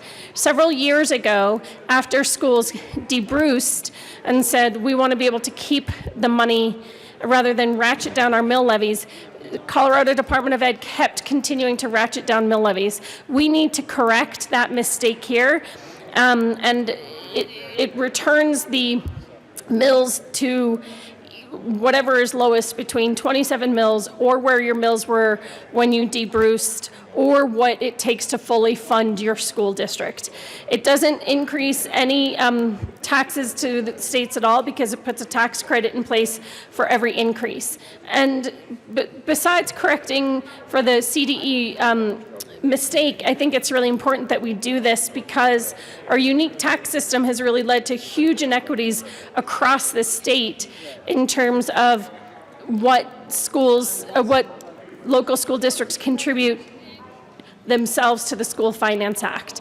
There's huge discrepancies in communities right next door to each other. So in order to create a more fair system, this is the first step to do that. So I ask for an aye vote. Is there any further discussion on House Bill 14? Representative Larson.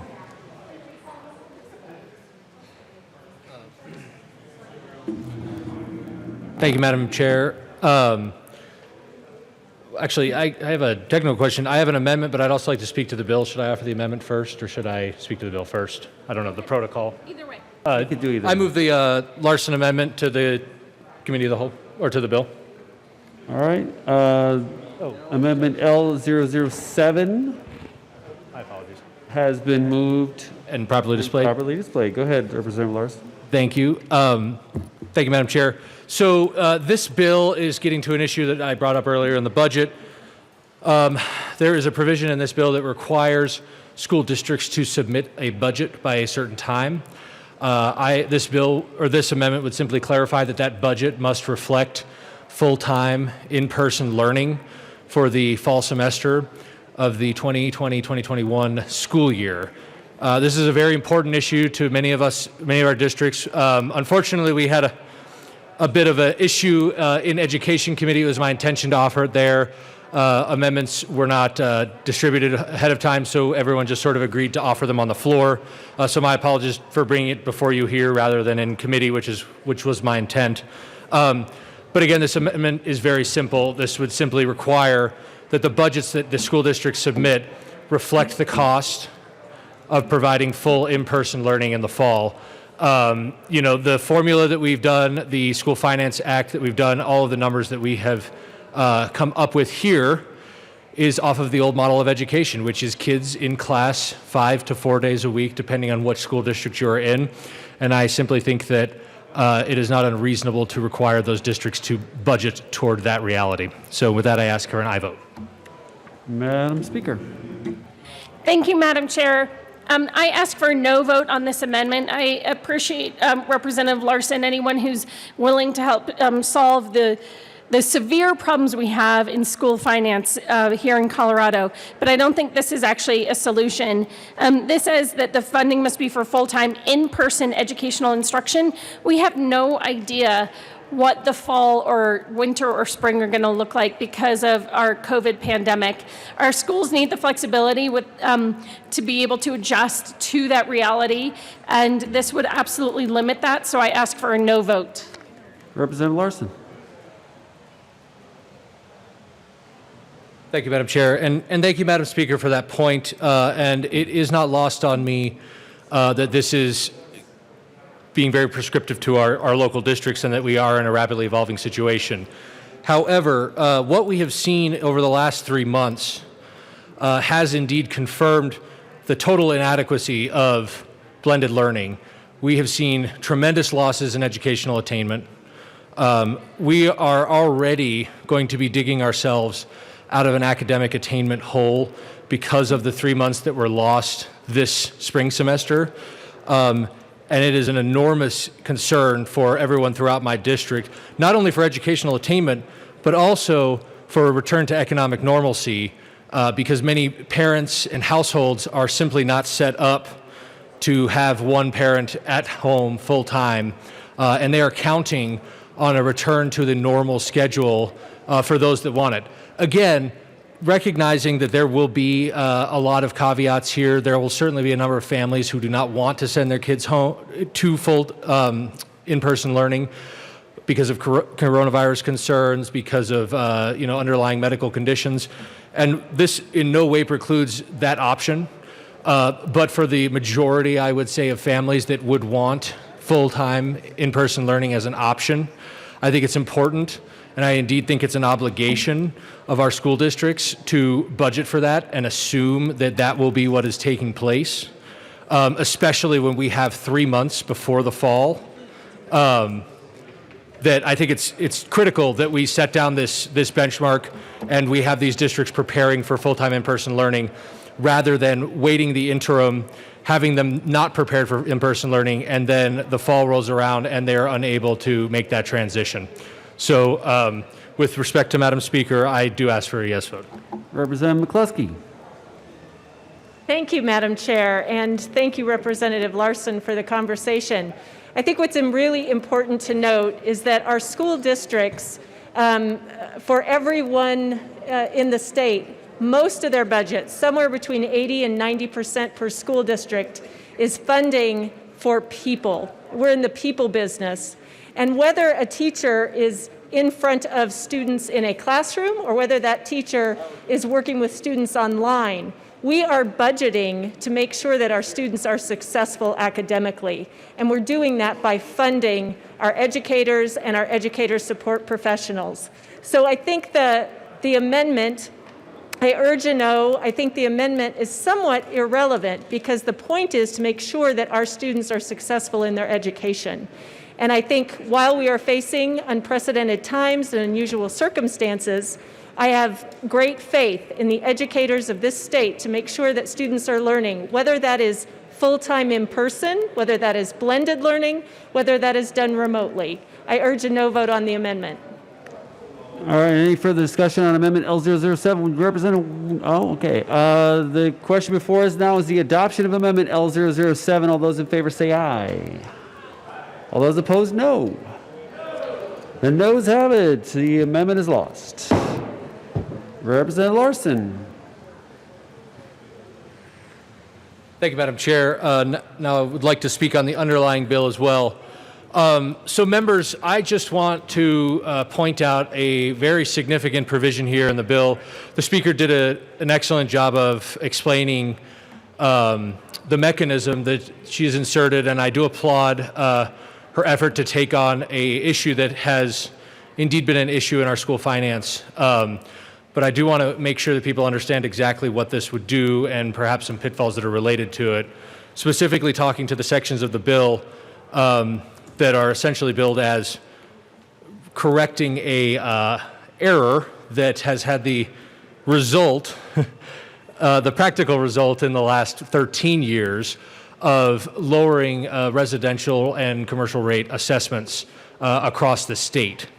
Now, the scheme that has been laid out in the bill would essentially say that the reductions that have taken place over that 13-year period were a mistake, and that the state could therefore return those rates, which would be in effect, compared to what people are paying today, an increase in their marginal property tax payments without a referred measure as provided under Tabor.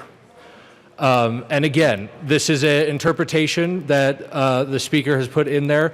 I don't happen to agree with that interpretation, but I am by no means a legal expert, and I do think that were this bill to pass, it would almost certainly end up in the courts for legal interpretation. However, I think that many of your constituents will perceive this as an effective tax increase without the protective measures put in place by Tabor to have a vote on them. Now, there is a provision in here that would hold them harmless in the first year, because it does prescribe that at least in the first year, tax credits to equal the delta between their current tax rate and the previous tax rate would be issued so that no one would see an increase in their tax rate in that first year. However, after that, it is up to the discretion of the General Assembly to continue to issue those tax credits. And I think given the budget realities that we're facing over the next year or two, certainly, I think this would be a very attractive and very easy place for the General Assembly to go to claw back additional revenue. And I think that the likelihood of an increase in property tax rate effectively is very likely after the guardrails that have been placed in the bill have been exhausted. So I would just like to make the members of this House aware of that, first of all, the possible legal issue, but second of all, the very real perception issue that this is an end run around TABOR protections as pertains to property taxes. It is certainly not lost on me that this is an issue that we were working on as a body earlier this year, or at least a related issue around property tax and mill levy equalization. I applaud her for coming up with a solution. This is not a solution that I support. I do think that something needs to be done, but I don't think that doing it without a vote of the people and through a novel mechanism that will almost certainly end up in a constitutional challenge is the proper way to do it. And because of that, I ask for a no vote. Any further discussion? Representative Wilson, you've been waiting a while.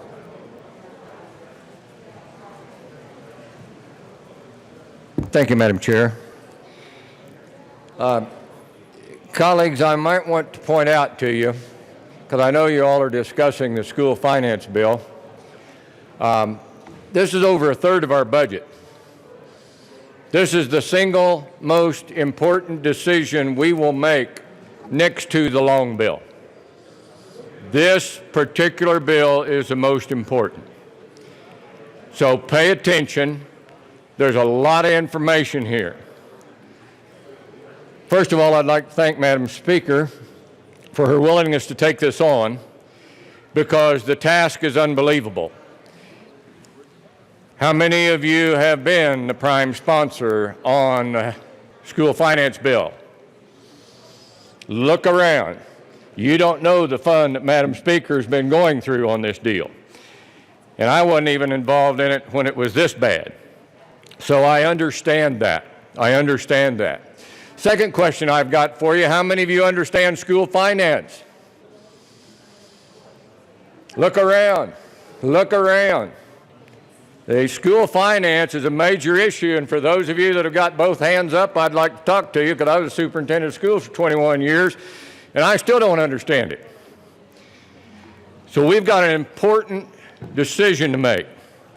So, Madam Speaker, I've got a couple of questions for you, because I think Representative Larson alluded to what the concern is, and this may be something that Representative McCluskey or Representative Escar would have to clarify. All righty, now we're ready. Okay, so let's play one of my favorite games, Just Suppose. Just suppose this mill levy piece was in effect when the districts debruced. Would they have been able to keep the excess revenue generated by that mill levy, or would all of those dollars have gone to the state and the state backed off its state share? Madam Speaker. Thank you, Representative Wilson. So for each district that debruced and the mill levies were kept in place, that would actually put entirely a whole bunch of new money into school finance. So the school share would have been distributed just sort of, there would have been more money for schools across the school system. Right now, we are only funding certain school districts very heavily and certain ones not at all. And so it's just completely inconsistent and inequitable. So as you know, as I mentioned in the Education Committee, Gilpin County has 4 mills and has almost entirely state funding. Clear Creek County, right next to it, which I also represent, has 12 mills and nearly fully funds its whole system, its whole schools. So the inequity of that is if it had all been done right from the beginning, there would have been overall more money in school finance. We've lost, I can't remember the amount, but many billions of dollars to fund schools over the years because of this exact thing. If we don't actually start fixing this soon, it is going to get to such a point that as the school part of our budget grows, because less and less local funding goes in and more state funding has to occupy it, the total amount of funding per school district is going to go down. And there is, especially for rural school districts, a fundamental structural issue that has to get fixed, because rural school districts are harder to take more money per pupil to fund.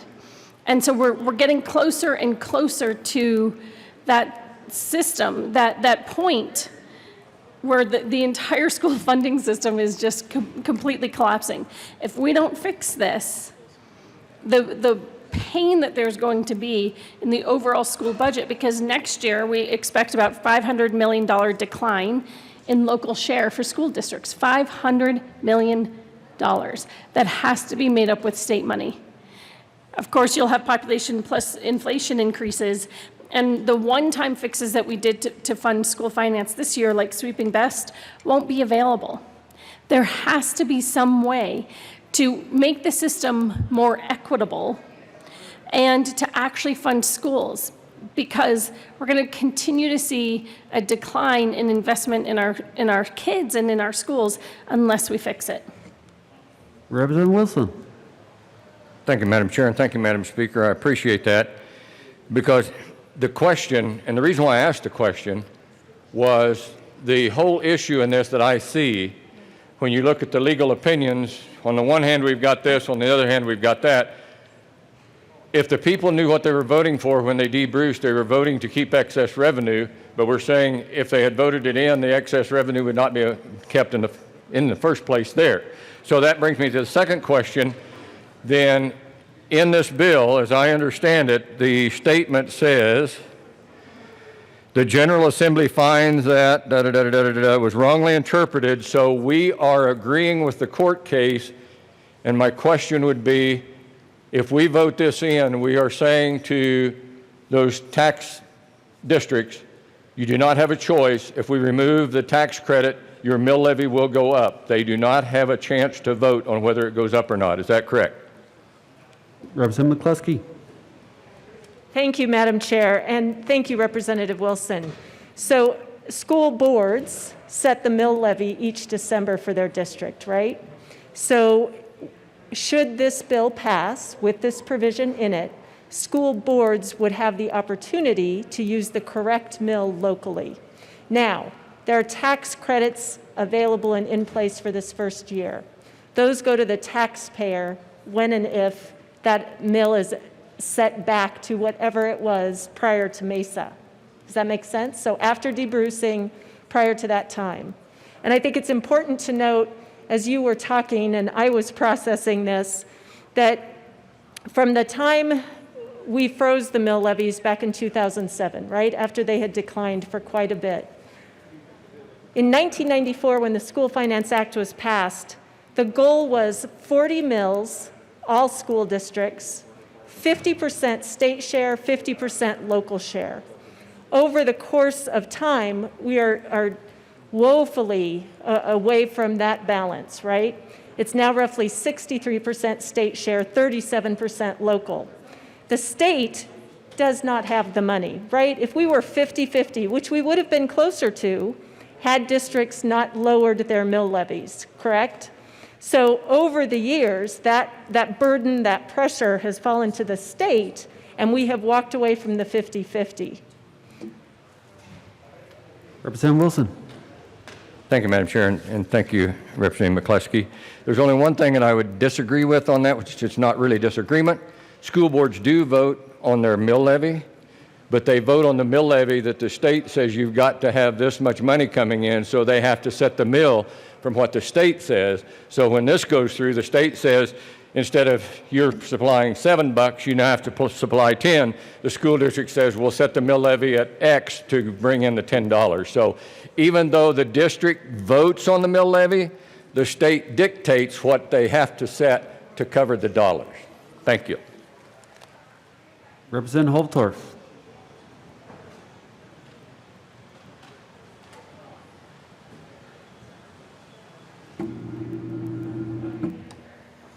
Thank you, Madam Chair, esteemed colleagues.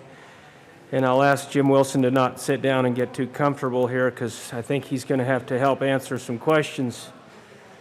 So I want to bring to the attention of this esteemed body the issue in House District 64. Many of my counties, I'll call them poor counties. Call them frontier, call them rural. They're out there in the middle of nowhere, and they don't have a lot of resources. Now, unfortunately, over the last 2 or 3 years, you in this chamber have passed legislation that have taken money away from my constituents in their ability to have value in their property. You ask, what in the world is Representative Holtorf talking about? I know.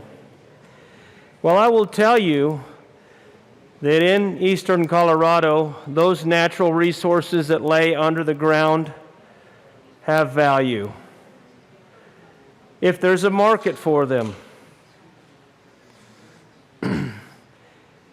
If you take those markets away, or if you minimize the role of traditional energy, or you marginalize it, or you try to take it the way of the dinosaur and take it into extinction, then my people suffer. I'll tell you a story about my best friend's dad. Had a small farm in rural Colorado. Had one oil well in the backyard, about 600, 800 yards from the homestead. If it wasn't for that oil well, that family wouldn't be able to stay on that property in that farm. That's what made the difference in that family. That's what paid the bills when the commodity markets went up and went down, and that family struggled. Now, how does that correlate to Please the stick bill? to the bill, yes. Well, I will tell you that when there is money in rural Colorado, there is investments made in real property. You might build new outbuildings, you might build new sheds, you might increase your livestock capacity, you might build infrastructure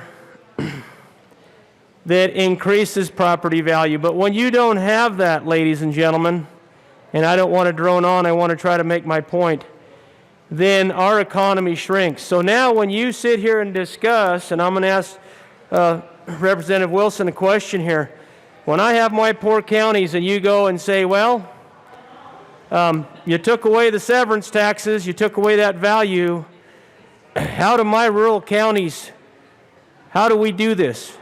When you shift more burden of education to the counties away from the state, then my counties are going to struggle more in the future than they ever have.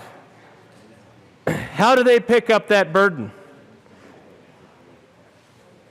With this particular bill, if you take away that tax exemption in a year or two because all of a sudden you think you don't have money,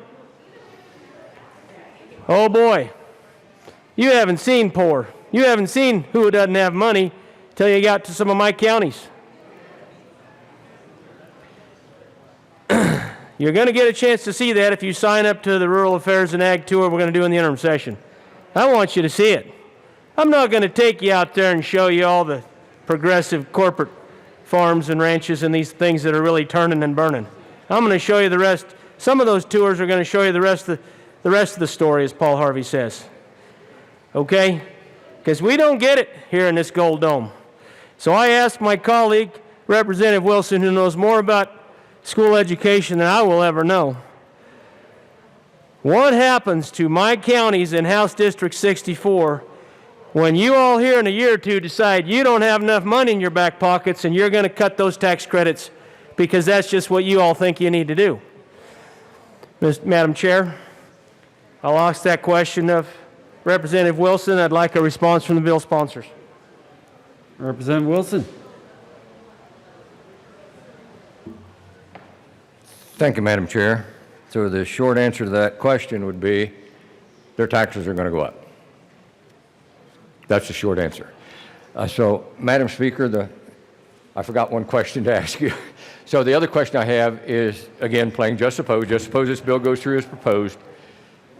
There's a period of time that we cannot take away the tax credits, but when can the legislature actually take those tax credits away and those mill levies go up?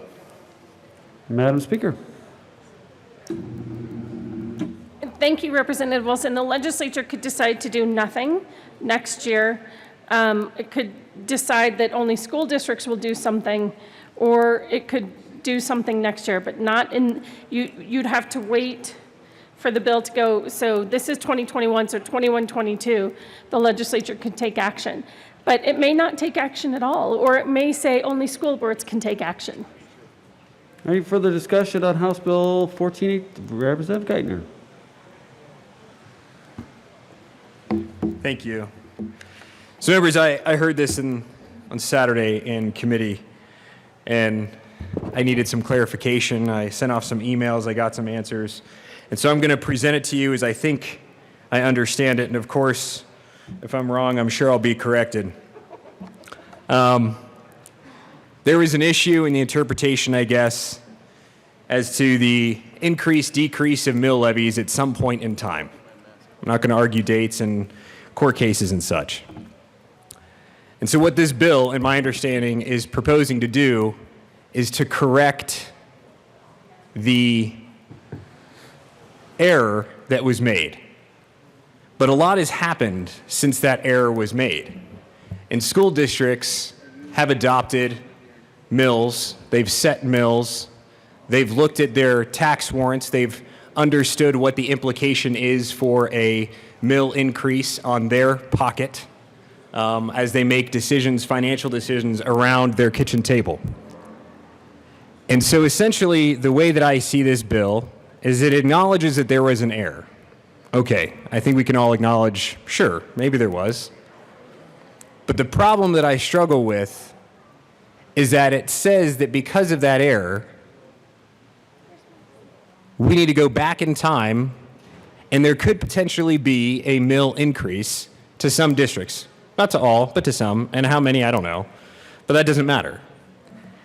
And I think that that doesn't matter because we all swore an oath when we came here, and that was to uphold the Constitution. And if you look at Tabor, whether you like it or not, it is part of our Constitution. And so what I want to do is just read that one section that I'm really honing in on. I'm not going to read all of Tabor. I did that last year. But if you look at 4, Section 4, required elections, it states very, very clearly, starting November 4th, 1992, districts must have voter approval in advance for any new tax, tax rate increase, or mill levy above that for the prior year. So I don't understand how, even if there was an error, and I'm not debating whether there is or there isn't. In fact, for this argument, I'll concede that perhaps there was. We're now put in a position where we're asked to violate, in my opinion, this very specific section of Tabor in order to correct an error. And so that's what brings me up here with the concern. I have no doubt that the speaker worked hours in putting this together, and I appreciate that. But I can't, in good conscience, understanding it the way that I understand it, reading Tabor as explicitly as Tabor is, say that I'm going to vote for a tax increase when I don't have the authority to vote for that tax increase. And so I would urge and maybe it's a potential tax increase, but nonetheless, certainly there will be some school districts which will see an increase in their mills, and their voters in years past have already set their mills. And I don't feel comfortable undoing what they did, even if that was based on an error. So I will be a no. I would encourage you all to vote no. And maybe there's another way, but I don't know that this is the right one. And so those are my concerns, and I just would be remiss if I didn't bring them forward. Madam Speaker. Thank you, Madam Chair. I'll try to address each one of those. First of all, with your last statement, Representative Geithner, the voters didn't actually approve those mills, right? The General Assembly did, based on what CDE told them. And as we know, CDE was actually telling the General Assembly the wrong amount. So that's not what voters approved, necessarily. Second, actually based on a different bill I brought that ended up in a lawsuit, the courts have specifically said that correcting an error does not violate Tabor. So that was actually 2 years ago on something I did with Representative John Becker. So the court already ruled when you have to fix an error after, and that error, fixing that error results in increased revenue for any governmental entity, that does not violate Tabor. So those are two of your, I think, most specific questions. If there's anything else I can answer, I'd be happy to. I guess I'd like to point out right now, I'm going to tell you all the districts that are already at 27 mills. And again, this bill doesn't make anyone go to 27 mills. This bill sets a framework that the local schools, if the General Assembly decides local schools do it or the General Assembly does it itself, it just sets a framework for something to happen later. But Adams 12, Alamosa, Ariba Flagler, Brush, Buffalo, Calhoun, Canyon City, Center, Chirwa, Cheyenne Mountain, Deer Trail, Edison, Ellicott, Fowler, Frenchman, Fort Morgan, Granada, Greeley, Holyoke, Julesburg, Carville, Lone Star, Moffett, Monte Vista, Otis, Poudre, Pueblo City, Pueblo Rural, Sanford, Sangre de Cristo, Sargent, Silverton, Springfield, Strasburg, Stratton, VS, Westminster, Windsor. All those are already at 27 mills. All the rural districts, nothing is going to, not all the rural districts, many rural districts, nothing's going to change for them. I didn't list the ones that are already fully funding themselves. For many school districts, this is no matter what happens down the future, it'll have absolutely no impact. It's mostly urban school districts and places like Aspen and Telluride. Telluride's at 6 mills, Aspen's at 4.5, that are going to be impacted by this. Gilpin, that has the casinos with very, very high property values, they could end up being impacted. Boulder is going to be impacted a little bit. It's the urban school districts, not the rural ones, that are actually impacted by this, because the rural ones are already at 27 mills. Some are already fully funding at 12 mills, at 14 mills, their school districts. So you have certain school districts, again, Aspen, Telluride, Gilpin, that are so low, that it might impact them. Representative Geithner. Thank you. And to the Speaker, I have no doubt that we certainly have districts that are at 27 mills. I have no doubt that we have districts that are below 27 mills. And my point wasn't anything to do necessarily with 27 mills. It had to simply do with there will be impacts to districts, and those impacts, some could go down, some will go up. And that's the concern. That's the reason that I can't vote in the affirmative on this, is because of that and how it relates to Tabor directly. Regardless of what the courts have offered an opinion on before, I understand that those opinions are there. But I need to look at the oath that I swore, and the oath that I swore was to the Constitution, not to rulings of courts. Representative Holtorf. That's the separation of powers.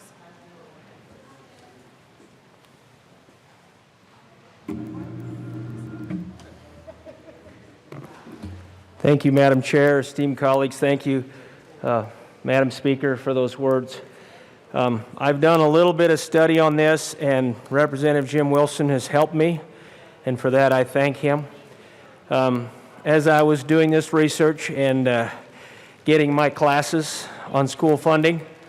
I learned that I have the counties with the 27 or the highest mill levy, and I have the county with the lowest mill levy. Surprise, surprise. But once again, to my point, how does that happen for this school district? And I'm pretty sure it's going to change now with COVID-19 and the impact on the energy economy. Okay, to the bill. To the bill. To the bill. No, but to the bill. It's related and correlated. I need to make this point now. When you have property valuation in my districts, and you're talking about school finance and tying through the formulation property tax and changing the formula or the number of mills, when you take away, ladies and gentlemen, the number one generator of evaluation, or at least the top three in rural Colorado of evaluation and severance tax and funding, then instead of being 3 mills or 5 mills, that county very quickly might jump to 27, near instantaneously as that goes away. And that the property values completely change because that element is now gone. I don't think I have any casinos in my district. I don't have urban centers with high populations. I don't have high property values from the mountain playground that this state enjoys. We don't have it in eastern Colorado. In fact, when I talk to my constituents, they tell me we have very little to hold on to, and they're taking away what we've got. What are they going to do? Tax our cattle next? Oh, that's already been discussed in this country, surprisingly, in the last few years. But this gets back to school finance and funding. And I'm really concerned about eastern and southern Colorado when it comes to school funding and school finance and taking away a tax credit structure that we're putting in this year, I believe, and correct me if I'm wrong, but then it already can conceivably go away in a year or two. So please help me understand that. Madam Speaker. Thank you, Madam Chair. Representative Holtorf, this bill has pretty much no effect on your school, your district whatsoever. In fact, your schools, your districts are some of the ones that are treated, have the least, are treated in the most unfair way under our current system. I hope you realize that, right? Your school districts are paying all that they're supposed to pay. Your school districts have to bear the burden of other school districts because other school districts aren't paying their share. Your school districts aren't affected by this bill. Representative Kipp's district fully funds their share. They don't take any state money. But other districts completely rely on the state, which means less money for your school district. That's the point. Because we are so heavily funding certain school districts, so heavily, that other districts that were not as fully, are not getting that, they don't get the same amount of money. It means less money to spread around to the other districts. Without this policy, your districts suffer the most. You're at 27. I have a district that's fully funding itself, and next door, it's not paying anything. And that means we're concentrating all of our state money in certain districts just because of the action that they weren't supposed to, that CDE was never supposed to do in the first place. So you should be the person up here supporting this bill the most. Because if those districts, some of those urban districts, or, Aspen and Telluride, whoever have some of the lowest mills, actually fully fund their own share, that means more money for your districts, your schools. That's this system that's the inequitable system we have in place right now. It's not fair. It doesn't make sense. It was never intended to be that way. It shouldn't be that way. And only the legislature can fix it. And if we don't fix it, it's going to get worse and worse and worse. And if this is not the solution, I lean on and ask on anyone to figure out what it is. Because folks keep every year sort of like hemming and hawing that it just keeps getting worse and worse. We used to have 25% state share and 75% local, and it keeps changing and changing and changing. Because there are just certain districts we have to fund so heavily because they are not contributing what they are supposed to or what they should locally. And it's based on a CDE error that we can fix right now. It is completely inequitable to your school districts. Representative Kipp, Representative Holtorf, do you want to respond?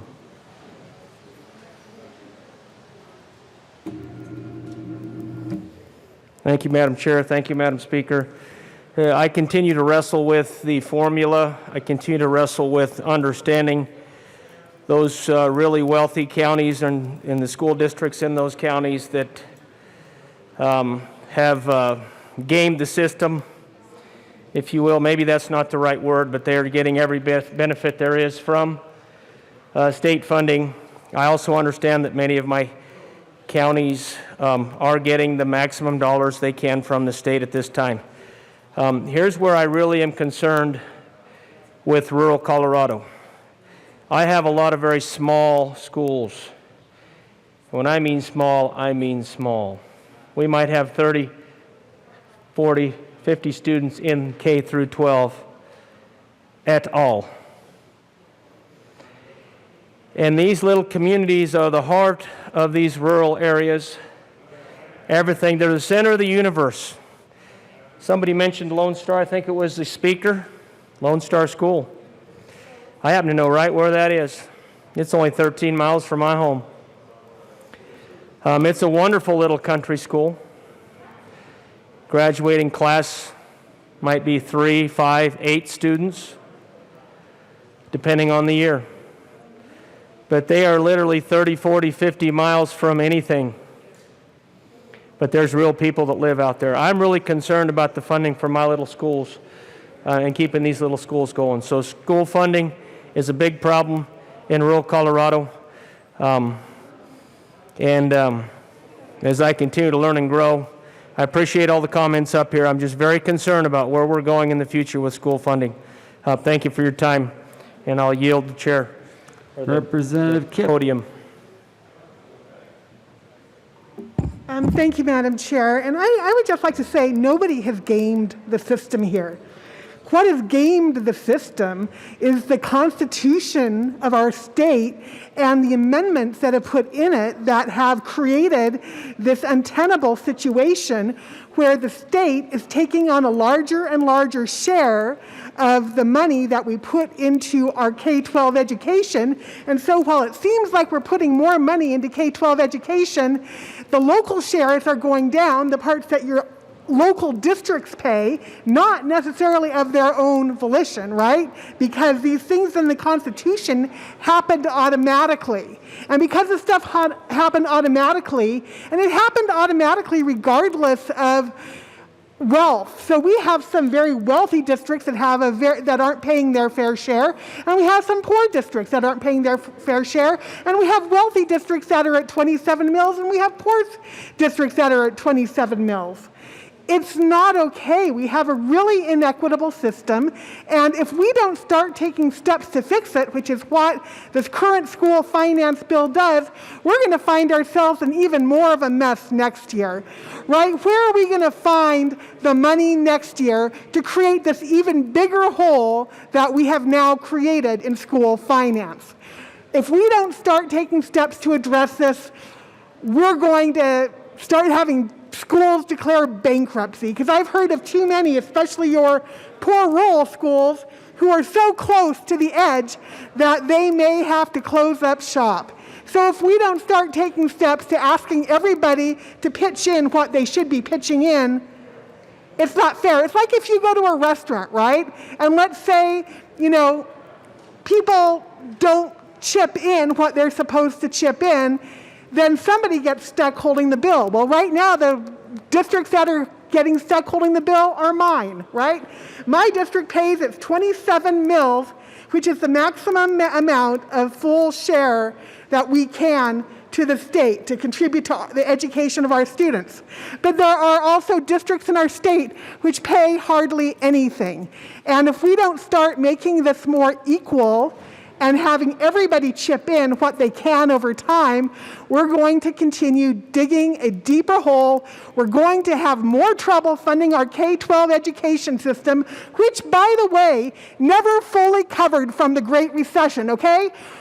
This is 12 years later. We've had like the #1 economy in the entire country prior to the pandemic, and we never got back to where our funding levels were prior to the Great Recession.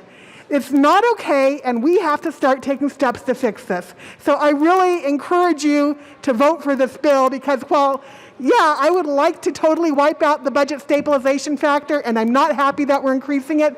This at least takes steps to getting us there. Representative Pelton. Thank you, Mr. Chair. Madam Chair. Yes, don't do that Madam again. Chair, I am so sorry. Got to get back on track here. So, the list of schools that you mentioned that are at 27 mills, there's maybe 10% of my small rural schools are on that list. Some of these schools that aren't on that list have taken it upon themselves to go to the voters, to talk to the voters, and get a mill increase. I like that approach. I don't like the heavy hand of the state government. Overhauling the whole school finance Tabor issue. Let the local schools that have shortcomings, let them sell it to their local communities, the taxpayers in that community. I think I have a theory of why some schools never got back to their original funding levels since the Great Recession. Look at the party that's been in rule in this state since then. I think there's a little bit to be said about that. So with that, I am not in favor of this funding solution. Representative McCluskey. Thank you, Madam Chair. With great respect, Representative Pelton, I would suggest that it's issues like Tabor that frustrate us with our school funding, not the party in charge. I want to speak just briefly to the comment about local control and mill levy overrides. I come from a district that has tremendous property wealth, and over the last 15 years, we have found success in going to the voters and asking for their support in mill levy overrides, mill levies for transportation, technology, capital maintenance, and we've been very fortunate to gain their support. And because of our property wealth, we've received the money to be able to make investments in our local education program.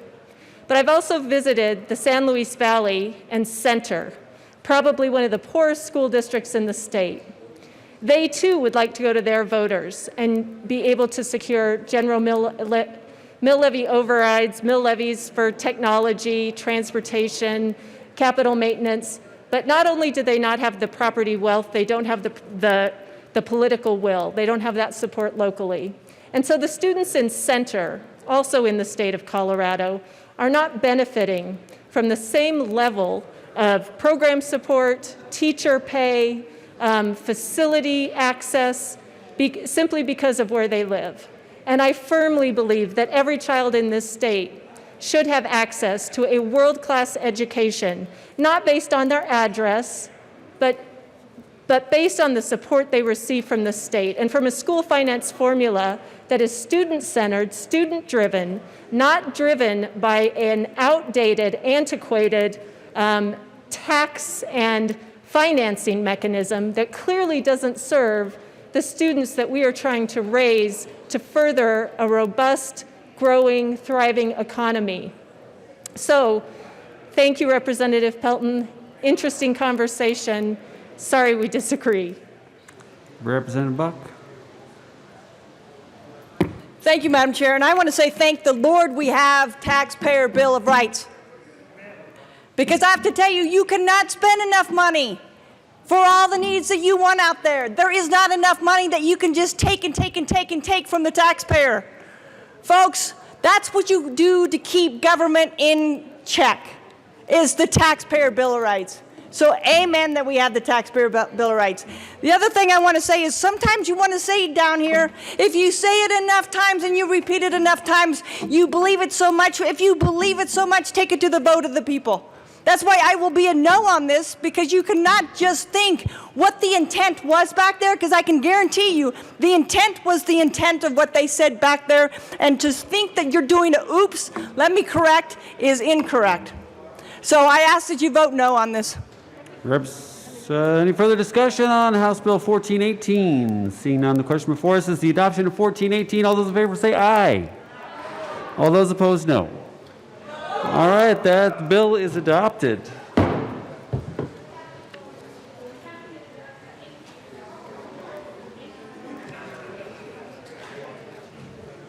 Yeah, 1213. Mr. Stoka, please read the title of House Bill 1213.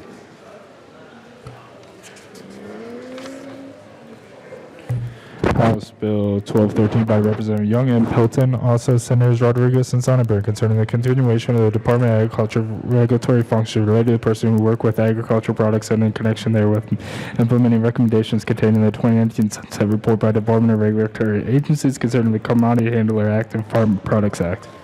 Representative Young. Thank you, Madam Chair. It's a pleasure to serve with you. Pleasure to serve with you too.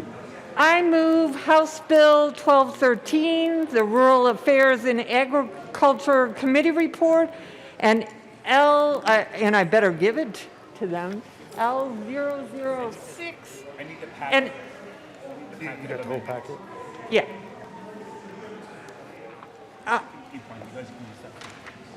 I think I kept one. You can have it. L006, which amends the committee report. All right, Amendment L006 has been moved and properly displayed. Please continue, Representative Young. This is a technical amendment. There was lots of stakeholding done before the suspension and during the suspension, and we came up with a number of amendments to the original bill, all trying to protect producers. And one of the things that the stakeholding work produced was a small volume handler that has less financial constraints in order to achieve a license. So that is what this amendment achieves, clearing up some of the language to make sure all parts work well together. All right, the question, any further discussion on Amendment L006? Seeing none, the question before us is the option of Amendment L006. All those in favor say aye. Aye. All those opposed, no. All right, the ayes have it. Amendment L006 is adopted. To the bill. Representative Pelton. Oh, to the committee report, sorry. This board, we have to go to the committee report. As I said, talking about L006, the report describes all the efforts to really protect producers, which had a variety of ways to achieve that, especially around credit payments. And I move the report. All right, any further discussion on the Rural Affairs Committee report? Seeing none, the question before us is the adoption of the Rural Affairs Committee report. All those in favor say aye. Aye. Any opposed, no. All right, the report is adopted. All right, now we're to the bill. Representative Pelton. Thank you, Madam Chair. This very complicated bill, it's a program that's been in effect for a while. There was a little issue with the grain elevator in Yuma, and so that brought up a lot of questions, a lot of shortcomings of the act that was in place. And so there was a lot of stakeholding, as my co-prime alluded to. We were hours and hours on the phone and in meetings to try to get this right. We don't know whether it's quite there yet, but it is close. And so I think with that, we shortened up the sunset just to get it revisited again. And this is a good product moving forward. And so I'd encourage a yes vote on this bill. Any further discussion on House Bill 1213? Seeing none, the question before us is the adoption of House Bill 1213. All those in favor say aye. Aye. Aye. All those opposed, no. All right, the ayes have it. 1213 is adopted. Mr. Gregorio, please read the title of Senate Bill 57. Senate Bill 57 by Senator Lee, also Representative Snyder and Cutter, concerning the inclusion of firefighters employed by the Department of Public Safety and the Division of Fire Prevention and Control and employee benefits, and in connection therewith making an appropriation. Representative Snyder. Thank you, Madam Chair. I move Senate Bill 057. All right, to the bills. Representative Cutter. Thank you, Madam Chair. This bill was one of the 5 original bills coming out of the Wildfire Matters Committee. We heard great testimony about the dramatic need for assistance and help in this arena, and out of those 5 bills, only 2 survived because of the situation we're currently in. So this bill is going to do a lot. I'll let my colleague, Rep. Snyder, explain a little bit more detail about what it'll do. But the Department of Public Safety asked us to carry this for them to help help firefighters get some extra benefits, and especially in light of some of the other cuts, we feel like this is a really important bill. Representative Snyder. Thank you, Madam Chair. So this bill really deals with about 100 wildland firefighters that we currently have. As you know, with all the budget cuts, we had to cut the wildfire fighting fund to not as much as some others, but we're never far from serious problems here in Colorado with that. What this bill will do is include in the definition of employer for purposes of providing benefits for heart, circulatory, and certain cancers. Right now, they currently have to pay separately into a different fund. It will also expand the definition of state trooper for para purposes to include firefighters classified as a 1 through 7 in their class titles. So it's a good bill, it's well-funded, and we ask for your support. Any further discussion on Senate Bill 57? Seeing none, the question is the adoption of Senate Bill 57. All those in favor say aye. Aye. Anybody opposed? No. All right, the ayes have it. Senate Bill 57 is adopted. Mr. Gregorio, please read the title of Senate Bill 41. Senate Bill 41 by Senators Cook and Zenziger, also Representative Garnett, concerning park passes for active members of the National Guard and in connection therewith making an appropriation. Mr. Majority Leader. Thank you, Madam Chair. I move Senate Bill 41. And there is a committee report. I can't remember which one. Do you State mind? Veterans and Military Affairs Committee. Veterans and Military Affairs Committee report. All right, to the report. Thank you, Madam Chair. We changed one word, shall, to may, and I would urge an aye vote on the committee report. All right, any further discussion on the committee report? Seeing none, the question before us is the adoption of the committee report. All those in favor say aye. All those opposed, no. All right, the committee report is adopted. Mr. Majority Leader, to the bill. Thank you, Madam Chair. Members, this is a good bill. This came about when Senator Cook and I were meeting with the National Guard members, and this is about the Eagle Pass and making sure that they have access to our state parks. They get free access to our federal parks. Obviously, we had to make some amendments due to the economic times that we're in, but it's a good framework to put in place, and so I would urge an aye vote on Senate Bill 41. Any further discussion on Senate Bill 41? Seeing none, the question before us is the adoption of Senate Bill 41. All those in favor say aye. Anyone opposed? No. All right, Senate Bill 41 is adopted. Mr. Gregorio, please read the title of Senate Bill 35. Senate Bill 35 by Senators Scott and Janal, also Representatives Gray and Carver, concerning the kiosk program that authorizes private providers to offer services on behalf of the Department of Revenue in connection therewith making an appropriation. Lay it over one. I'll try to find her. Mr. Assistant Majority Leader. Thank you, Madam Chair. We are looking for one of the bill sponsors for a moment, so I move to lay over Senate Bill 35, one bill. All right, Senate Bill 35 will be laid over one bill. Mr. Gregorio, please read the title of Senate Bill 29. Senate Bill 29 by Senators Fields and Moreno, also Representatives Coleman and Hold Duran. on a second, Mr. Gregorio. We're going to do Senate Bill 33. Senate Bill 33 by Senators Tate and Fields, also Representative Lontine, concerning access to the Medicaid buy-in program for certain working adults with disabilities who have become ineligible for the program due to age and in connection therewith making an appropriation. Representative Lontine. Thank you, Madam Chair.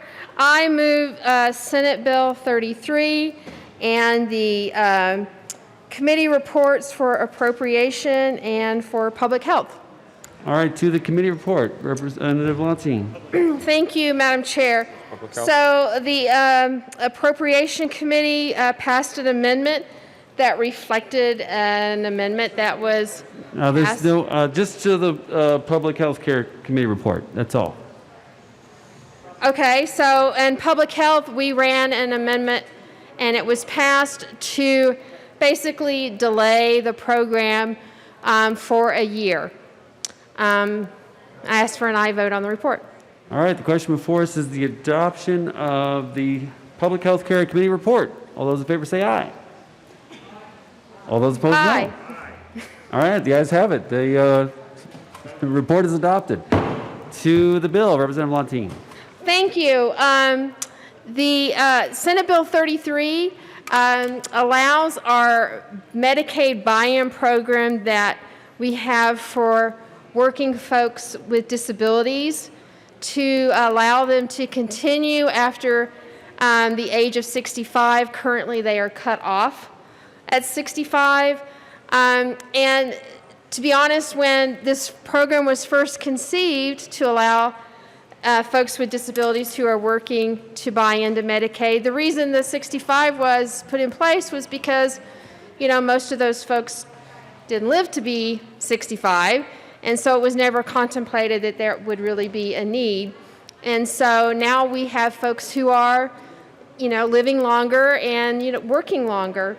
It is to the benefit of all of us if they continue to have this program and not have to basically impoverish themselves to continue to be able to stay on the buy-in. And so this is a great bill and a great program, and it uses no general fund money. And I ask for an aye vote. Any further discussion on Senate Bill 33? Seeing none, the question before us is the adoption of Senate Bill 33. All those in favor say aye. All those opposed, no. All right, Senate Bill 33 is adopted. Mr. Gregorio, please go back and read Senate Bill 35. 29, I think. No, 35. Senate Bill 35. Senate Bill 35 by Senators Scott and Janal, also Representatives Gray and Carver, concerning the kiosk program that authorizes private providers to offer services on behalf of the Department of Revenue in connection therewith making an appropriation. Representative Carver. Thank you, Madam Chair. I move Senate Bill 35. Senate Bill 29. 35. Excuse me, and the finance report and the We got to change the board. appropriations report. It's actually the finance report. Just the finance Just the report. finance Excuse me, report. Madam Chair. All right, to the finance report. Representative Carver. Thank you, Madam Chair. In the Finance Committee, we had an amendment to clarify that in this pilot kiosk program that we're going to make permanent, that it allows for apps. It makes some other technical changes as far as the negotiated service contract between the counties and the private providers, as far as the nature of transactions, and we also added some data privacy protections for those transactions. Ask for a yes vote on the finance report.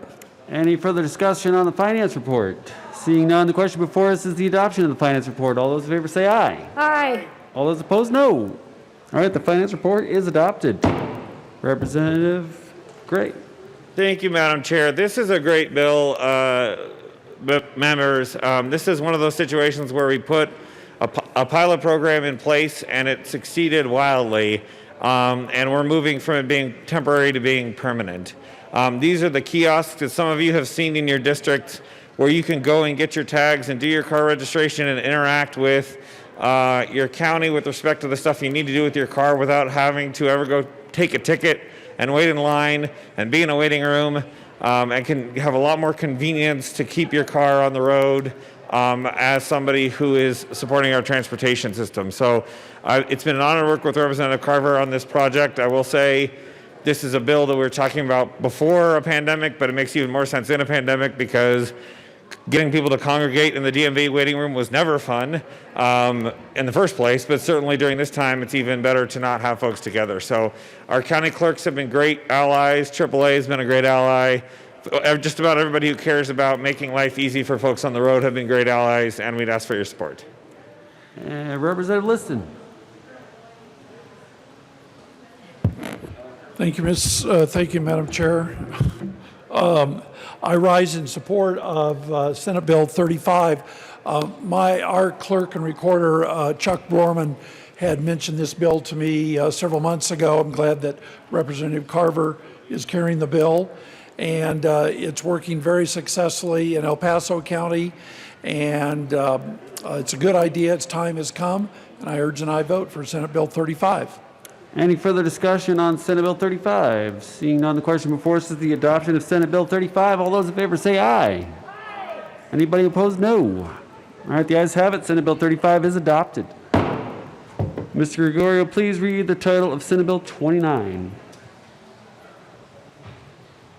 Senate Bill 29 by Senator Fields and Moreno, also Representatives Coleman and Duran, concerning a one-time basic cash assistance payment to Colorado Works Program recipients. Representative Coleman. Thank you, Madam Chair. I move Senate Bill 29 and the Appropriations Committee report. All right, to the Appropriations report. Thank you. Representative Coleman. Thank you, Madam Chair. In the Appropriations Committee, we appropriated dollars for this bill. We ask for an aye vote. Any further discussion on the Appropriations report? Seeing none, the question before us is the adoption of the Appropriations report. All those in favor say aye. Anyone? All right, anyone opposed? No. All right, the Appropriations report is adopted. Representative Coleman. Thank you, Madam Chair. Also move the House Education Committee report. All right, to the Education Committee report.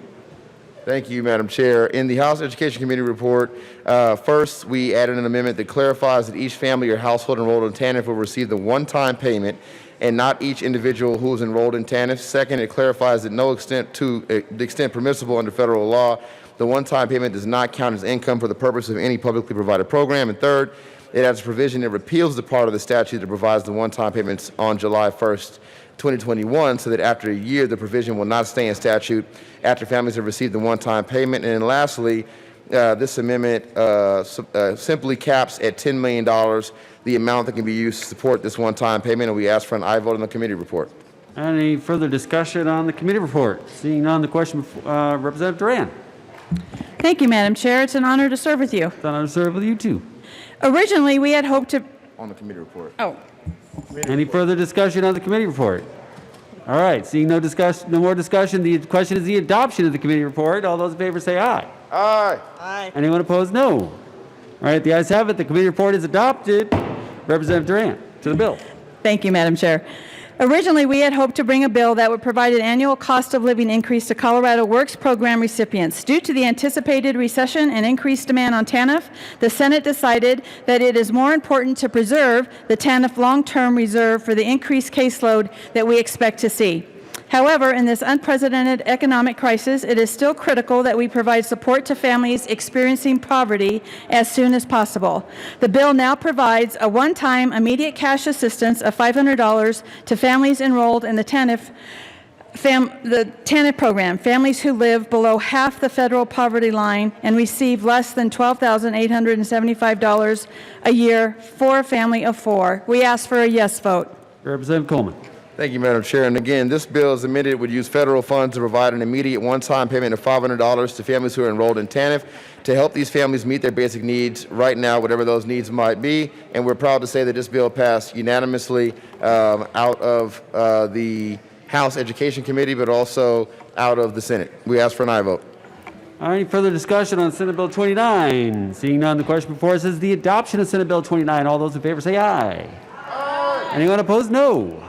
All right, the ayes have it. Senate Bill 29 is adopted.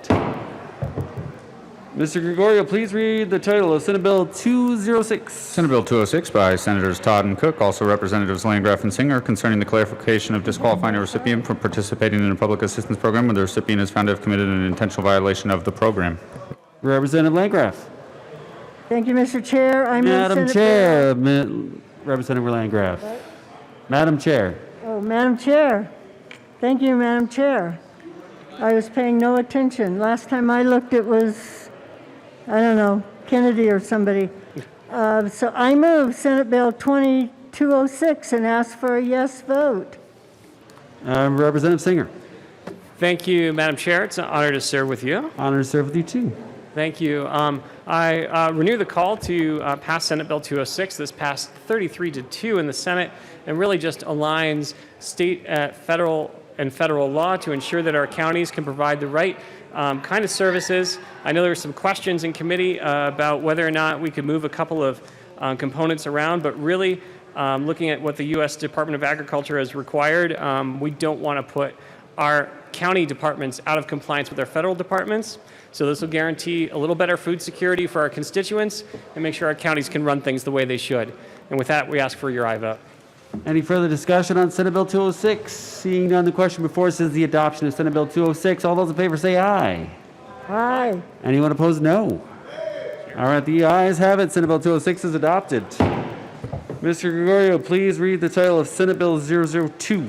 Senate Bill 2 by Senators Donovan and Quorum, also Representatives McLaughlin and Montoya, concerning the creation of the Rural Economic Development Initiative Grant Program. Representative McLaughlin. Thank you, Madam Chair. I move Senate Bill 20002, please. All right, to the bill, Representative McLaughlin. Yes, this bill codifies in statute the Rural Economic Development Initiative Grant.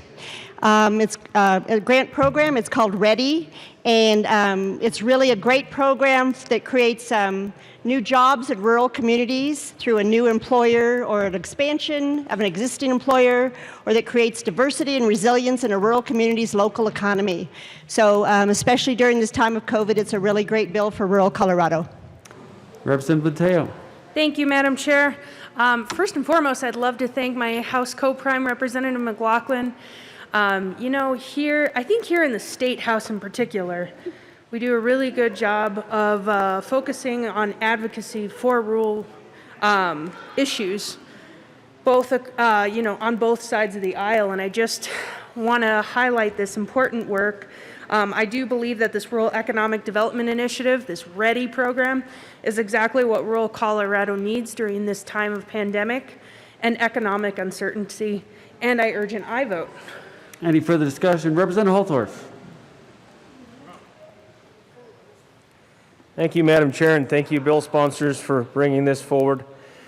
I, too, am in favor of this, very strongly in favor of it. And I will tell you that in rural Colorado, there are many things we need.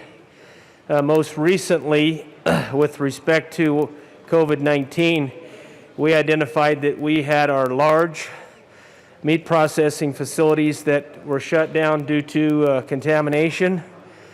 And we realized in this state that all the many smaller meat processing facilities were unable to react, or they just were not there in our communities to process different types of meats. I actually, with respect to this program right here, had a young individual, 29-year-old person from Baca County, ask me how he could start a meat processing facility in his community. And what I told him after doing some review and talking with some of my colleagues, I said, there may be a program that might help you get started. Well, ladies and gentlemen, I'm here to tell you, this is what we talked about, this grant program. So I want my bill sponsors to know, and it's not too far from Representative Monteo's district, this particular individual, and what he's wanting to do. So I'm in strong support of this. I'm asking for an aye vote, and this will help our rural communities that in many cases, because of COVID-19, are desperate for rural economic development. Representative Mateo.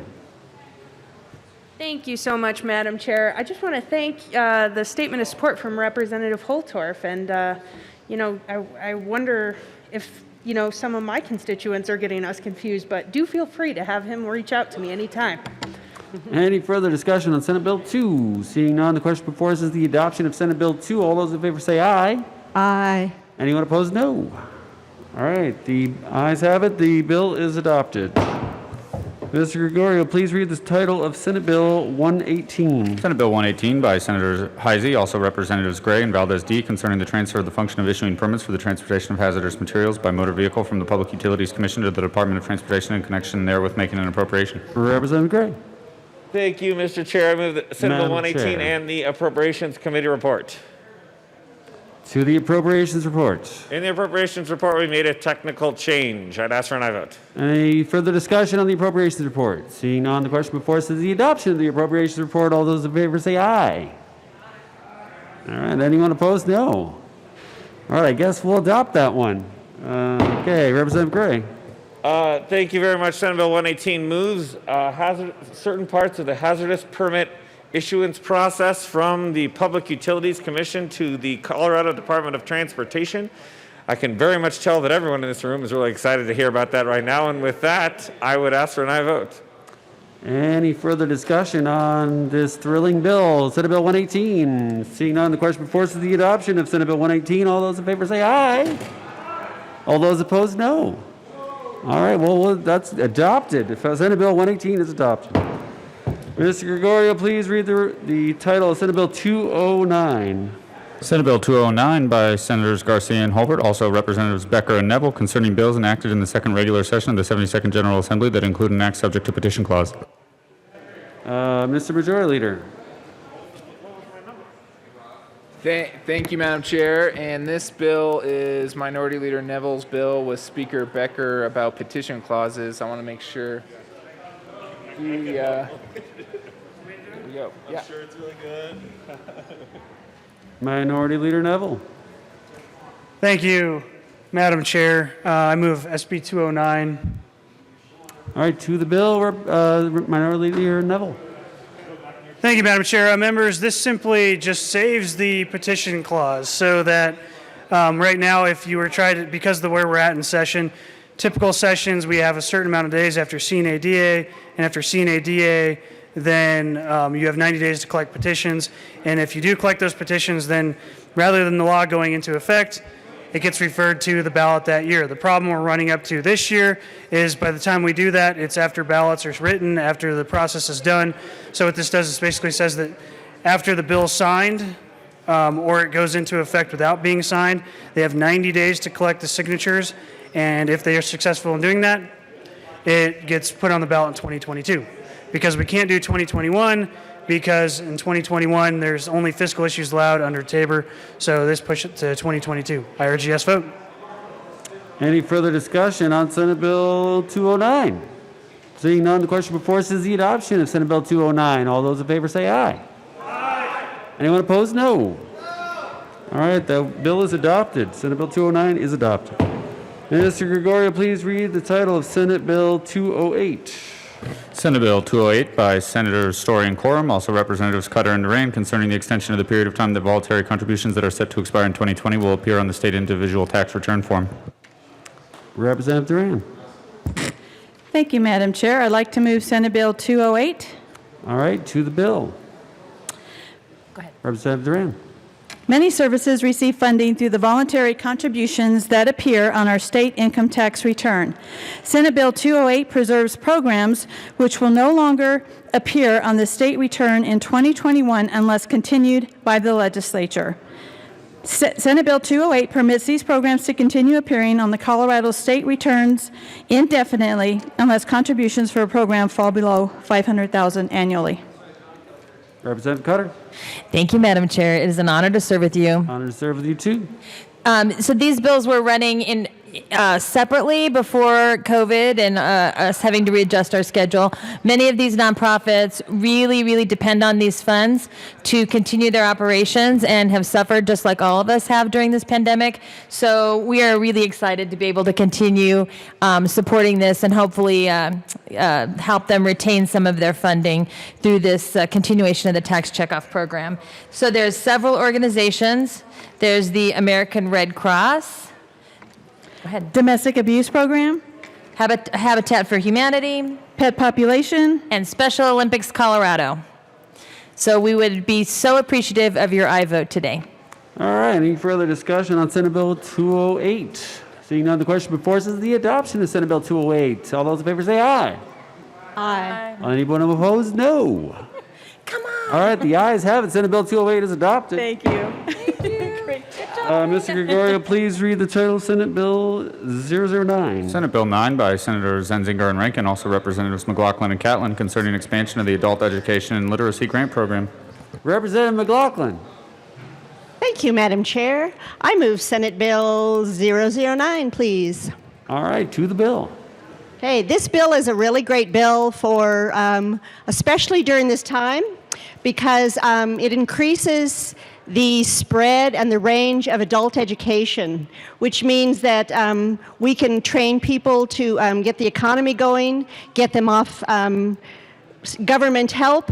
It'll help the next generation because they will be better parents to help teach their kids better. We can get the economics going. It's a good bill all around because, and all we're doing is helping people get their GED through adult education.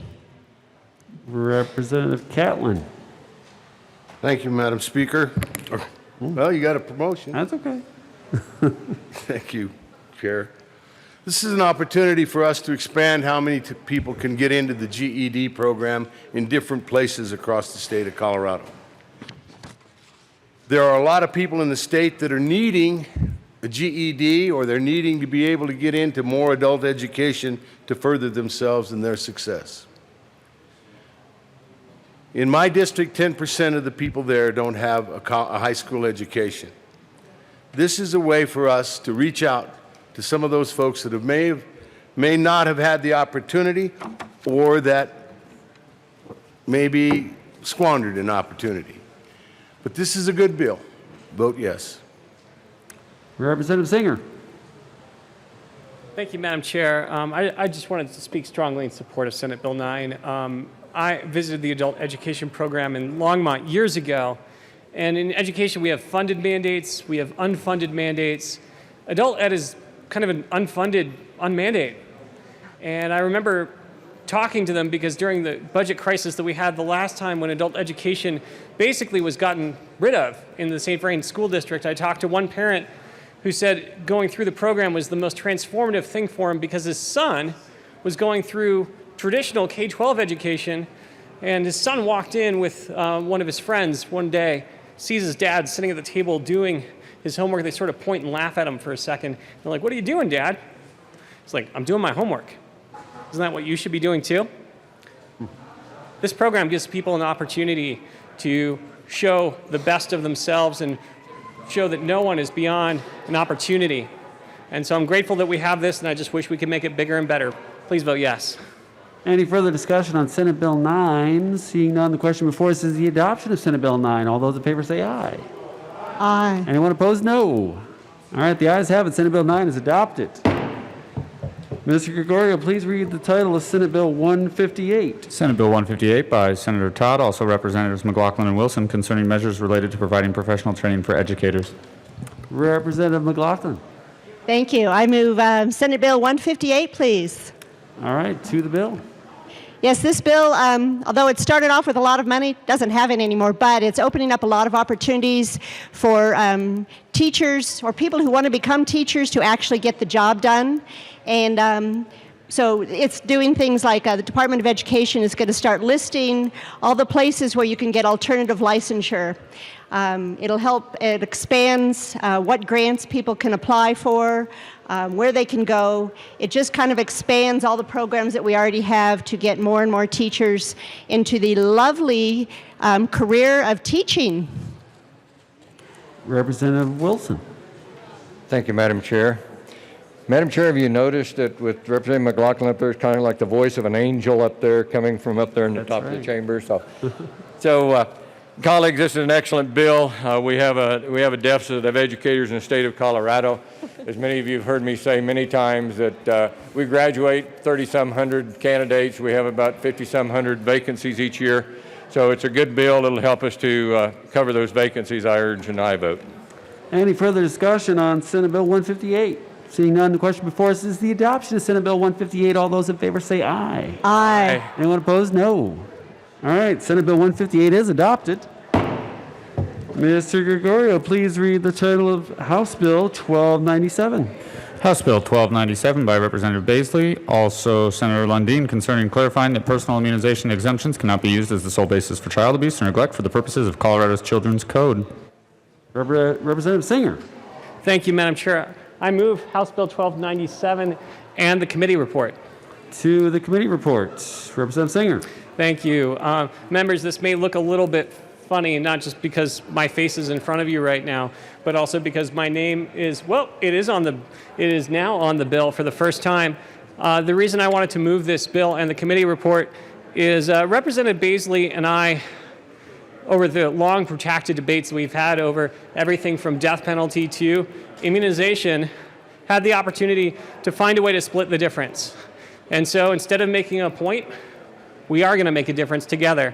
And I told him if he could work out compromises with the child welfare community, not only would I support his bill, not only would I make sure it had the votes to get out of our committee, I would actually make sure that I put my name on this as well. And so through lots of thoughts and compromise, what we are doing here is codifying in statute that not immunizing your child by itself is not child abuse. And it isn't. And it shouldn't be treated that way. And we want to give our caseworkers and our county departments of human services the tools to know and understand that they don't have to investigate these situations when nothing else is going on in that family. Child welfare is an incredibly important issue to me. You all know that. And today, we actually have a immunization bill that I hope gets a unanimous vote. And it's because of Representative Baisley's willingness to work with me and work with the stakeholders that we are here today. And I ask for your aye vote on the Public Health Care and Human Services Committee report. Any further, Representative Baisley? Thank you, Madam Chair. So I move HB 20-1297, the Committee of the Whole. We are on the committee report. We're on the report right now. Representative Baisley. Thank you, Madam Chair. My apologies. I misunderstood previous conversation here, but let me thank Representative Singer and Chairman Singer for all his incredible guidance on this and walking me through this and introducing me to the people in the profession as well. Another thing that this does is in the instruction in statute that talks to the professions like youth group leaders and doctors and so on who see actual child abuse, they must report that, but this excludes vaccinations as something that if the vaccinations were not kept to date, that is not one of those things that they are mandatorily required to report. I think this is good all around. It got a unanimous vote coming out of committee, and so I really would appreciate your consideration in voting for this bill a yes. Representative, listen to the committee report. Very good. Thank you, Madam Chair. Members, I am one of the members on the Public Health and Human Services Committee, and we heard this bill the day before we suddenly had to take the big recess. And I want to give a shout out to Representative Singer and Representative Baisley. I came in to that committee thinking I was going to be a no vote that day, but through the good work that they both did and working collaboratively together and bringing in great witnesses, which you did, I remember that very well, you all swayed the entire committee. So it did pass unanimously, 13-0. I have all my notes here, and like I say, I was very impressed with the good work they did and the witnesses that you brought in. So I definitely am in support of the committee report, and I was an aye vote. All right, any further discussion on the committee report? Representative Holtorf. Thank you, Madam Speaker. Thank you, esteemed colleagues. I want to mention that serving on the Public Health Committee and with respect to this report, the leadership that our chairman of the committee continues to bring forward, that is Representative Singer, continues to impress me. There is nobody that has a bigger heart or more care for our people. And he is showing that and continues to show that. And I just want to point out that I'm in great support of this bill and your leadership. Every time you step up, I say wow. And I'm saying wow right now. Any further discussion on the committee report? Seeing none, the question is the adoption of the Public Health Committee report. All those in favor say aye. Anyone opposed? No. All right, the committee report is adopted. To the bill, Representative Singer. Thank you, Madam Chair, and thank you, Representative Holtorf. I know we're not supposed to impugn motives in the well, but certainly complimenting motives is, I guess, always welcome, at least as far as I'm concerned. To the bill itself, you know, there are parents out there that are concerned about the welfare of their kids and are afraid to call Child Protective Services right now because they're afraid that this is going to be part of the conversation. This bill recodifies existing statute, puts it in the correct part of statute, in my opinion, and will give everybody the assuredness that they need to have. And my hope is that when we have another bill that we're talking about as it relates to immunizations, that we can continue this conversation and find ways to find compromise to make sure that we are doing the right thing for our kids, our parents, and set a good example for the state of Colorado. And once again, I just want to thank Representative Baisley for being willing to work with me on this bill to present a bipartisan foot forward on this. Representative Baisley. Thank you, Madam Chair. I thank you, Representative, for your guidance. The joy was mine. And also, let me get a shout out thanks to Majority Leader Garnett for getting it off the endangered species list and back in action here. So. Any further discussion on House Bill 1297? Seeing none, the question before us is the adoption of House Bill 1297. All those in favor say aye. Aye. Anyone opposed? No. All right, the ayes have it. House Bill 1297 is adopted. Mr. Majority Leader. Thank you, Madam Chair. I move that we rise and report. Okay. Representative Harris says rise and report. You've heard the motion. Seeing no objection, the committee will rise and report.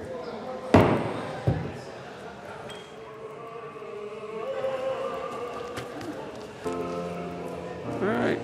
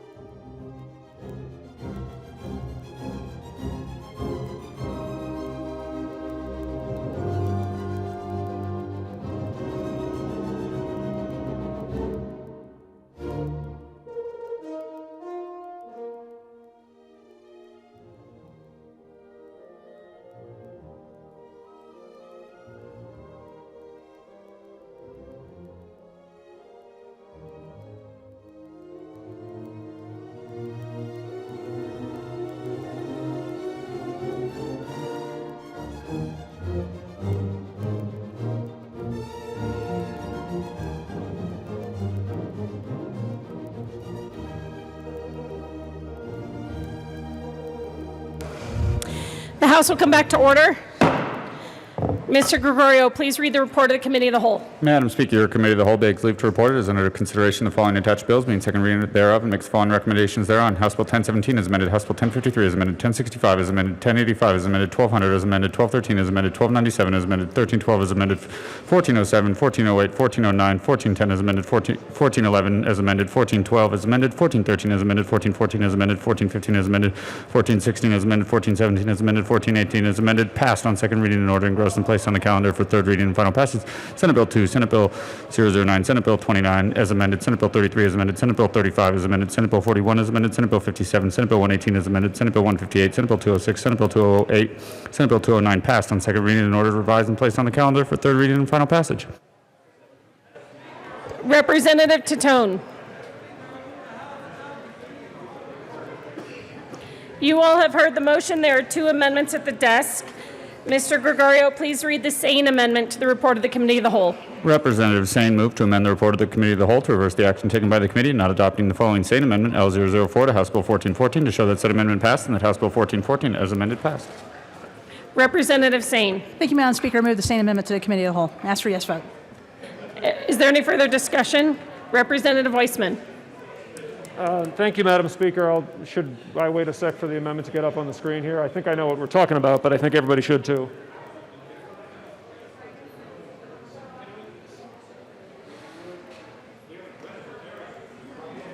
Oh, what? No. There we go. Okay. Thank you. Madam Speaker and members, we had a pretty robust discussion about this concerning the price gouging bill a number of hours ago. I am going to continue to ask for a no vote. I did have a good discussion with a representative from Weld County over on the side. I am going to say, though, that if you see me come down here and ask for permission for a third reading amendment tomorrow, it might have something to do with this subject.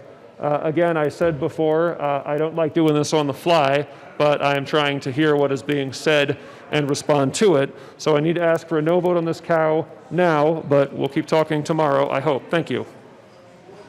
Is there any further discussion? Seeing none, the question before us is the same amendment to the report of the Committee of the Whole. Mr. Gregorio, please open the machine and members please vote. Representative Tatone, how do you vote? Tatone votes no. Representative Sullivan? Sullivan votes no. Representative McLaughlin? McLaughlin votes no. Representative Froelich? Froelich votes no. Representative Buckner? No. Buckner votes no. Representative Jackson?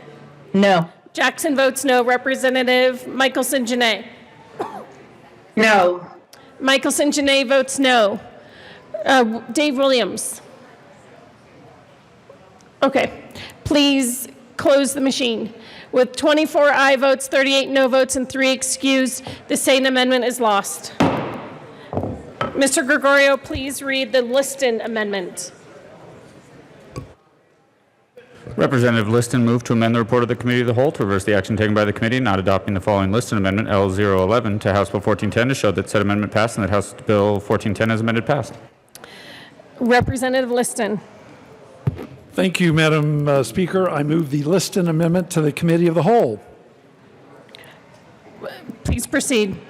Thank you. Members, all this amendment does is if there should be any money left over out of the $19.6 million in the Housing Development Grant Fund, that it go to the K through 12. This amendment is for the children. I urge an aye vote. It's for the children. I'll ask for a no vote. Representative Gonzalez Gutierrez. Thank you, Madam Speaker. I ask for a no vote, members. Majority Leader Garnett. Will you...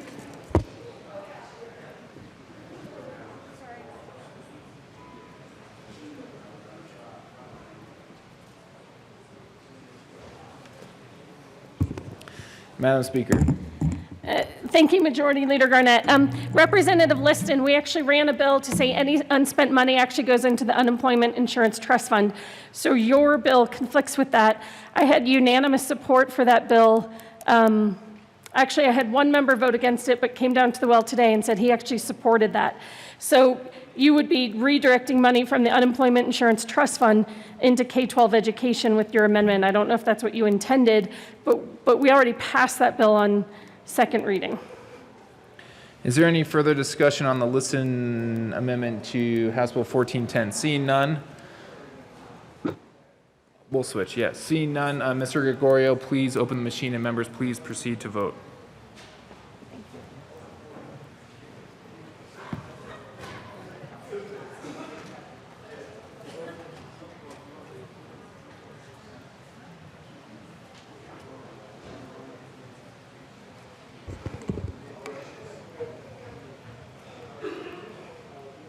All right, Representative Buckner, how do you vote? No. Representative Buckner votes no. Jackson? No. Jackson votes no. Representative Tatone? Tatone? Yes? Tatone votes yes. Representative McLaughlin? McLaughlin votes yes. Representative Sullivan? Sullivan votes yes. Michelson Janae? Where is she? All right, Representative Froelich? Froelich votes yes. Representative Michelson Janae?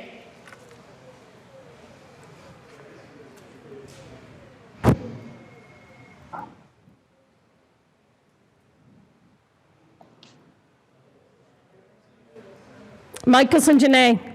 No. Representative Michelson Janae votes no. So that leaves, please close the machine.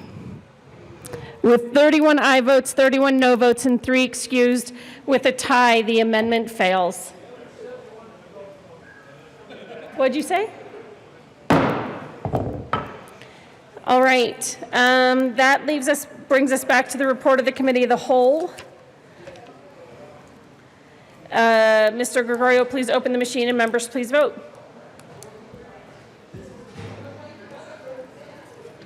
Okay, I lost it.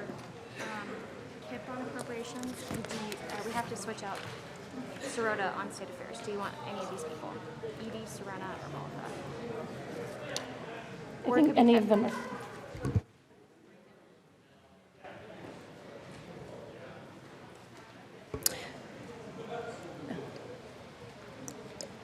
Okay. Let's see. All right, Representative Buckner, how do you vote? Yes. Buckner votes yes. Michelson Janae? Yes. Michelson Janae votes yes. Jackson? Yes. Jackson votes yes. Froelich? Froelich votes yes. Sullivan? Sullivan votes yes. McLaughlin? McLaughlin votes yes. Tatone? Tatone votes, was that yes? Yes. Baisley and Humphrey? Please close the machine. With 38 aye votes, 24 no votes, and 3 excused, the report of the Committee of the Whole is adopted. All right, I'm going to read some business across the desk. Mr. Gregorio, please. Let's see, is this delivery of bills to the governor? Delivery of bills to the governor. The Chief Clerk of the House of Representatives reports. Delivery of bills to the governor will be printed in the Journal. Message from the Senate. Madam Speaker. Message from the Senate will be printed in the Journal. Message from the Reviser. Message from the Reviser. Message from the Reviser will be printed in the Journal. Message from the governor. Madam Speaker, honorable Message members. from the governor will be printed in the Journal. Introduction of bills.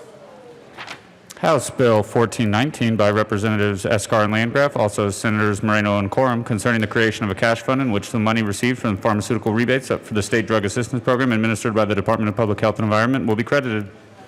House Bill 1419 is assigned to the Committee on Appropriations. Senate Bill 7 by Senators Pedersen and Winter, also Representatives Buenteo and Wilson, concerning treatment for substance use disorders and in connection therewith making an appropriation. Senate Bill 7 is assigned to the Committee on Health and Insurance and the Committee on Appropriations. Senate Bill 55 by Senators Priola and Story, also Representatives Cutter and Arndt, concerning the expansion of market mechanisms for the further development of recycling and in connection therewith making an appropriation. Senate Bill 55 is assigned to the Committee on Energy and Environment and Committee on Appropriations. Senate Bill 200 by Senators Donovan and Pedersen, also Representatives Kraft, Tharp, and Becker, concerning the implementation of the Colorado Secure Savings Program to increase the amount of retirement savings by the Colorado's private sector workers. Senate Bill 200 is assigned to the Committee on State Veterans and Military Affairs and the Committee on Appropriations. Senate Bill 28 by Senators Pedersen and Priola, also Representatives Monteo and Herod, concerning measures to assist an individual's recovery from a substance use disorder and in connection therewith making an appropriation. Senate Bill 28 is assigned to the Committee on Health and Insurance and the Committee on Appropriations. Senate Bill 207 by Senators Hansen and Winter, also Representatives Gray and Sullivan, concerning unemployment insurance. Senate Bill 207 is assigned to the Committee on Finance and the Committee on Appropriations. Senate Bill 210 by Senator Gonzalez, also Representative Snyder, concerning an extension of the scheduled repeal date for uniform commercial code filing fees to provide funding for the Colorado Fraud Investigators Unit. Senate Bill 210 is assigned to the Committee on Finance and the Committee on Appropriations. Senate Bill 211 by Senators Winter and Gonzalez, also Representative Herod, concerning limitations on certain debt collection actions. Senate Bill 211 is assigned to the Committee on Finance and the Committee on Appropriations. Senate Bill 214 by Senators Fenberg and Holbert, also Representatives Garnett and Neville, concerning legislative interim committee activities and connected therewith suspending legislative interim activities during the 2020 interim, changing the minimum number of meetings that the Early Childhood and School Readiness Legislative Commission must hold to be the maximum number of meetings annually that the Commission may hold, and reducing an appropriation. Senate Bill 214 is assigned to the Committee on State Affairs and the Committee on Appropriations. Senate Bill 219 by Senators Fields and Sonnenberg, also Representatives Valdez A. and Rich, concerning the issuance of a lease purchase agreement to fund the continuations of certain previously funded capital construction projects. Senate Bill 209 is assigned to the Committee on Finance and the Committee on Appropriations. All right. Announcements and introductions. Representative Herod.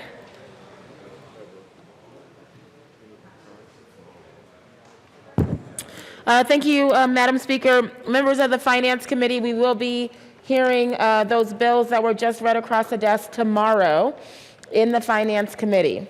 Tomorrow. So, do you have a list? Do you have a list? Or will it be printed in your calendar? It's the not list the of bills will they'll be be printed added in to your the calendar, probably within the next couple of hours, but we will hear those bills that were read over and assigned to Finance Committee tomorrow upon adjournment of E&E. Representative Wilson. Thank you, Madam Speaker. Colleagues, you have on your desk about the Bible study in the morning. Please join us in the morning to pray that that's the last Tuesday we're here. Representative McCluskey. Thank you, Madam Speaker. Appropriations Committee will be meeting at 8 a.m. tomorrow in room 271. Please watch iLegislate for your bill list this evening, and we will have packets for you in the morning. Thank you. Representative Jackson. Thank you, Madam Speaker. Energy and Environment Committee, we will be meeting upon adjournment. We will be hearing Senate Bills 185, 197, 204, and 55. See ya. Representative Sane. Thank you, Madam Speaker. Members of the Legislative Audit Committee, don't forget, we are meeting tomorrow at 7 a.m. Representative Kennedy. Thank you, Madam Speaker. Members of the State Veterans and Military Affairs Committee will be meeting tomorrow upon the adjournment of the Energy and Environment Committee meeting. We'll be meeting in HCR 112, and so far we have scheduled Senate Bills 170, 181, and 186, but we'll also hear any other bills that may have been assigned our way. Representative Ransom. Thank you, Madam Speaker. I have spoken to the leadership and have permission to be out from 9 a.m. to 10 a.m. on June 10th. Thank you. I have a few announcements. Representative Hooton will substitute for Representative Sirota tomorrow only on State Affairs. And Representative Kipp will substitute for Representative Buckner on Appropriations Committee tomorrow only. And then I believe Representative Michelson, no, who is substituting on audit?